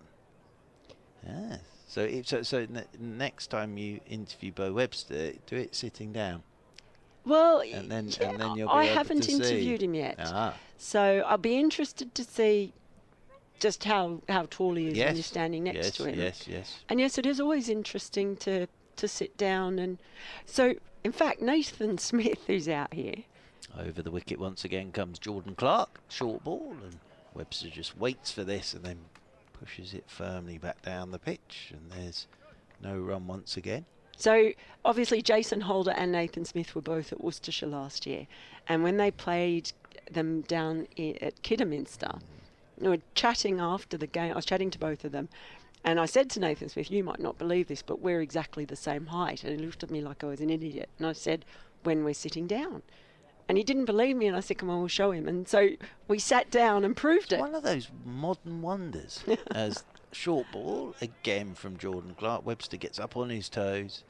He then just sort of rehearses pulling that delivery. There's Bo Webster. Not been that many bows in cricket, have there? Bo Casson. Bo Casson, yes. Very good shout from you. Can't think of any others. Not a name that sort of is that normal in cricket. I'm just looking across at Richard Wilford to see whether he can think of any other bows. Bo Casson's the only one I can think of. Bo Geste. That way he wasn't a cricketer though, was he? He was sort of part of the Legion when I was little. It's French for beautiful, isn't it? Yeah, well, it's I'm the sure. I've seen him play that drive live. That was a beautiful shot from Bo Webster. He's forward here, playing this one out into the offside off a goodish length, and there is no run. Little Bo Peep, who lost her sheep. That's with a B-O though. Oh, that's right. Yes. There haven't been that many bows in cricket. No. He does. Bo Rummel, not Bo, cricket, but I bet you he would dress very well if he was playing it. Yes, indeed. So there's been a few bows, but not that many in cricket. But we've got Mr. Bo Casson. Webster. I'm pretty impressed with myself. Yeah, you did very pulling well that one there out of to the think bag. of that. As goes wider of the crease here. Ooh, Jordan Clark just got himself in a little bit of a muddle there. The Webster, he was going to try and force that off the back foot, and then it just came back at him. A touch, little inside edge, rolls away into the leg side, and very kindly he's indicating to Jordan Clark what he's just bowled to him there, just in case Jordan Clark hadn't realised. And now he comes back to take his guard once again. So Bo Webster on 7, Tom Latham on 86, Warwickshire 261 for 3. Jordan Clark is in. Forward comes Bo Webster, plays this one back up the pitch. There is no run. It's the end of another Jordan Clark over. It's a maiden from Jordan Clark. He keeps piling in. Does Jordan Clark. It's interesting with Jordan Clark, and I often say this, and I'll bore everybody as well. I've always said with him, other than the captain, first name on the team sheet, and his numbers add up, and yet he never gets a mention in terms of Test match cricket. I know. I remember. I think we discussed this not last year, but the end of the previous season when I was down doing those couple of games in Surrey. That's when I really fell in love with him. Here comes Fisher, and first ball's just played towards mid-wicket, no run.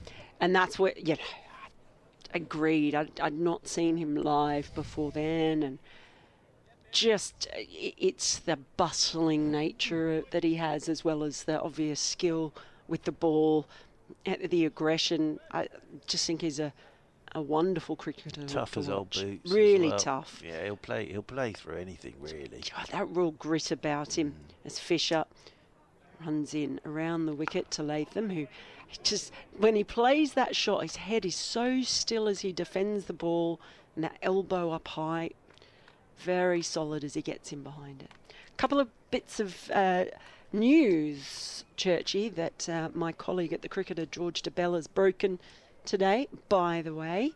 One involves Michael Booth, whose absence we were talking about. The fact that he's got an ankle injury. Well, it's apparently a suspected stress fracture in the ankle. Fisher is in, bowls again, defended by Latham more wristily, up towards mid-on. Yeah, so no definitive time on how long he will be out, but a stress fracture in the ankle ain't going to be a quick fix. That's a real shame because he'd started very well, hadn't he? Really good. This I mean, season. he would have struggled because he's still not England qualified yet, so he'd have to play as an overseas player. So it sometimes prevents him when you've got your overseas players having started here. In comes Fisher again. That's driven more firmly. A lovely shot. Rory Burns has some work to do in stopping it and does so very well. Just get the single. And the other bit of news that George DeBell has reported in the Cricketer is that the ECB has apparently made contact with the BCCI about possibly offering some support around finishing the IPL. Here. Possibly post the 100. Now that's what George has written. Wow. The idea there are a few countries that have mooted it as a possibility. Where and when the IPL could be finished. Fisher in over the wicket, and he's played that very fine. Webster opened the bat, let the ball run off it, and that's 4 runs. It's a good bit of cricket. Yeah, it from was. Webster. Nothing wrong with that delivery at all from Fisher. Just let it come to him and just open the face at the last moment. Well, I suppose a cynical man could sit here and say, well, it's good practice for what's coming round the corner as well, isn't it? Well, I mean, extraordinary times. Mostly, I think we all just hope that tensions ease. It's very sad. It really is. Yeah. But yeah, well, there you go. If they can, you know, I think if they can get it on again at some point. Fisher in full delivery, well dealt with by Webster. He's dug it out as his weight fell forward. Doesn't go too far, just rolls down the pitch. And that is the end of the over from Fisher. 5 runs coming from it. And Warwickshire now 266 for 3. Webster on 11. Latham on the unlucky in number if you're Australian, 87. I don't know if that is unlucky in New Zealand as well. I think I'm right in saying, aren't I, that the Pakistan version has already said that they're going to go to Dubai and play the rest of it in Dubai. But my immediate reaction was, isn't it awful that this has happened? And actually, cricket side of things slightly goes out the window, and it's that going on. But would an IPL? They've been to Dubai before, would they? But then it sounds as if the PSL are already heading that way. So yeah, interesting, really. Be a packed old end to the season, wouldn't it? Well, it would. There's been talk of them maybe finishing it off in September in India, Right. if things have calmed down, yeah. which let's all hope that first and foremost, cricket well and truly aside. Yes, just around the wicket goes Jordan Clark, continuing from the Birmingham end, and looking to cut was Latham, but hit the fielder at backward point, which is Dan Lawrence. Yeah, very sad. And of course, well, as I say, cricket goes to one side, but then you've got the players' safety and, you know, players getting home, and huge logistical undertaking. As in around the wicket goes Jordan Clark again, driving is Latham. Doesn't really time this. And Jordan Clark is doing the hard job here at the moment. He's got his field set up with a backward point, sweeper on the cover rope, cover mid-off, mid-on, mid-wicket. Then a man back on the holly stand, deep mid-wicket. I say deep mid-wicket, it's not a long carry, and a deepish backward square. Coming around the wicket and just banging away at the stumps as this is turned by Latham, off his hip, runs into Dom Sibley, in there at short mid-wicket, and there is no run. I love that you say he's doing the hard job. I'm not sure if there's an easy job for the bowlers at all today. Well, but I think actually this takes a real skill as well, because you don't want to get greedy, you don't want to try too much because it's not going to work. So you've just got to keep hammering away on this line and length. His driving is Latham, doesn't time this at all.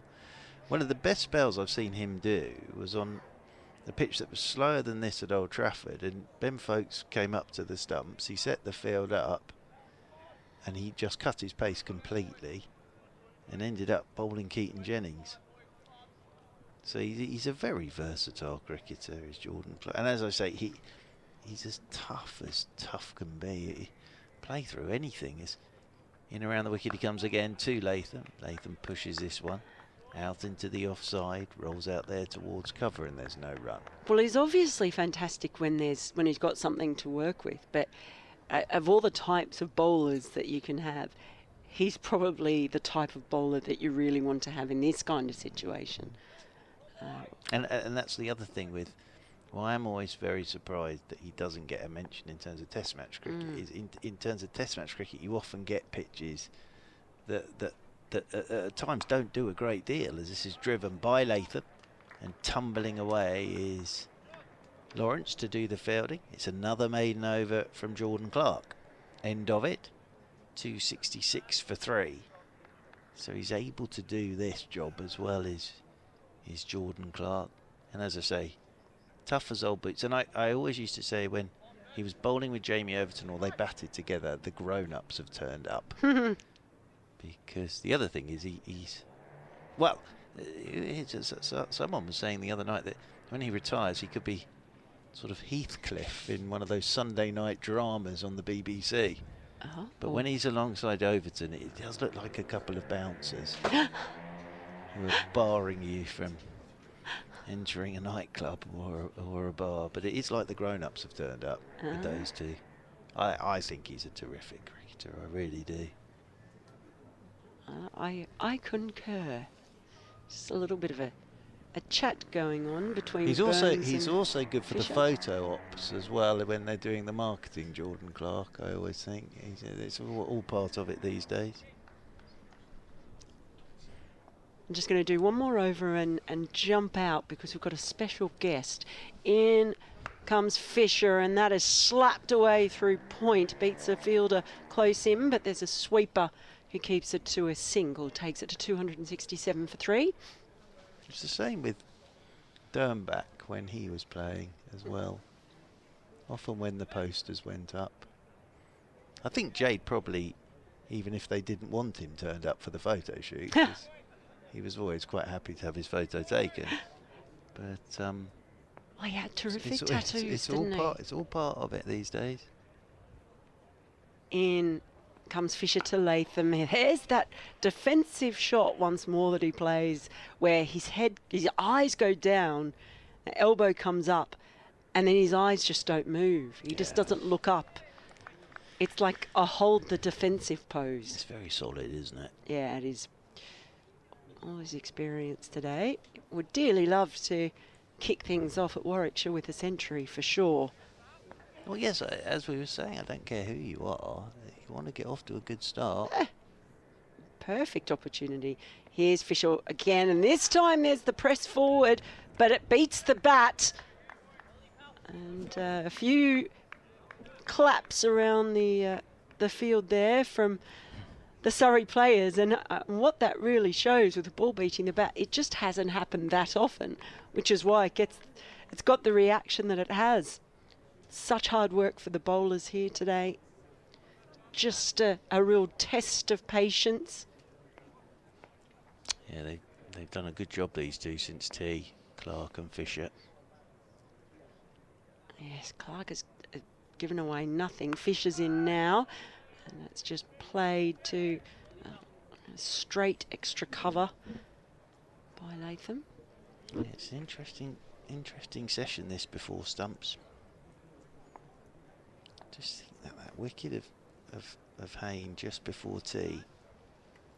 Well, I think they would have loved, yes, before tea. I might have been interested in maybe getting Webster out there for just a few before tea. But either way, there's just no easy way around it as Fisher is in. Bangs this one in short. Latham tries to pull it, but it was well over his head. He's not a tall man to start with. Maybe Bo Webster could have handled that one. In danger of breaking his own toes there was Matt Fisher. Worth a go though, with the two back. Yeah, there's two But, deep mid-wicket and almost a long leg in for Latham. So that is the long boundary as well here today. As Fisher runs in, and that is just caressed past point. And fielder in the deep manages to keep it to 1. And that is the end of the 69th over. Warwickshire 268 for 3 with Webster on 12, Latham on 88. A new partnership forming, and I'm going to make way now as we have a very special guest coming in to join. oh, we do. A man of these parts, a man of Surrey as well. It's Jim Troughton. Good afternoon to your good self. Very kind of you to pop in. Afternoon, Churchy. Thanks for having me. How is your day panning out? As here is Jordan Clark around the wicket to Latham, who's forward, playing this one down towards backward point, and there's no run. Obviously, I've spent quite a lot of time here over my Yes, career. you have. Forgot how cold it is watching from this side of the ground. The sun never reaches this part. No, I've just been over to the Colts ground to do a bit of work with a couple of players, and it was some light relief to get some Thaw vitamin out. D in the system. But I forgot how cold it can get. It never really gets round this end, does it? As around the wicket comes Jordan Clark. Ooh, driving is Latham. Little inside edge, rolls away into the offside. Thoughts on what we've seen so far today? Well, it's obviously Hard work. This has been a theme coming away from home, which you can understand why.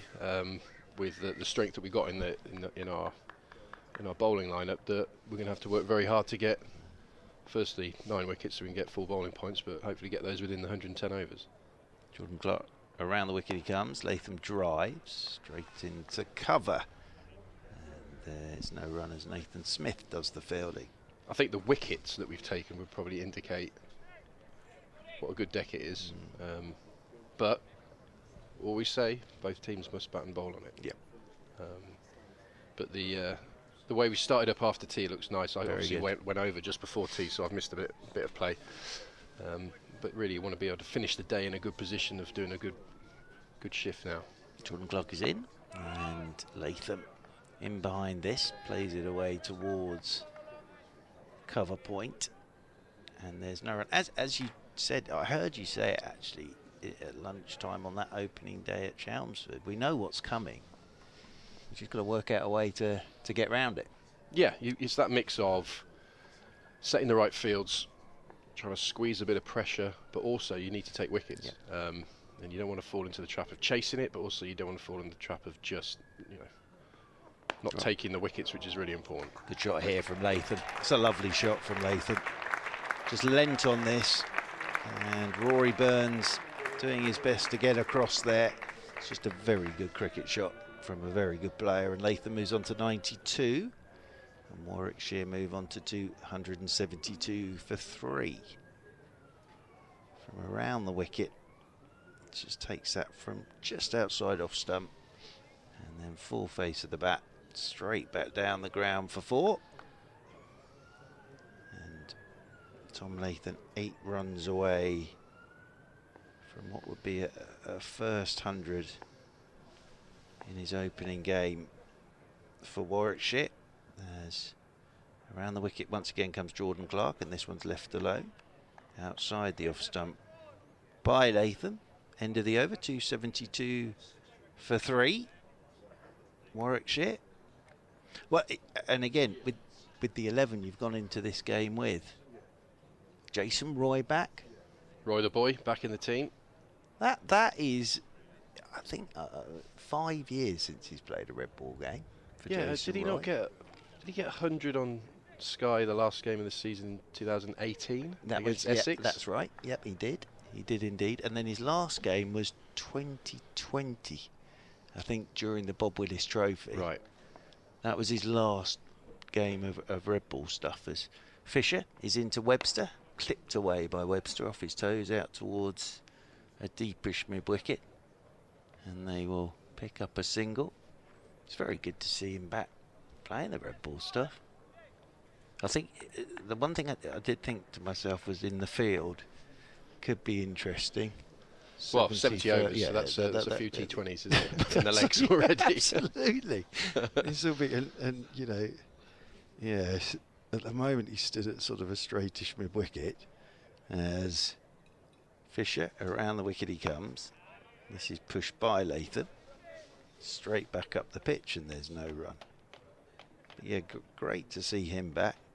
Looking forward to seeing Mr. Patterson with the bat in his hand, because he looks a lovely player. Yeah, I think I've just been thrown to him. So yeah, we've got some good players in what is a large squad and good competition for places. So yeah, excited to see any new players coming to the club. But obviously, players like Jace, who everyone knows so well, have been at the club a long time. Good to see him back on the field as well. Certainly is.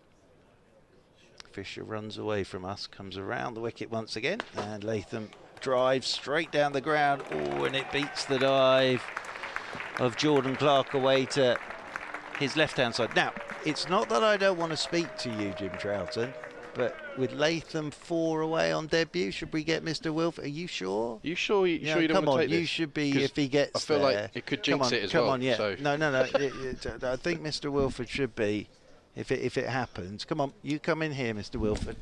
Ooh. Oh, you want me to start? Okay. Oh, no, Okay. Oh, sugar.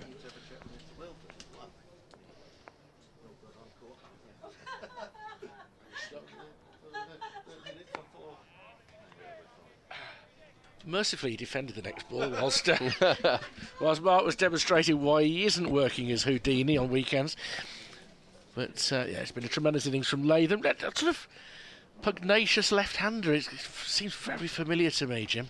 I was talking to the head coach of Warwickshire about some similarities in stature, in build, with Mr. Westwood, and yeah, he took that as a good compliment. So yeah, He'd certainly take that, wouldn't he?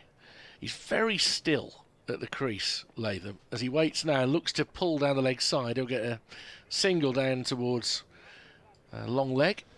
278 for 3. he played a couple of games for Surrey in 23. 23, yeah. I think he was he played a game at Taunton where 3 batters got 99, I think. In that, I think to score a total of over 450 plus with no Centurions or something, wasn't it? Something like that, Churchy? Yeah, he's a great player, good lad as well. Finishing to complete his over to the rather taller Bo Webster. He's exaggerated batting with his current colleague, and that's a great cut behind square out towards the cover boundary. Slight misfield allows them to make the decision to come through for 2. 280 for 3. Webster to 15. Must have been arriving today and seeing where the surface was going to be that we were playing on. You kind of felt for the bowlers straight away, because I mean, you know the history of that side of the square this time of year tends to be fairly high scoring. Yeah, I scored all my runs that side of the square. Yeah, so you know, you come prepared with the idea that there might not be as much grass as there was against Nottinghamshire a couple of weeks back. And that's the case. So yeah, both teams are going to have to work hard. I think it's, you know, if you're a good player, there's an opportunity to score a lot of runs. But like I said to Churchy earlier, you know, we're only 1 innings into the game, so both teams are going to have to show what they can do when they get the opportunity to do it. 9 overs away from the second new ball. Whether or not that's something that's instantly appealing is actually open to debate. But Dan Lawrence is returning from the Birmingham end to bowl his 18th over, coming in to bowl to Latham, who just moves forward and plays with a very straight bat in defence. He's been pretty patient against Lawrence. A bit sketchy against Cameron Steele, albeit that Steele was very expensive, but he did create 3 false shots from Latham in his 4 overs. Lawrence, a lot of activity before he releases the ball, and again defended. As a batter, you really have to concentrate on the ball and not the action here, don't you? There's a lot going on, but it's fairly orthodox at the moment of release. And he's getting through a heavy load today, Lawrence. Past the umpire. Floats it up, driven into the offside. Should only be a single, fielded cleanly at a wide mid-off, and he goes to 98. It wouldn't necessarily have been the plan for Dan Lawrence to be 20 plus overs today, but he's likely to be by the end of proceedings. No, I think there was probably always a good chance once we saw the wicket that we'll be utilising both our spinners on day one. But yeah, he's bowled tidily actually. Managed to get that first wicket with that dipping full toss that did for the skipper of the Bears. But yeah, hopefully he can hold up an end and maybe chip out Webster here and open up an end. Webster on 15, just nudges it square on the offside. Jordan Clark comes in to do the fielding, and there's no run. Yeah, Alex Davis had decided to give him the charge. I don't think he was expecting the full toss at the time, to be fair. Yes. Got his angles a little bit mixed up as a result. Almost pitched in between the two stumps. As this one, as it hit the top of off stump by the look of it. That's a beauty from Lawrence, and Webster has gone for 15. It's 281 for 4. And Lawrence there with what you have to say is the perfect off-spinner's dismissal to a right-hander there. Just takes the bail off stump. Through the gate, that's as good a delivery as you're going to see from an off-spinner. Yeah, I think Loz will be more happy with that one than the Davis wicket, most definitely. Well, he celebrates this one, which is a telltale thing. He didn't really celebrate the first one. That's a big wicket because Webster, as he showed last week at Headingley, can be very, very destructive.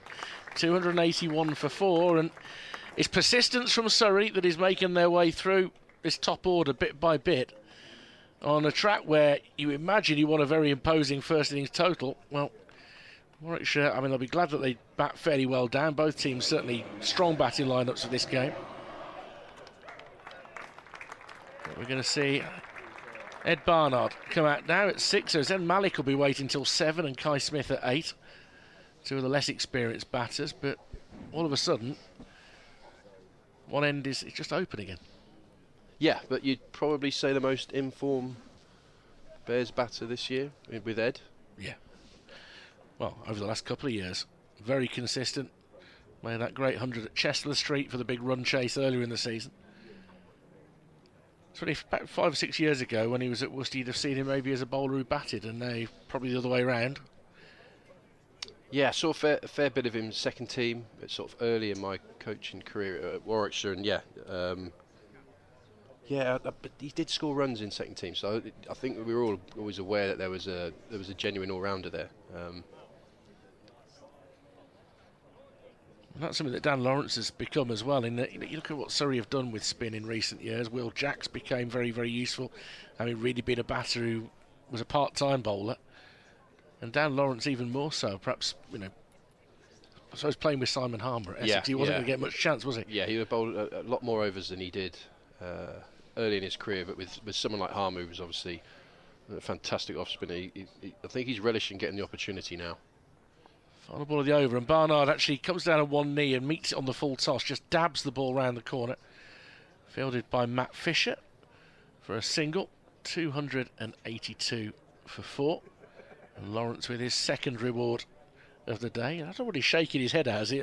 Maybe he's frustrated that he gave Barnard an easy single to get off the mark, but you're holding yourself to a high standard if that's the concern, because that was a big wicket of Bo Webster on his Edgbaston debut for the Bears. We're going to see the return of Tom Laws next. Good to have him fit from a Surrey perspective. Yeah, obviously he had a bit of a niggle, a side issue early season that just set him back a little bit more than he wanted. But yeah, with Tom, you've got someone who's got a bit of a golden arm, so he can make things happen. Obviously, the wicket sort of caught down the leg side to get Rob Yates was sort of indicative of the type of bowls that you can get. And Surrey will be hoping now to try and capitalise on a moment in the game, and I think on wickets like this, which are probably favouring the batters a little bit more than the bowlers, you need to move up the gears quickly when you've got that opportunity, because if you can get 2 quick wickets, it just changes the face of the game a little bit. Barnard on strike, standing outside his crease to face Laws, and he forces it off the back foot in front of square for a single out to the boundary rider out there. Kind of a free single where the fielder was. I just wonder whether they could have been a bit tighter for the new batsman. But there has been a desire to prevent fast scoring quite early on today. Yeah, I think on wickets like this, that the game can get away from you a little bit. If you go searching, you have two attacking the field, or you don't have those guys patrolling just for those kind of shots. The score rate can get out of hand a little bit. Now Latham on 98, back on strike, force it into the offside. It's going to be tight for the boundary fielder, but when he can't rein it in first time, Latham is able to chase back for 2, and a century on debut for the New Zealand Test batsman Tom Latham. Gets a great hand from his new home supporters. 161 balls, 1 6 and 17 fours, and an instant impact from the Bears' new overseas player. It's been an impressive knock, in fairness. So I'd say probably least at ease against Cameron Steele of all things. Yeah, there was that little opportunity, wasn't there? A couple of opportunities in the first few overs of Cam, but he's a quality player, Tom. We know that. There's a reason he was signed a couple of years ago by Surrey, so I think the Bears will be very happy that he's got off to a good start like this. 285 for 4. Ball well down the leg side there from Laws. Latham leaves it alone, looks a little bit disgruntled by it, and Ben Folkes might have just caught that on an awkward part of his hand. Just down on his knees at the moment. I don't think there's anything too serious, but it's slightly sore. Something on the left hand's a bit sore. Yeah, I think the keepers, the little ligaments that just flare up every now and again. If they get hit on that spot, it can be a bit painful for a couple of balls. Laws once more. Latham guides it towards the leg side. There's a fielder just in front of square on the leg side. He comes round to pick it up. Tim Ambrose is all very proud of his hands, in that he seemed to have no blemishes on them at all for a wicketkeeper. No, he just, Bizarre. every other part of his body was broken with Tim Ambrose. It was the one bit that didn't hurt. Yeah.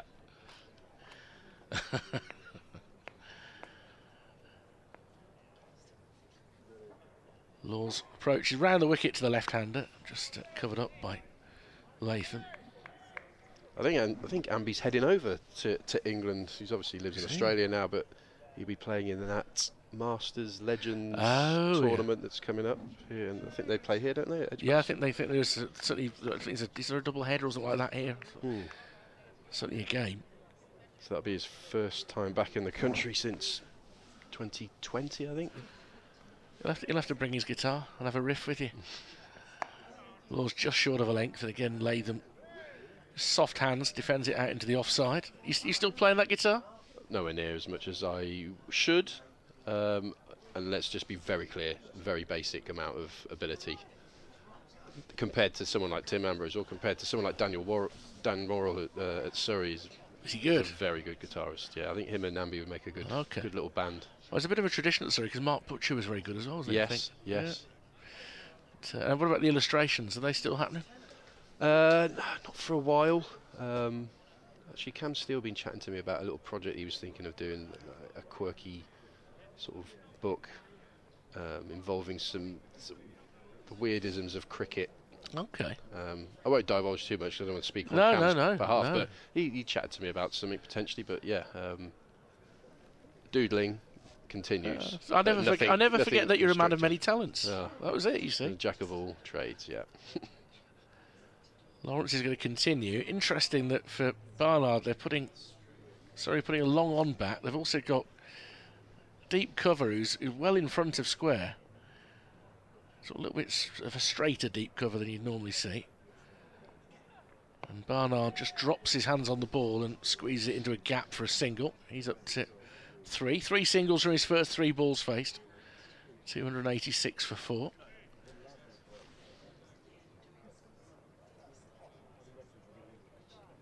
So you're moaning about how cold it is watching cricket at this end of the ground. You tend to get a bit more sun at the Oval, don't you?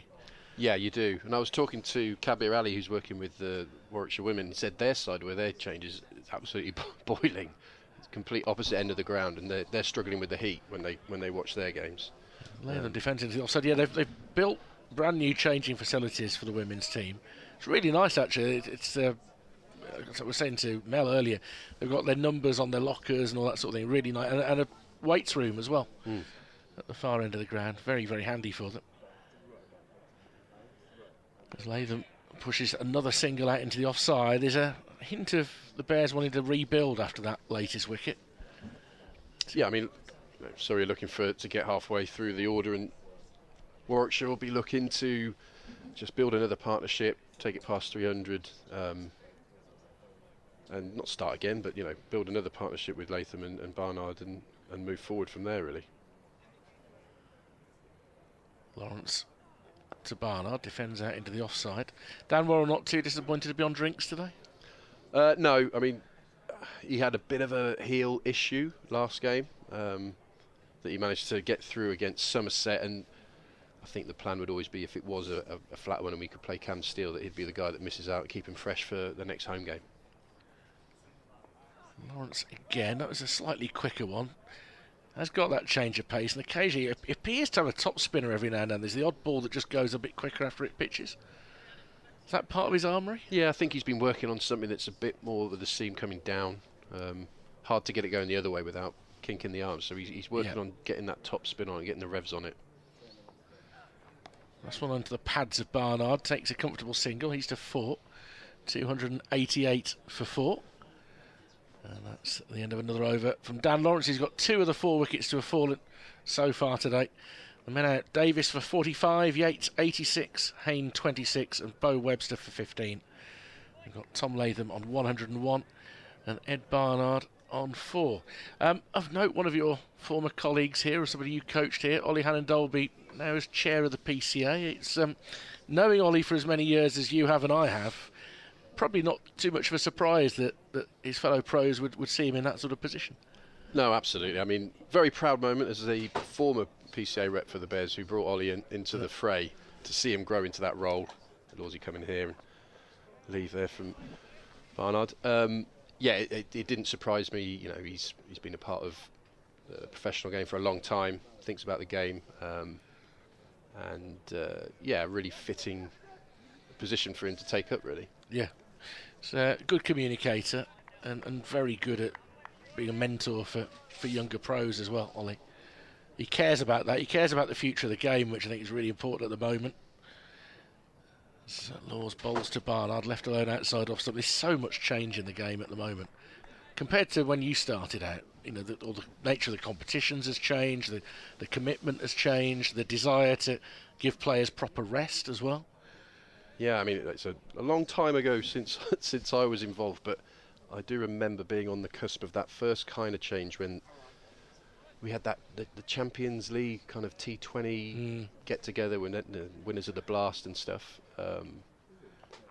Mr. Barnard steered through square leg, bit of a run down the boundary rope for Patel, but he does well, gathers it and actually prevents a second. 289 for 4. And then there was sort of the birth of the ICL, then the IPL, and then some pockets of T20 stuff was sort of appearing here and there. But in those days, as a domestic English player, there was not a lot of leeway to be available for those. No. So, yeah, go forward. How many years? 10, 15 years. It's a very different landscape now for a professional cricketer, how he can ply his trade in the off season, particularly. A lot of options available for the talented players around, many of whom take those options. This is driven in towards mid-wicket by Latham. Quite full from Laws, but well fielded.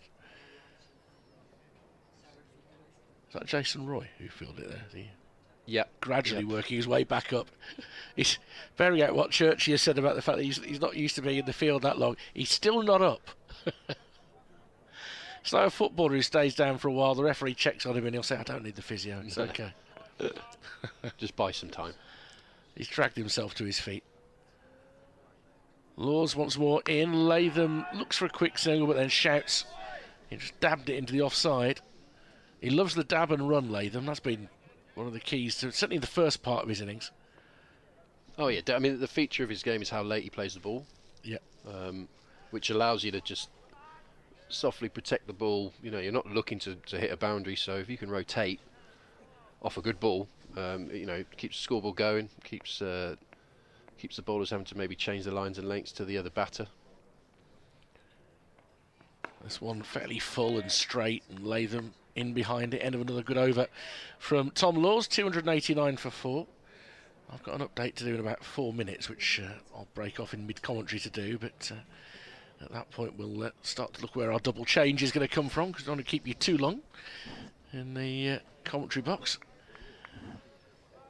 How does it feel when you're back here now, after all the years you spent here? Well, I'll tell you, the 20-minute drive's a lot better from home. A fair bit has changed, obviously, with the new sort of additions to the flats. Are they apartments? Yeah, apartments and flats and familiar faces. But yeah, it doesn't often feel like you're away that long.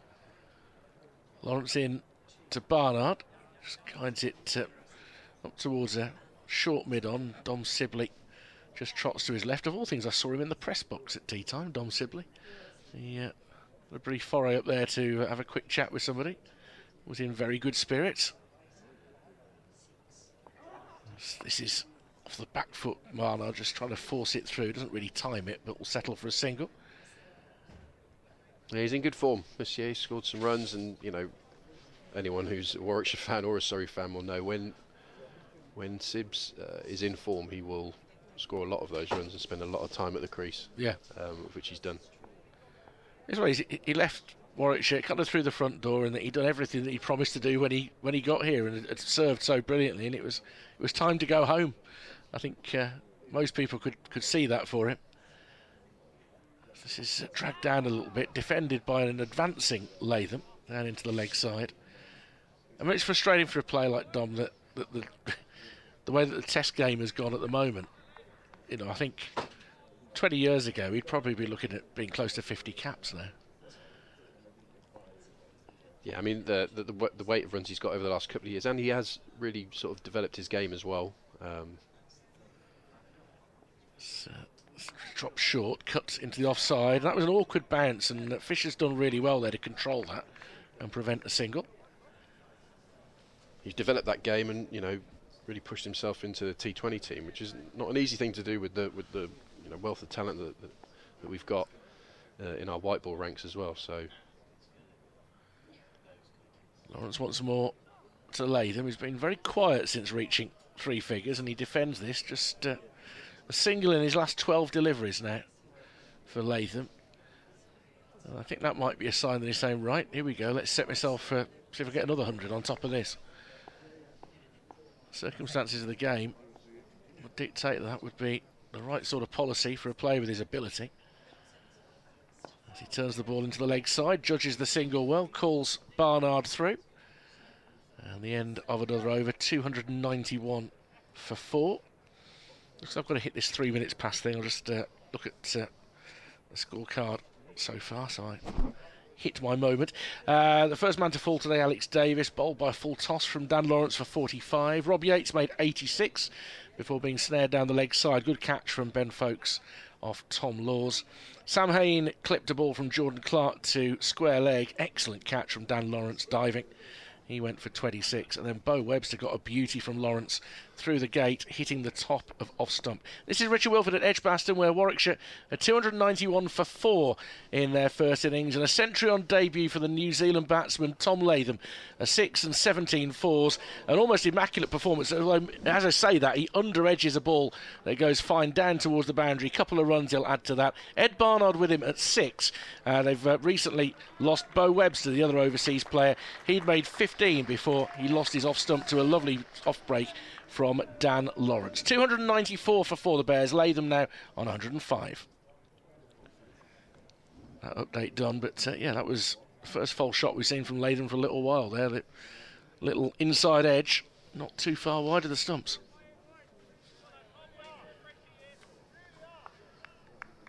.294 for 4. Not a lot of grass on this surface, it would look like from our vantage point. As just pushing forward into the offside there is Barnard. It's quite pale for a day one surface at Edgbaston in May. Yeah, you could see the amount of millimetres they leave on the wicket here. It's definitely on the low side compared to previous experience, but I think that scoreboard reflects what the wicket is, and both teams are going to have to work hard, I think, to get 20 wickets over the 4 days. New ball due in just under 4 overs as Barnard defends back down the wicket, picked up by Laws. Would you be taking it straight away, given the work that the seamers have done so far? I think you have to, in terms of if there's an opportunity to take wickets, you have to go that way. Then the ball might come on and scoring might become easier, which can happen on wickets like this. But we want to get to 6 poles. We want to get that second bowling point, and I think to do that, you're going to have to take the newie. Full toss outside off stump, guided through the covers by Barnard. Didn't go through with a full stroke there, just made sure he didn't get himself into trouble as much as anything. He's up to 7, 295 for 4. Just seeing how many overs are in the legs of the seam attack at the moment. Yeah, 11 overs for Nathan Smith and Jordan Clark, 16. Yeah, probably you'd be looking at maybe Smith and Fisher for a second new ball as this comes off an outside edge from Latham. But it's pounced upon by Dom Sibley. Got the extra step in, which when he threw himself full length, he was able to cover over the ball. Clark had that sort of long spell either side of tee, didn't he? Yeah, you'd think Smith and Fisher could be a good option. Fisher didn't get the chance to use the new ball, the brand new ball. No. He came on sort of 3rd change, didn't he? Because they came on with Dan. Laws onto the pads of Latham, but the field's well set there. He can't beat the inner ring. End of the over. It's 295 for 4. I'm going to make way in a moment for Mark Church. Are you needing to get off at this point? Yeah. So, not that I'm not loving being out. No.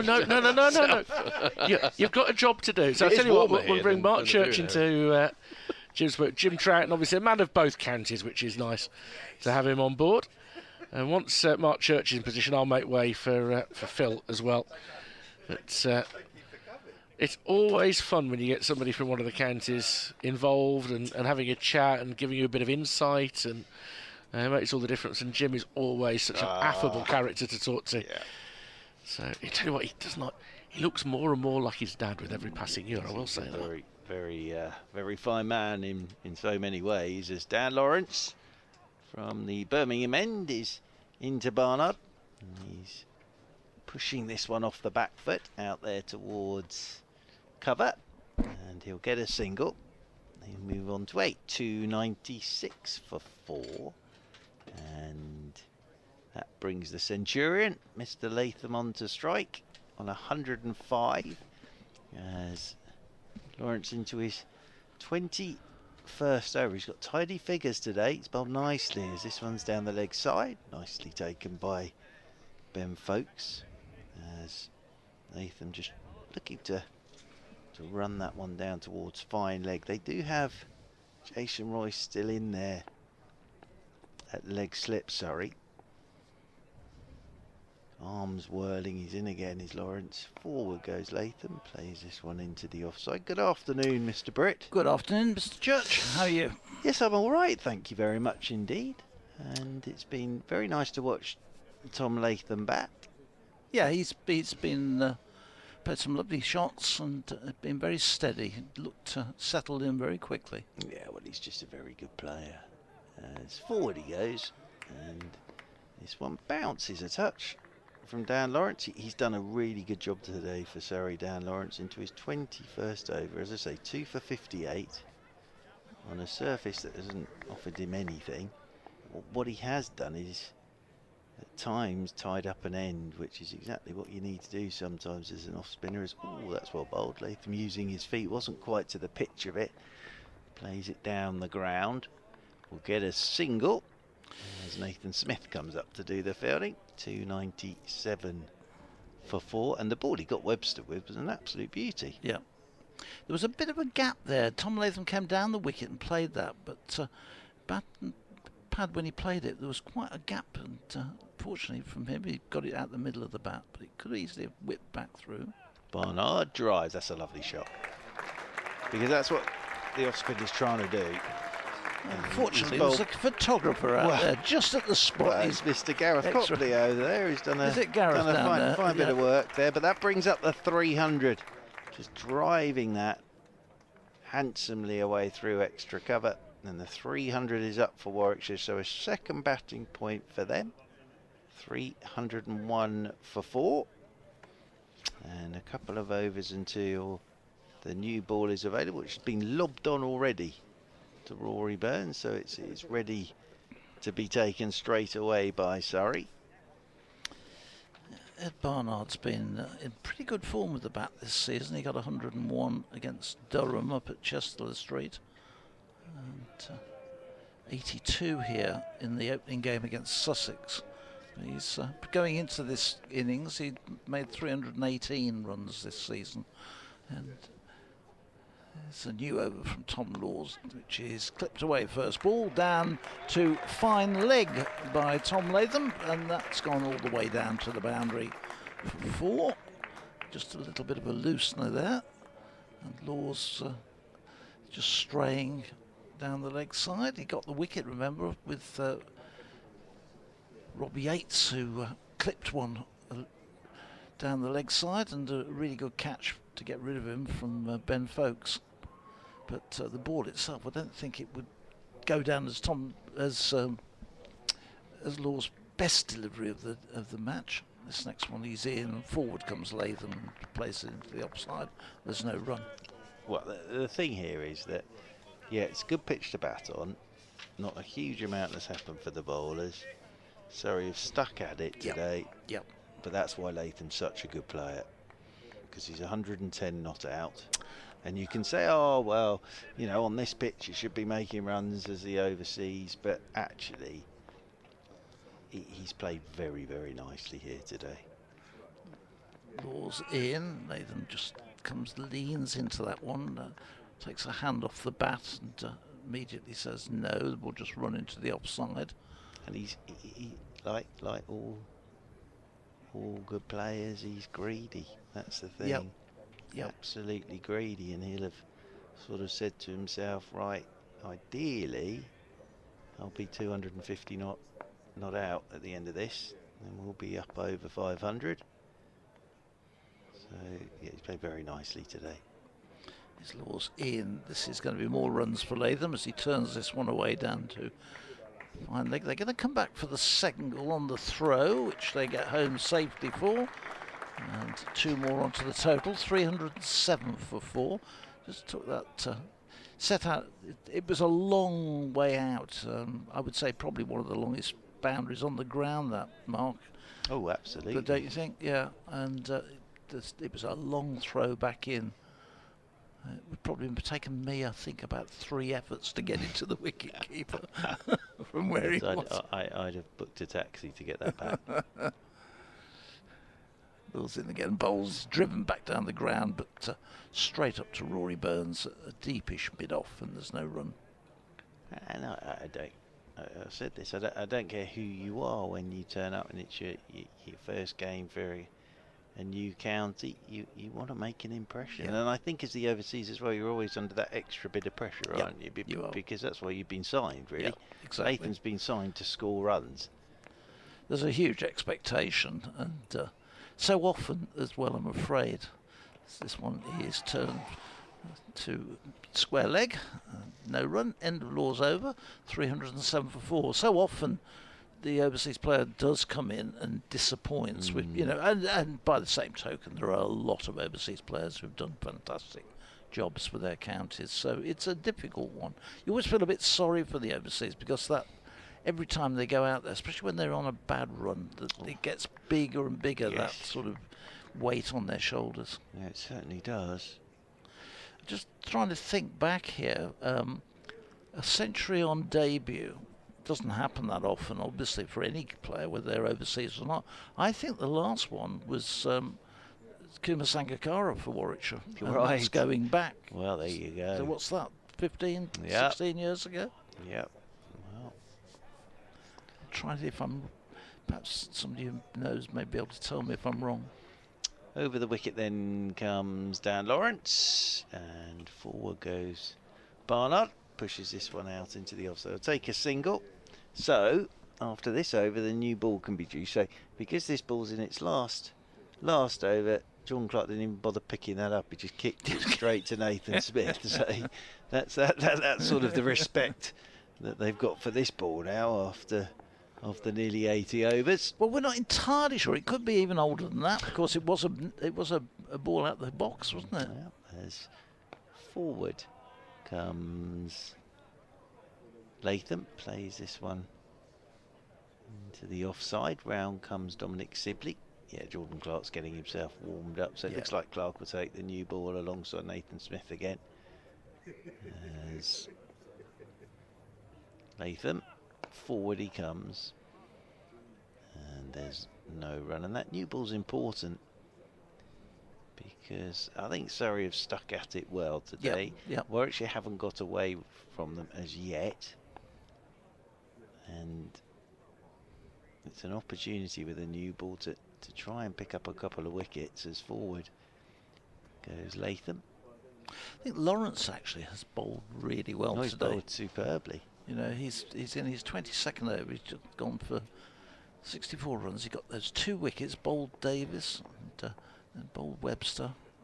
And he's kept it very tight. He has. He's in again. This is quicker. This is pushed away by Latham. And 16 of that 64 came out 1 over, where Rob Yates picked up 4 boundaries in the over off him. So it was, if you take that out of the equation, that's 21 overs for 50 runs, just less than 50 runs. So very impressive. Yeah, the boundary count hasn't got away from Surrey at all today. As Lawrence is in, forward goes Barnard, plays this one away into the offside, and there is no run. End of the over, so the new ball due and available, and I think Surrey will take it straight away, and the fact that Roy Burns asked for it to be chucked onto him. Yep. So it's there ready for action. So Nathan Smith, I think, is heading off. This might be a change of boots or something along those lines, but yeah, signal of the new ball. Showing it to the batsmen, showing it to the scorers so that they can mark it, and umpire then throws it to the captain, to the Surrey captain. So it will be Jordan Clark to bowl from this pavilion end. Just as he did first thing this morning, he takes the new ball and has a second bite. He's got that 1 wicket.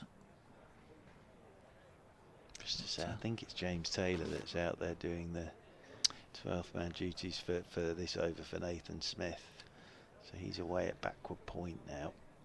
Because Taylor's been in the side the last couple of games, hasn't he? Yeah, he played the opening game and the last game against Somerset. Well, Fisher was out. Yeah, bowled really well against Somerset, but without any luck whatsoever, and then finally picked up the last couple of wickets. So very pleased for him. It included a catch by Ben Folkes that was, well, I was saying with Richard, we're fortunate that we see him all the time, but this catch was just outstanding that he took. Sort of covered off, didn't cover off just first and second slip, it was sort of 2.5 away to his right. Fantastic catch. He's a terrific keeper. Well, I thought that catch he got Rob Yates with today down that leg side was a good catch, because he had to make an enormous amount of ground to get to it. It's interesting that you say that, because there's 10 wicketkeepers to watch their hands, don't you? But it's the footwork as well, and he sort of gets to catches that actually possibly he shouldn't be getting to, just because his footwork's so good. Here's Clark then with his second new ball in, and the first ball is turned just behind square by Latham. They'll come back for 2 from this, off the first ball of the new spell at 311 for 4. Latham goes on to 115, and that's come off 192 deliveries. Yeah, very good. Just having a Clark again. That's just the shadows just beginning to lengthen a little bit. This is fuller one and driven up to mid-on. So there's no run. Just looking at the scores from elsewhere. Yorkshire all out for 216 now, and Essex have just started their reply. Nottinghamshire now 272 for 6 against Hampshire. Sussex 251 for 9, so that's a recovery. That extraordinary passage. Carson's getting a lot of runs there, isn't he? Yeah, he's on 85 not out. But the fall of wickets at one point, it was all Tom Taylor. But yeah, 80 without loss went to 88 for 6 at one point. 80 without loss was 81 for 5.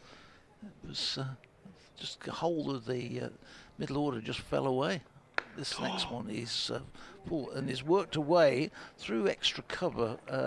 Not quite where I think he was intending that shot, but he gets a couple of runs for it and didn't get enough power on it to get to the boundary. It's picked up by Laws and chased in, and they get 2, so 313. Latham with those second 2 of the over goes on to 117.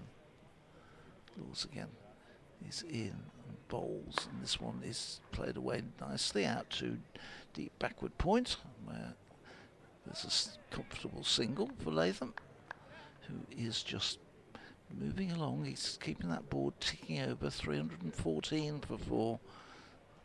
He may not be picking up a huge number of boundaries in the, of late, but the board ticking along very nicely nonetheless. Ed Barnard at the other end has got 13 from 18 deliveries. Yeah, and I think the key thing from a Warwickshire point of view is that Latham is still there tomorrow morning. I think that's absolutely essential, isn't it? Here's Barnard waits, and this is going to be more runs down to down to fine leg, long leg, where there's a man down there at that sort of position between sort of deep backward square leg, but wasn't able to get round to it. And it was beautifully timed up his legs by Barnard, and that hard new ball raced across the turf, which here we've had no rain of any description pretty much since the Easter weekend, and the outfield is pretty quick. 4 more to Barnard. He goes on to 17. And he runs this next ball away into the offside, the last ball of Clark's over. So fairly expensive over, 9 coming off that over, which is the first with the new ball. I'm just looking at where, just trying to. Now, obviously, we lost a bit of play as well, but Sussex on that first day when they actually won the toss and decided to bat, but yeah, in the 50, what were we? I think we had 53 overs on that first day, and Sussex were 227 for 2 when we came off a bad light. But then it took them 131 overs to get to their 435. So it did take them a long time to get there, and then Surrey absolutely flew along. And they came off a bad light after 86 overs. Surrey with 390 for 3 in reply to that 435. So interesting all this, as Nathan Smith has the new ball again, and he's coming in from the Birmingham end, and Latham was thinking about a single and then decided against it, so sort of set off towards Barnard and then stuck his bat up to say stay where you are. Well, they both sort of set off, didn't they? Latham set off as if to steal a single. Barnard was on the move, and then Latham, they decided, both of them quite correctly, that there was never going to be a single there, and both beat hasty retreats. Nathan Smith, tidy figures today, into his 12th over, as bowling his New Zealand teammate, of course, Tom Latham. That hit the thigh guard, as Latham was just looking to work it leg side. Well, they'll know each other pretty well, these two, won't they? I was watching them during the winter, in the test matches during the winter. And Nathan Smith, of course, did really well last season with Worcestershire. Yeah, I know. Yeah, he was. He can bat as well. No, he's just very good cricketer. He's an all-action cricketer, isn't he? Yeah.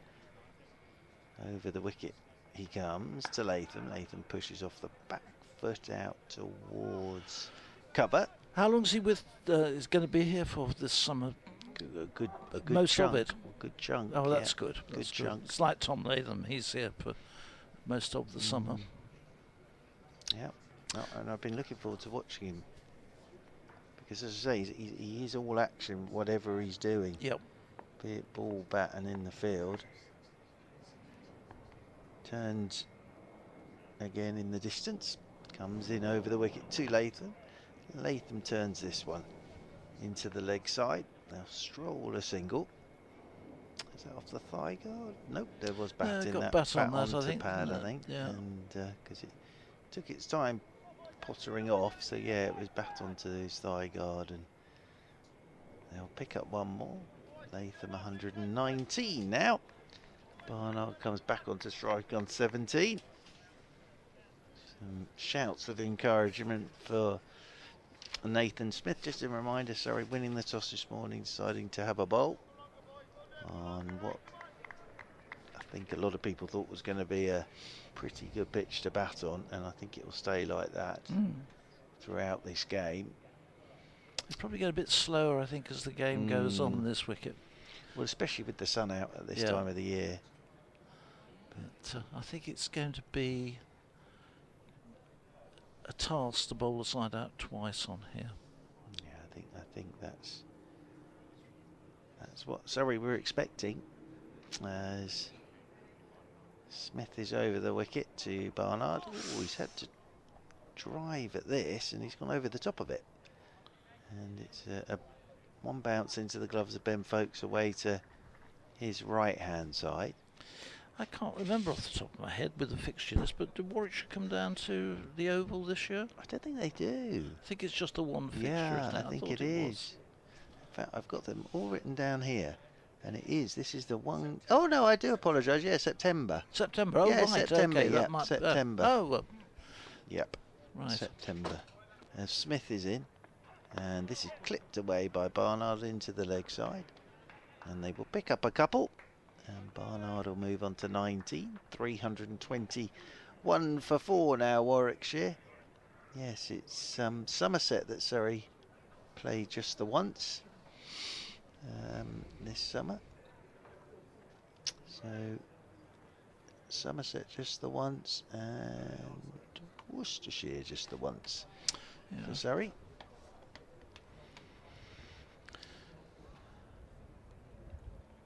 End of the Smith over. Jordan Clark will I'm still continue. not entirely comfortable about playing sides just once and some twice. I know, it's not ideal, is it? And of course the talk is that it might even be down to 12, which is going to make it even fewer sides that you play twice. It's sort of just trying to fit everything in these days, isn't it? I think that the no-brainer is that This Law's new over, and this is run away to backward point. There's no run. the one-day cup is at the start of the season. Go back to the old days of it and get it done and dusted, and when players are available. So I think that will probably happen, rather than sort of trying to compete with the 100. So I think that makes sense as well. I've actually found it quite refreshing to see some of the new talent coming through, though. Yeah, it is, but I think, you know, it's great. Don't get me wrong. I wouldn't have that, it's though, lovely. the sacrifice of 2 more championship games, if that's what it's going to be. That the one-day cup comes too early in the season, and the county championship is reduced to 12. Yeah, I think that might be the way it goes. But yeah, I think that's personally. I think with the one-day cup is important. I think it is. But if you're going to play it at the start of the season. This next one is run into the offside by Latham, and they go for a single. But who knows? Because there's going to be another review, isn't there? So Well, we'll see. We'll see what comes out of that one. there seems to be a review every time a decision doesn't go quite the way it's wanted till we get the decision. It's like referendums. We have it till we make the decision wanted, and then you don't have one to say, was that the right decision? Yeah, I think that the issue's going to be, I think, we know which way it's headed. It's just how very you can sad, I still think. fit everything in. This next one is played back into the onside, and there's no run by Barnard. Because I think that the problem is that there is so much cricket now, and there is so much with the way it's going. You know, that it's always been headed in that sort of general direction. Are there more days cricket now than there were 40 years ago? Different times, I'm afraid, Phil. You know, Yeah, that's but the thing. It's not quite the same anymore. In what way? Well, in the fact that you've got people with This one is huge played in amounts field. of money with Ah, franchises. that's but the word, not isn't it? That's the not going to thing. change. Yeah, You know, but we can that say is the top and bottom. Really. that's not going to change. No. Well, unfortunately, fortunately, whichever your viewpoint is No. on it, that's not going anywhere. So I think it's how does it work around it. Yeah. That's the thing now. It's Clark in, and this one is played back gently by Barnard to finish that over off. End of the over, 3:22 for 4. Yeah, I understand that quite clearly. I think playing devil's advocate, I think it's a great pity that the championship has gone from 16 of late to 14 and down. We'll go down to 12, and it just totally devalues the 4-day game. But at least it's still happening. Well, at the moment, yes. The other thing, you know, that's the other thing, and I think I've always said that Championship cricket will continue, but it's going to be possibly a bit different again as Smith is in, and this is down the leg side, and Latham gets nothing on it, and it's taken by a tumbling Folkes away to his right. So I can't quite work out your view on it, whether you're sitting on the fence or whether you're I'm actually not in sitting favour on the of 12. fence at all. Whether you're in favour of the 12. What am I in favour? I would love 16 games of Championship cricket a season, but I'm a realist, and I'm saying that if you want to get your one-day stuff in as well, as in over the wicket comes Smith, forward goes Latham, plays this one out into the ball, offside, I think, Mark. and the arm is out for an extra couple of runs. I think start of the season makes perfect sense.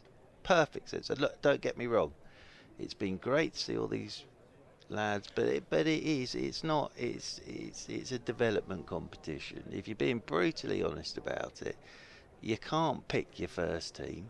Some can, some can't, and it's been a great opportunity.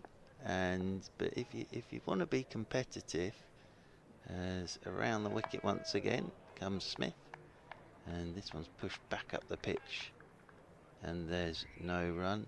If you want it to be a proper competitive one-day competition, you've got to try and play it at a time when players are available. And actually, the other thing with that is, if there are players that are coming back from, and it's the start of the season, and they need to get into nick, actually at that time of the year it's not a bad time to play it with the championship at the same time, really. No, I'll go back to some years back.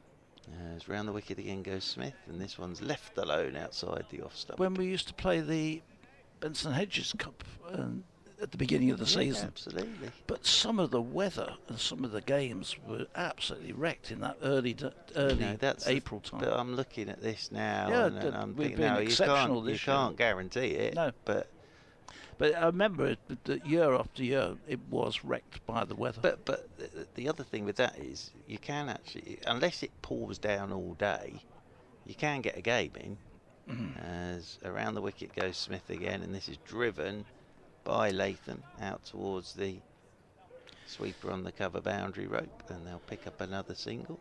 So if we went down to a dozen games, would you want the divisions to stay the same, the 2 divisions? Or change that format structure? No, I wouldn't change that at all. I'd stick with 2 divisions. If it has to go down to 12, it has to go down to 12. Ideally, I'd like it to be 16, but that's not going to fit in. And It's difficult to fit everything in. And also what you've got to accept is, with what's happening, is, you know, a lot of players aren't going to be around, unfortunately. As over the wicket once again comes Smith, and driven by Barnard up towards mid-off, and there is Rory Burns to do the fielding, and there's no run. But I think it's not going to change what's happening. We know which direction all of that is headed, and it's not going to be a 100 competition, it's going to be another T20 comp. As in over the wicket once again comes Smith, and this is well played by Barnard, banged in, opens the face and guides it away down towards deep third. You know, the other thing is, if you wanted a bit more championship cricket, you could play a little bit more, but you wouldn't be playing them here, you wouldn't be playing them at the Oval, you'd be at Outgrounds, and you know, there'd be another competition going on, and so it's a difficult balancing act. It really is. But I think, just getting back to the original point, is I think with the one-day comp, I think it would make sense. It would be a shorter comp and get it done at the beginning of the year. This Clark slots a new over, and Barnard is forward to that, defending it back down, and there's no run. Yeah, but I would stick with that. You know, you're then overcomplicating things. If you change it again for divisions and things like that, I'd stick to it. I don't think you can get a very good format, whichever way you go. Two divisions. Start getting a third division, then some sides are going to have to make two promotions to get in. Absolutely.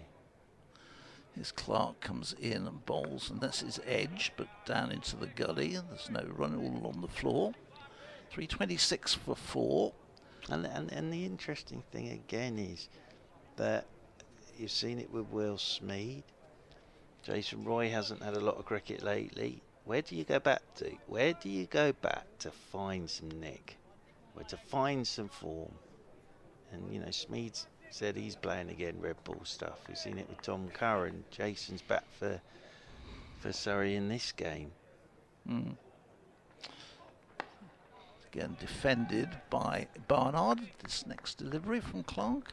And yeah, I know you want to see your best players all the time for your county sides, and especially, you know, in championship cricket, but the modern game, you're going to lose a few. Yeah. Well, you've only got to accept it. We're in the 5th round, and if you go through the players who played for most counties are up to about 18 or 19 people having played already this season. This one is turned behind square by Barnard. He'll get a single for that. He moves on to 21, 327 for 4. And so I still think, and we've seen it with England in one-day cricket in the recent past. They're not very good at it anymore. Well, most of the people playing at international level in one-day cricket don't play any cricket other than at international level. And but 50-over cricket or anything like that. A few of them would, I think, have a bit more chance of doing it start of the season than while they're off playing. Well, so long as they're allowed to play in the one-day competition. I think they'd have to say, but that's another conversation. But you know, it's not quite as clean, is it? This one is turned by Latham Square. They get through for single, 328 for 4. I just think, I think if you're going to have a one-day competition, you've got to have your best players available to play in it. Now, I'm not saying they all will be, because there'll be other competitions going on even at the beginning of the season, but you've got more chance. I think if you're going to have a one-day as well, you've got to have one day which people are going to come and watch. It's got to be because this one outside the off-stump and through is end of the Clark's over, 328 for 4. I think that's one of the things which I would say that we've seen the turnout for the one-day competition, admittedly, with development players in certain cases, and a fair number of smattering of the regular first teamers, they've been very good. Well, because people want to watch cricket watch in August. Yeah, exactly. And that's the thing. But I think, I'm sure everybody does, but. So I'm not so sure that may be the case if we play it in the beginning of the season. Yeah. And inevitably, the August, obviously, with holidays, schools and things like that, people come. August, in April, they're not quite the same. Smith is in around the wicket. This is nicely played by Latham. And that one's run away down to the third man boundary and away for 4. I will, after this over, vacate for Mal. Yeah, me too. And then to we'll do a double change. Indeed. Oh yes, no, I agree with you on that one as well. With I think the way I'm looking at it is a really competitive one-day shorter comp. I think it has to be at the start of the summer. As around the wicket once again goes Smith. Thought he's bowled another no ball. And 2 more to the total. 334 for 4.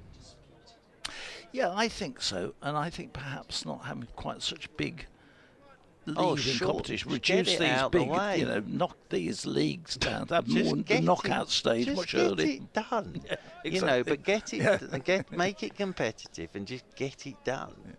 Don't need all these games, just get it done. As around the wicket once again goes Smith. You will get the counter argument, of course, that by doing that you're reducing down even more the amount of cricket. Yeah, but at least it's really properly competitive. That's the other thing. Yeah. But as I say, I think it is what's happening. I think you're seeing what's happening. You're seeing franchise. You're seeing it's going to be a T20 comp in some way, shape or form. As Smith comes around the wicket, and this is punched off the back foot by Latham. That's beautifully played again. He'll get another couple here. I like roast beef, but I don't want it every day for my lunch. Yeah, but that's it's there. It's huge now, isn't it? Absolutely. Well, I have to say I've been watching the IPL, and after a bit, I have now got to oversaturate point on it of watching 20 over cricket. Around the wicket once again comes Smith, and this one's left alone outside the off stump by Latham. Oh yes, again I agree. You can turn on the telly now and watch a T20 comp from anywhere. Oh, in the anywhere, world. yeah. YouTube have got them. It's there's competitions going on everywhere. And that's my concern, is oversaturation of everything. Yeah. Really, but it's the way it is. And they keep popping up, these competitions, and the franchises and the owners. As Smith is in, forward goes Latham. Moves this ball into the offside, and they'll pick up one more. So the answer is enjoy it while we've got it. Well, it'll still be here. I don't think it will go. That's the other thing. I've always said this, but it may be different. But it will be different. Yeah. Okay, I will talk with you tomorrow, Mark. Thank you, Mr. Britt. And Smith will bowl the final ball of the over. After this one, we've got 10 remaining today. And Warwickshire now are 13 runs away from a third batting point. As, it could come here. Pulled uppishly by Barnard. And it's bounced just in front of Fisher, who I tell you what's done really well down there to do the fielding, because it bounced just in front of him, a short ball, awkwardly, and he got something behind it. He did pretty well, and then he lost it completely, and they got back for 2. End of the over, 339 for 4. 10 overs remaining in the day, and in a moment, Richard Wilford will be joined by Melinda Farrell.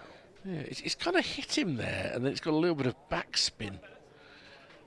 It was a curious one, that. In a way, it's just a relief that he's not hurt. because he looked a little bit rueful for a moment. We have 10 overs left in the day. We'll squeeze Churchy on again before the end of proceedings. 339 for 4. And they always set a lot of stall in Championship cricket about how you go in the final hour. And for both these teams, there's an opportunity to try and make some more inroads. This is not the biggest score of the day. In Division 2, Glamorgan have had a great day against Kent.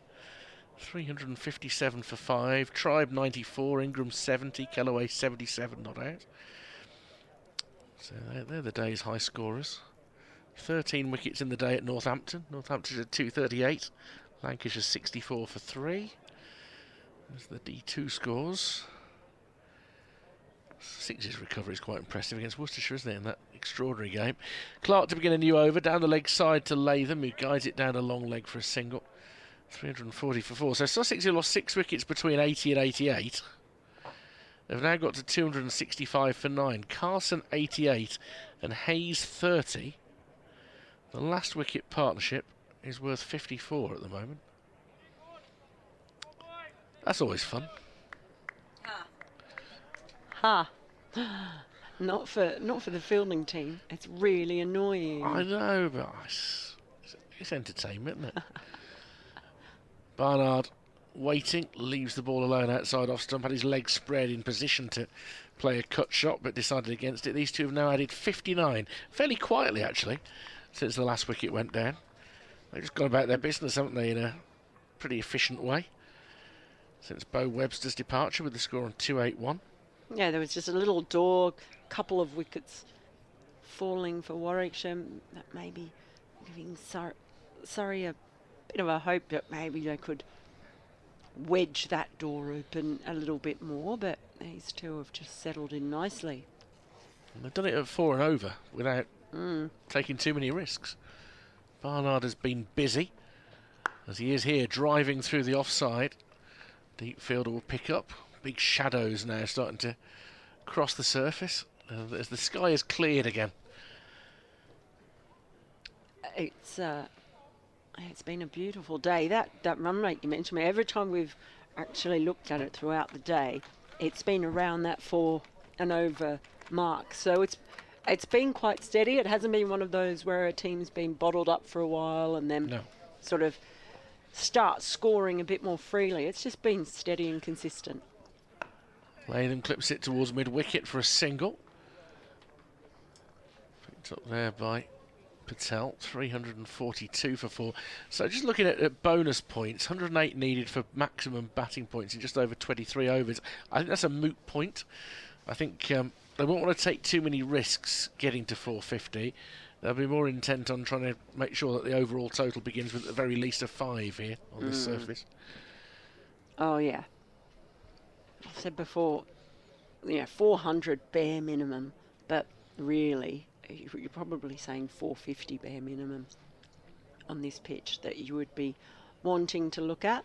I think you're right. I think they'd be feeling better if there was a score starting with 5. Just so having a little fielding change here at the moment. Is it going to be a leg slip or a leg gully, something like that? There's already deep backwards square leg who's going to go more towards long leg, so this is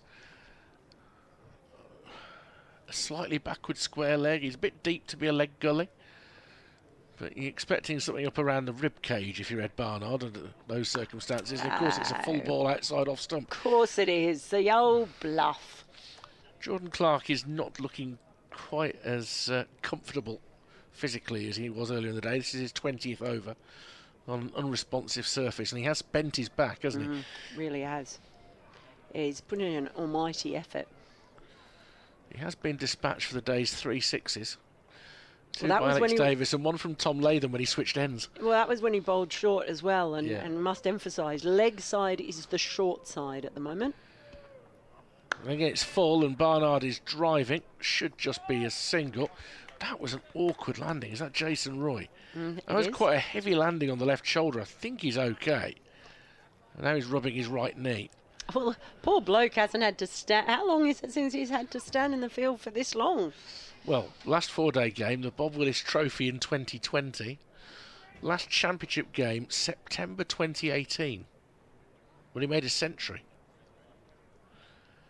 Because he could go back to back, 6.5 years apart. Oh, wow. That would be a story, wouldn't it? 9 overs to go in the day, 343 for 4 Warwickshire. Something that it's just taken me one day to develop an obsession with, as we see Nathan Smith start his over from the Birmingham end, in, bowls, and on his toes, Barnard drives straight into the covers, no run. Is Ben Folkes' gloves. I've just developed an instant obsession with them. Well, They're a really minty sort of, maybe a crisp apple, more like, but a soft crisp apple green, if that makes sense. soft, crisp apple green. Yeah. It's a lot of words. It is, but Soft, you know. crisp apple green. We're calling it SCAG for short. Well, it's a grey colour and a bit of yellow on there, I think, as well. Is there? I think, is it? Well, I think so. It's I certainly think, green palms. yes. In comes Smith. There's a bit of bounce on that one, but it's dealt with well by Barnard, who gets on top of it and hits it down into the leg side. They'll take a single. And some green on the back, but then Just a pale little bits. bit. Yeah. I want to see them up close. I really want. I need to give these a detailed inspection because they've caught my eye today. You should have taken your opportunity when Jim Troughton was sitting up here with us to say, can I come down to inspect Ben Folkes' gauntlets? It might have had me locked up. That seems a harmless expression to me. Well, it's just they're just quite something. Yeah, I'd like to see them up close. And Dom Sibley has just dropped back onto the boundary in front of us. There's a big shout, but umpire not moved. Latham pays no heed whatsoever. Yeah, just seeing the pictures in front of me, that would have been missing leg. Not a bad delivery. There was just a little bit of swing in the air. He's found a bit at times. We found a bit with the older ball, probably around about the 40 over mark. This ball's only in its 8th. He's in again, Smith, and this is tucked around down to deep square leg. I'll get another single. Tom Latham has an aura of one of these batters who just enjoys the art. And he's quite happy to spend as much of his time out there rather than, sitting in the pavilion. Yeah, well, like I said, there are lots of pleasing shots that he plays, and it's just something very unfussy about him. And he does really just get on with the job at hand. Smith in, bowls. It's followed the edge of the bat, hasn't it? Just has. It's just That's a beauty. just That is a looking beauty at from Smith. this one again. Oh, it has just straightened up off the seam. Lovely ball. And he's just played inside it. There's not a lot you can do with that as a batter. You just hope that you miss it, I think. Yeah. You're hoping you miss it and it misses the stumps. It wasn't far outside off. That's a peach from Smith. Can he find something with this ball? He's in now over the wicket, and this time it is met with the full defensive face of Barnard's bat. End of the over, 2 singles coming from it.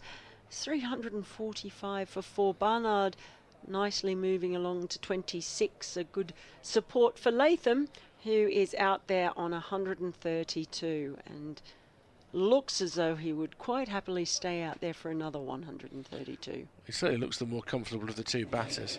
He's Jordan Clark's race is run, by the way, for now. Probably for the day, you would think, with 8 overs to go. And it's the return of Matt Fisher, who bowled a very nice first spell. Got a bit more bounce than anybody else. But then took a bit of clatter next time up. None for 58 from 12. But he returns to bowl to Latham. There are no fielders in catching positions with the second new ball 8 overs old, which tells its own story. Fisher into Latham. Clipped through square leg in front of square. Patel comes into field, and there's another single, 346 for 4. These two have been together for, what, 16 overs and 4 balls to add 65. There will be a slip put back in now, though, for Barnard after those plays and misses at the end of the previous over. So Sibley goes into sort of 1.5 slips. Looks like it's Dan Lawrence in the gully. There's a deep point, extra cover, mid-off, mid-on. Quite a straight mid-wicket, deep square leg and a square long leg. And it's driven by Barnard in front of point, and Patel will rush in to make sure there's only one. 347 for 4.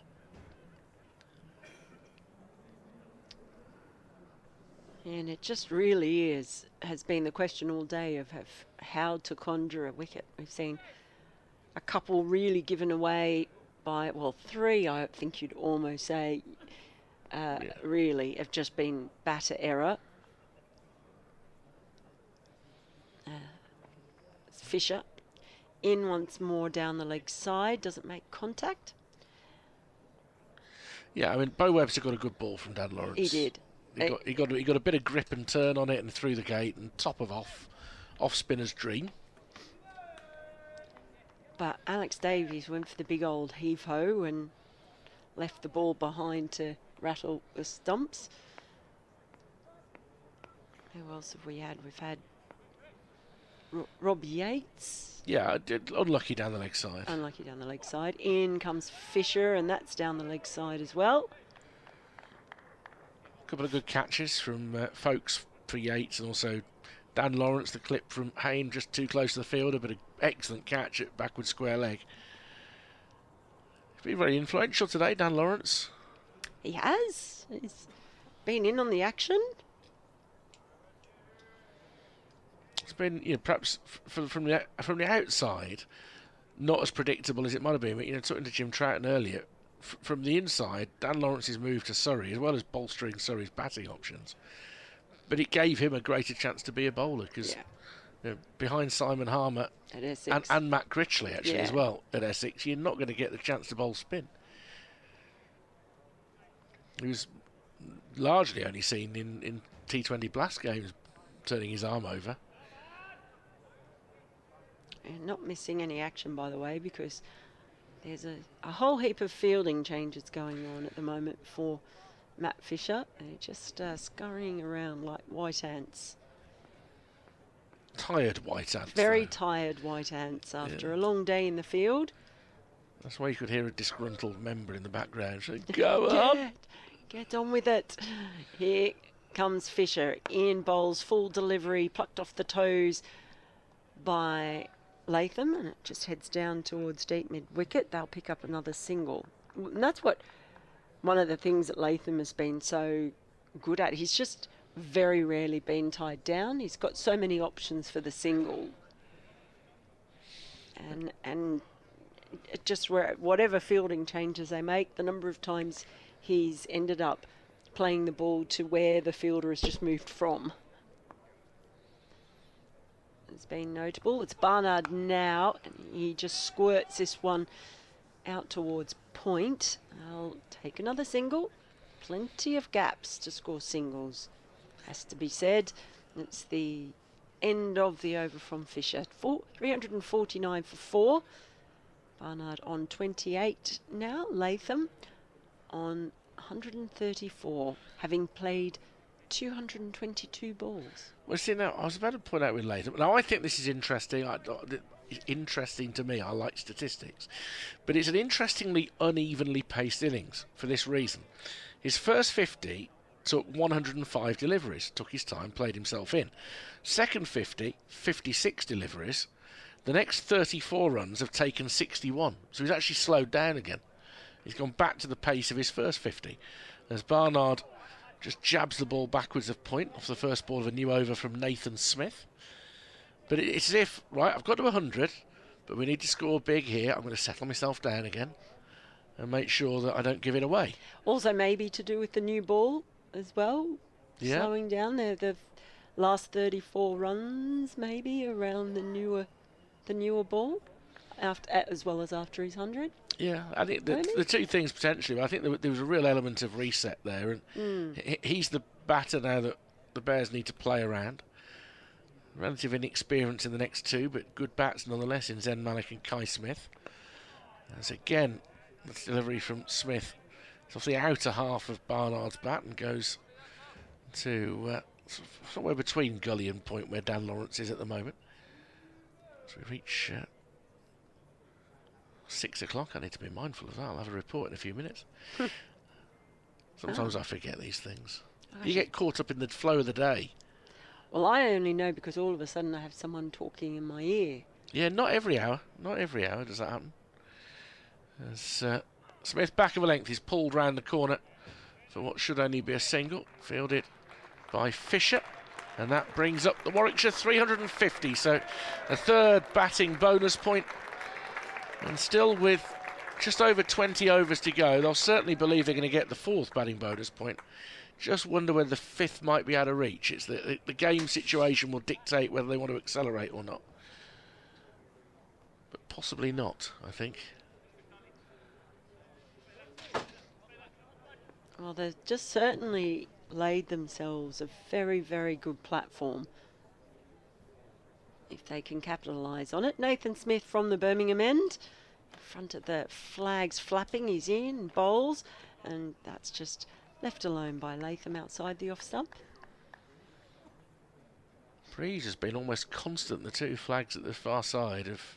There's been enough for them to flap all day without it being too vigorous. There's a bit of a flap, you're right. Phil was bemoaning the condition of the Surrey flag, but even you put the binoculars on, it's absolutely fine. What's wrong with it? It's a pale brown. I think it's the combination of the roof and the trees as we look at it that makes it look like it isn't as smart as it actually is. Here's Smith, and that one's turned down towards deep square leg, I should say. They'll just get a single though. All day that anything hit to the boundary on that side has just been a single. That's how short it is. And to be fair, it's been a pretty quick outfield as well. Yeah, it's been nice weather the last week, hasn't it? Whilst you've been largely on your sofa surrounded by tissues blowing your nose, it's been nice weather. Here's Smith. It's down the leg side. Well taken by Folkes, which for him is just standard.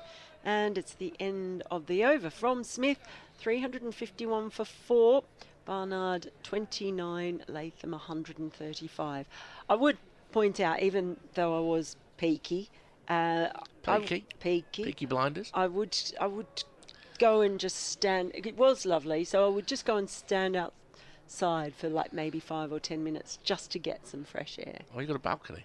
I don't have a balcony. Oh, you just went out the front door? Yeah. Just stood there? I'm on the ground floor, so okay. it'd be quite silly to have a balcony on the ground floor. Just bracing myself for an update for BBC Radio WM and BBC CWR as Matt Fisher prepares another over. 6 to go. Comes into bowl to Latham down the leg side, and he steers that actually quite well wide of the leg gully on this occasion, and through for a single, which takes him to 136 now. Just waiting for the clock to tick round to 3 minutes past. This is Richard Wilford at Edgbaston, where Warwickshire are 352 for 4 now, going to the last 6 overs of the day, an innings that's been anchored around the New Zealander on his debut, Tom Latham. 136, hasn't really given a chance. 1 or 2 awkward shots against the spin of Cameron Steele on his way to 50, but since then it's been a very steady performance from him indeed. He's found good company in the last hour from Ed Barnard. The duo have added 71 now for the 5th wicket against a tiring Surrey attack. So around 33 balls left in the day, 352 for 4 at Warwickshire. Oh, you're so good. Yeah, although around 33 balls is another way of saying 34, I suppose, which would have been a more accurate assessment of the situation. Well, it's not technically incorrect. There was a little shift of Mark Church's moustache at that little error there. Mind you, it has a personality of its own, that moustache. Yeah. Magnificent. Fisher in, bowls outside off stump. Barnard leaves alone. through to the wicket-keeper. It just occurred to me who the Tash reminds me of a little bit. There's a comedy writer and stand-up called Mike Wozniak, who has a particularly elaborate tash. He also has a way with the woven tie, the knitted tie. But I'll find you a shot of Mike Wozniak, I'm intrigued. and you can tell me whether or not you think. Is he as handsome as Churchy? I think almost, yeah.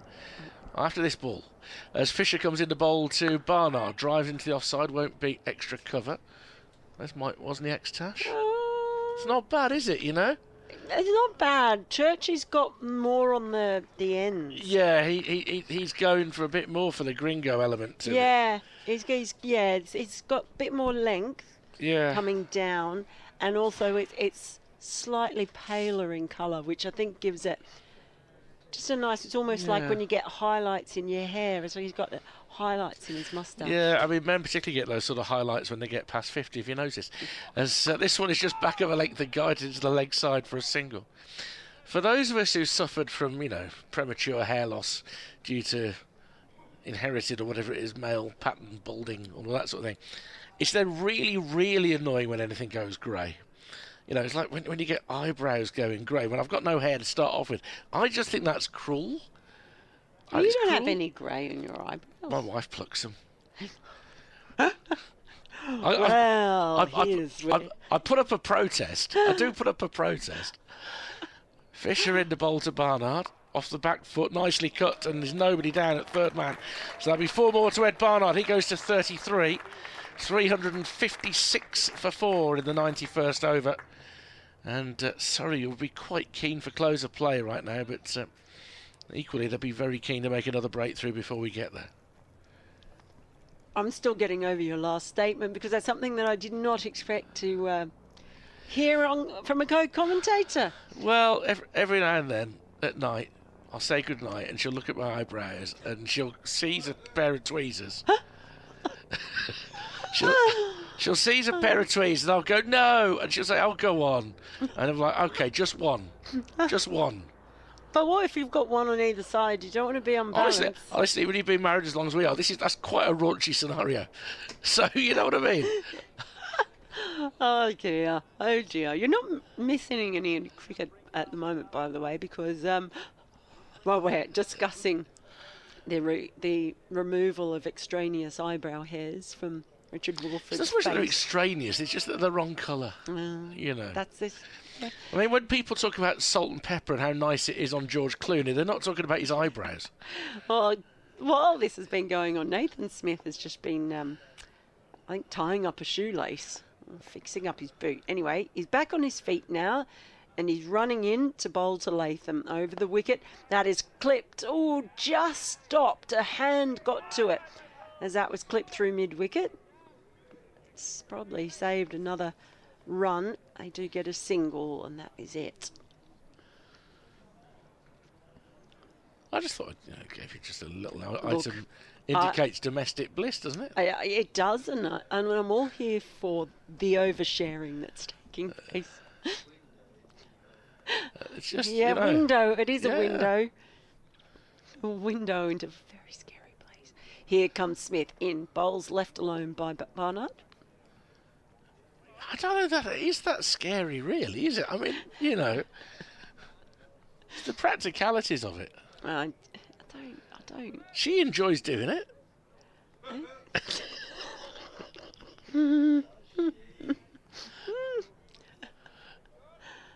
Well, it's The key is having quite a sharp motion to do it, otherwise it hurts more. It has to be a sharp motion.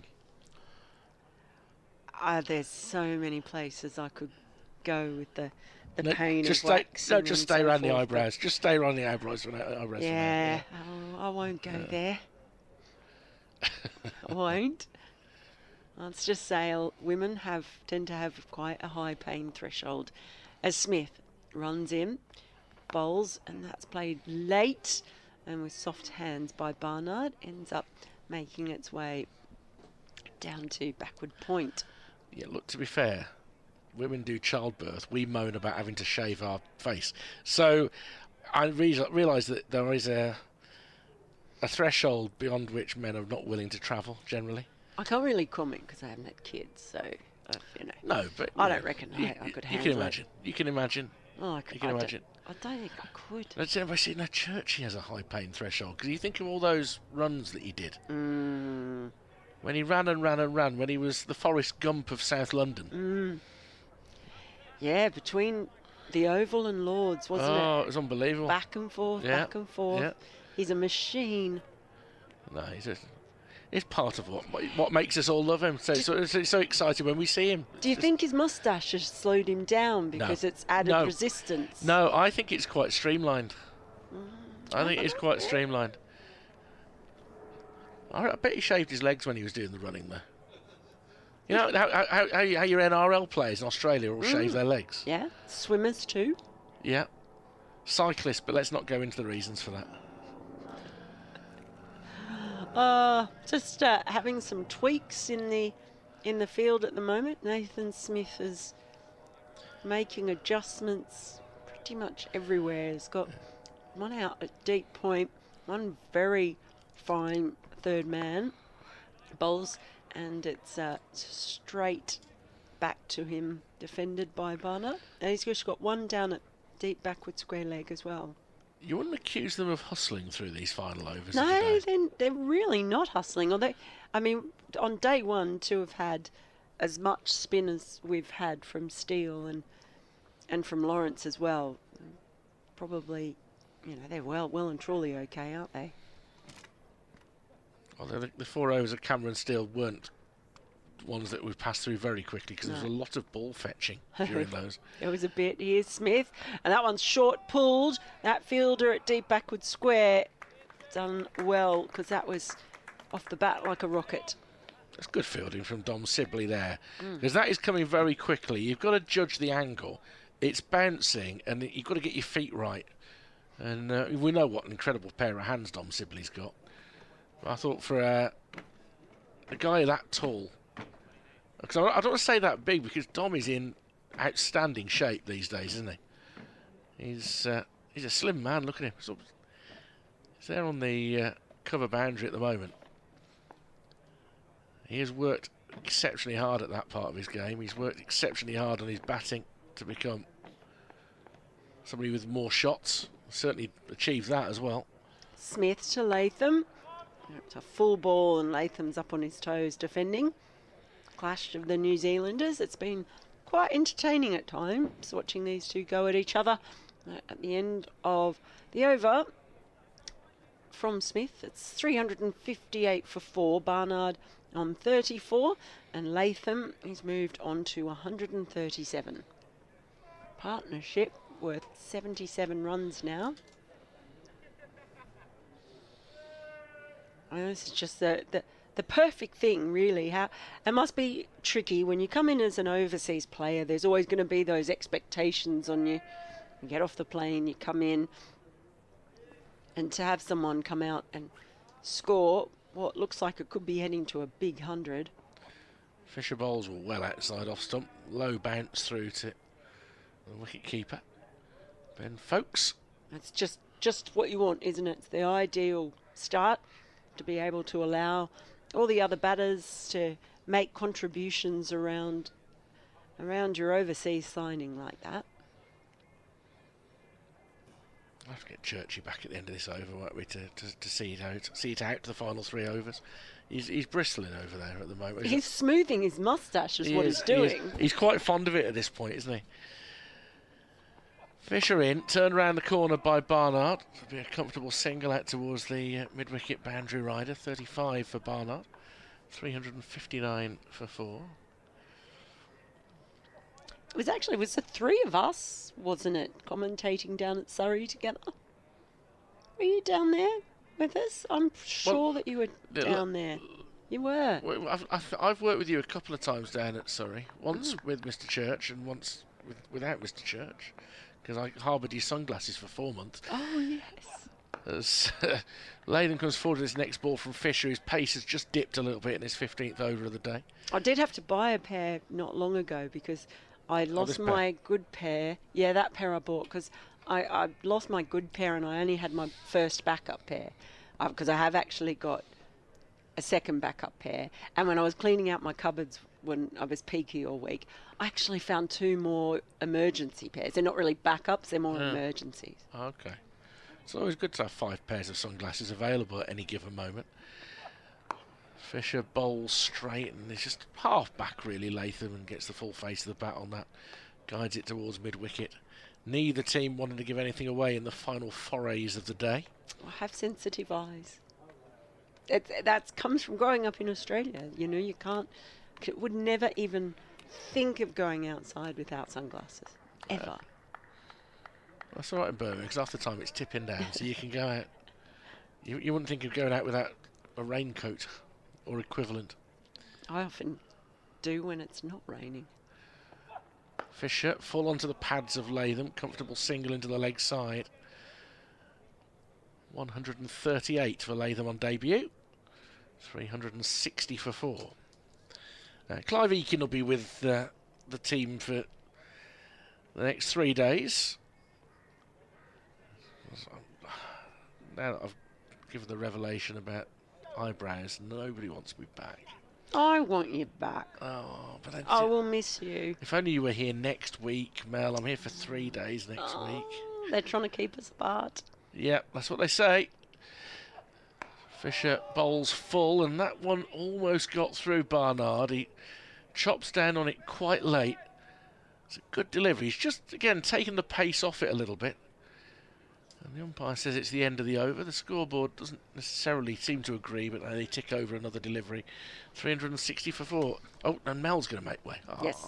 Missing you already, Mel. Missing you already. You. I'll be thinking of you and your eyebrows for weeks to come. That's disturbing. See you, the rest of you out there tomorrow. Yeah, Mel here for the next couple of days as well to join Clive and the inimitable Mark Del Iglesias. Mr. Mark Church, as we're going to see a bit of spin for the closing moments of the day. 3 overs to go. Yes, 2 things there. Lovely to have a window into your Friday evenings at home there, as it's Dan Lawrence from the Birmingham end. And forward goes Latham, plays this one down to backward point, and there's no run. And also, the lovely thing here at Edgbaston is when you go to relieve yourself, there is a cricketing bit of trivia downstairs. Is there? And as I was relieving myself, I didn't realise the first international game was in 1844 between the United States of America and Canada. As forward goes the left-handed Latham. Maybe I should have known this, and it was won by Canada. Okay. So that 15 seconds, I learnt something. Yes. So not only did I go and relieve myself, I learnt something that I should have known, and I didn't. And that about a window into your Friday nights. As forward goes Latham, turns this one into the leg side, and that hits Cameron Steele, rolls away, and there is no damage done. I mean, it's terrible to talk about such places, but they do exist. During the football season, I'm going to have to wait till this next delivery now. 360 for 4, as Lawrence is in, Latham's forward. I relieved myself at a football ground, and above the urinal was a photo of the football club safeguarding team. I found that quite weird. Oh yes, I found that a little bit peculiar. Yes. As waiting once again is the left-handed Latham. As Lawrence, who's bowled very nicely today, is in once more. Forward goes Latham. Just plays this one down to backward point. And there is no run. So Warwickshire stuck in this morning on what is a good pitch to bat on. No doubt whatsoever about that. Have had a pretty good day so far. As forward goes Latham and just plays Lawrence solidly into the offside.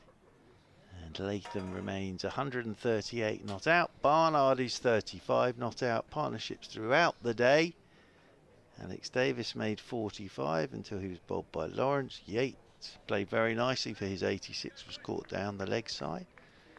Hayne went for 26 just before tea, and then Bo Webster got an absolute beauty of a delivery from Dan Lawrence and was bowled for 15, I think it was. Yep. So Matt Fisher has got the energy to give it one final burst today, and Barnard comes forward in defence.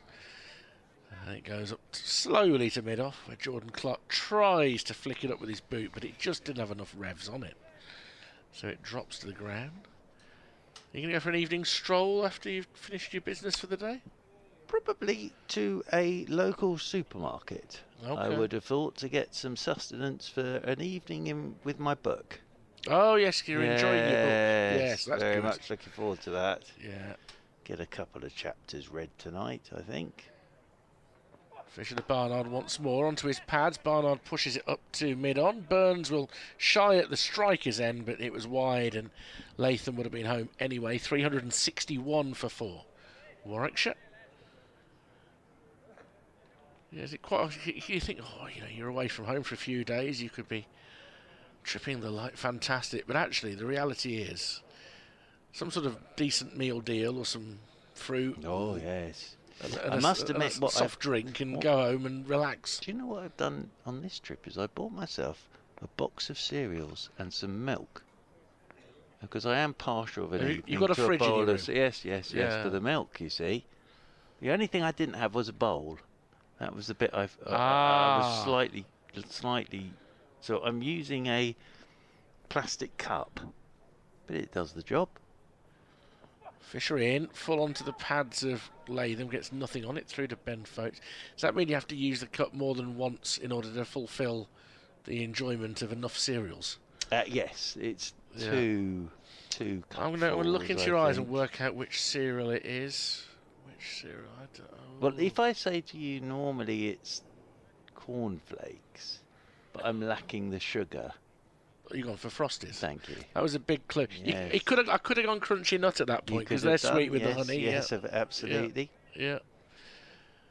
Well, there we go. See, you know, that's every bit as bold a revelation as the eyebrow thing, isn't it? Mark Church is eating Frosties out of a plastic cup in his hotel. There's a full delivery from Fisher. Forward in defence is Latham. And there's no run. I think Latham's played beautifully today. It's what Latham is all about. This, you know, he's just held this all together. Yes, it's a good pitch to bat on, no doubt whatsoever about that. But he has not given a chance, bar that one moment where he, and it wasn't a chance because it didn't go to anybody, but he looped that leading edge over Cameron Steele's head. Fisher in once more, and that's down the leg side, left alone. Put a leg slip in for it. Yeah. We know at the very least that Don Topley's been fascinated and excited by the experience of hearing about eyebrows and hair removal generally. But no, I don't think I don't think I want to read that out. Do you know what? I'm not going to. I'm not going to. Don has been in touch with Mel. Dear. It's a Friday night. It's got him intrigued, clearly. Short ball from Fisher. He really bent his bat there. It's a good effort, that, from Fisher, deep in the day. He's been unlucky not to take a wicket today. But we get to the final over with Latham on 138, Barnard on 36. They've added 80 for the 5th wicket. And Surrey's plan may well be to score quick runs, batting second, but having won the toss today, they would have hoped to get themselves into a better position than this. Absolutely. Yes, and Warwickshire have played nicely. Not a huge amount has happened out there in the middle. But as Jim Troughton said, both sides have got to do the other discipline. So, long way to go in all of this. But it's been a good day for Warwickshire, as this is pushed by Barnard. The final over of the day, the first ball from Lawrence, just pushed away into the offside. They'll stroll a single. That'll be one more to Barnard. He's played sensibly here as well. 37 Very not consistent out. player, Yeah. Barnard. He's just let Latham tick along as Latham waits for Lawrence. Lawrence quicker ball. Latham is forward. Playing this one back up the pitch. And there is no run. The other thing with this, I always think, is if a side sticks you into bat, it's down to them to bowl you out, unless you get enough and you want to pull the plug. And then Surrey know that, as this is pushed by Latham out towards the sweeper on the cover boundary rope, and that is Ryan Patel. That'll be one more to the total. The other thing that's been answered, I think, in the last half an hour is that Warwickshire aren't worried about the 450 Oh, no. in the 110 overs. They'll No. they'll get to 400 naturally from here. You know, Yeah. you would think, because of 14 more overs and 37 runs. But they're thinking about a big score, not the extra bonus point. Yep. As forward goes Barnard, turns this one down towards Fisher, and we'll get a single. Well, I think on a surface like this, we said early this morning, 450 minimum, really, because the best way for Warwickshire to go about this is bat ones and get a huge score, because that would change Surrey's game plan, as this is quicker and cut away by Leam. He's had a bit of work to do in there at backward point, as Matt Fisher, and on that occasion he's just decided to lie down and field it and get a bit of a rest. So the last ball of this first day to be bowled by Dan Lawrence. Lawrence comes around the wicket to Latham, and Latham just pops it down in front of him, and Latham gets through the day, and he will make his way back to the dressing room. 139 not out, Barnard 38 not out, and Warwickshire will close tonight on 364 for 4. Yeah, I don't care how many international appearances you've made and how much experience you've had of coming to English cricket with various counties over the years. When you come in to make your debut for a new side, to bat with the composure and steadiness that Tom Latham has today is outstanding, and it's a really good sign for what remains of Warwickshire season. They've given themselves a platform with those 2 away victories at Chestnut Street and Headingley, and today, having been put into bat, they've, I mean, strange enough, probably given away a couple of their wickets, but by the same token, they've scored well. They'd have probably taken 364 for 4 if you'd offered it at the start of the day.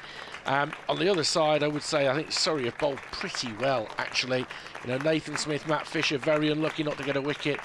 Dan Lawrence, you can see how much he's come on over the course of the last couple of years as a bowler. I thought he gave real control to Rory Burns when he needed it. I mean, if he hadn't, that would have been a real problem today for Surrey. They've gambled at the toss today. If they had their time again, they'd probably go for the plan that you outlined, and they would try and get 600 on the board and win it that way. But good day's cricket, and you know, it's not the quickest of surface. Like, I wonder whether we might get to a fairly dull day 4, but day 2 is set up interestingly. Very much so, and I think it's Warwickshire looking to bat the once. Can Surrey somehow manufacture a 6 wickets and then bat well and don't go mad, but get up near that Warwickshire first innings total and even go beyond it? And then, yeah, then it would be interesting, wouldn't it? But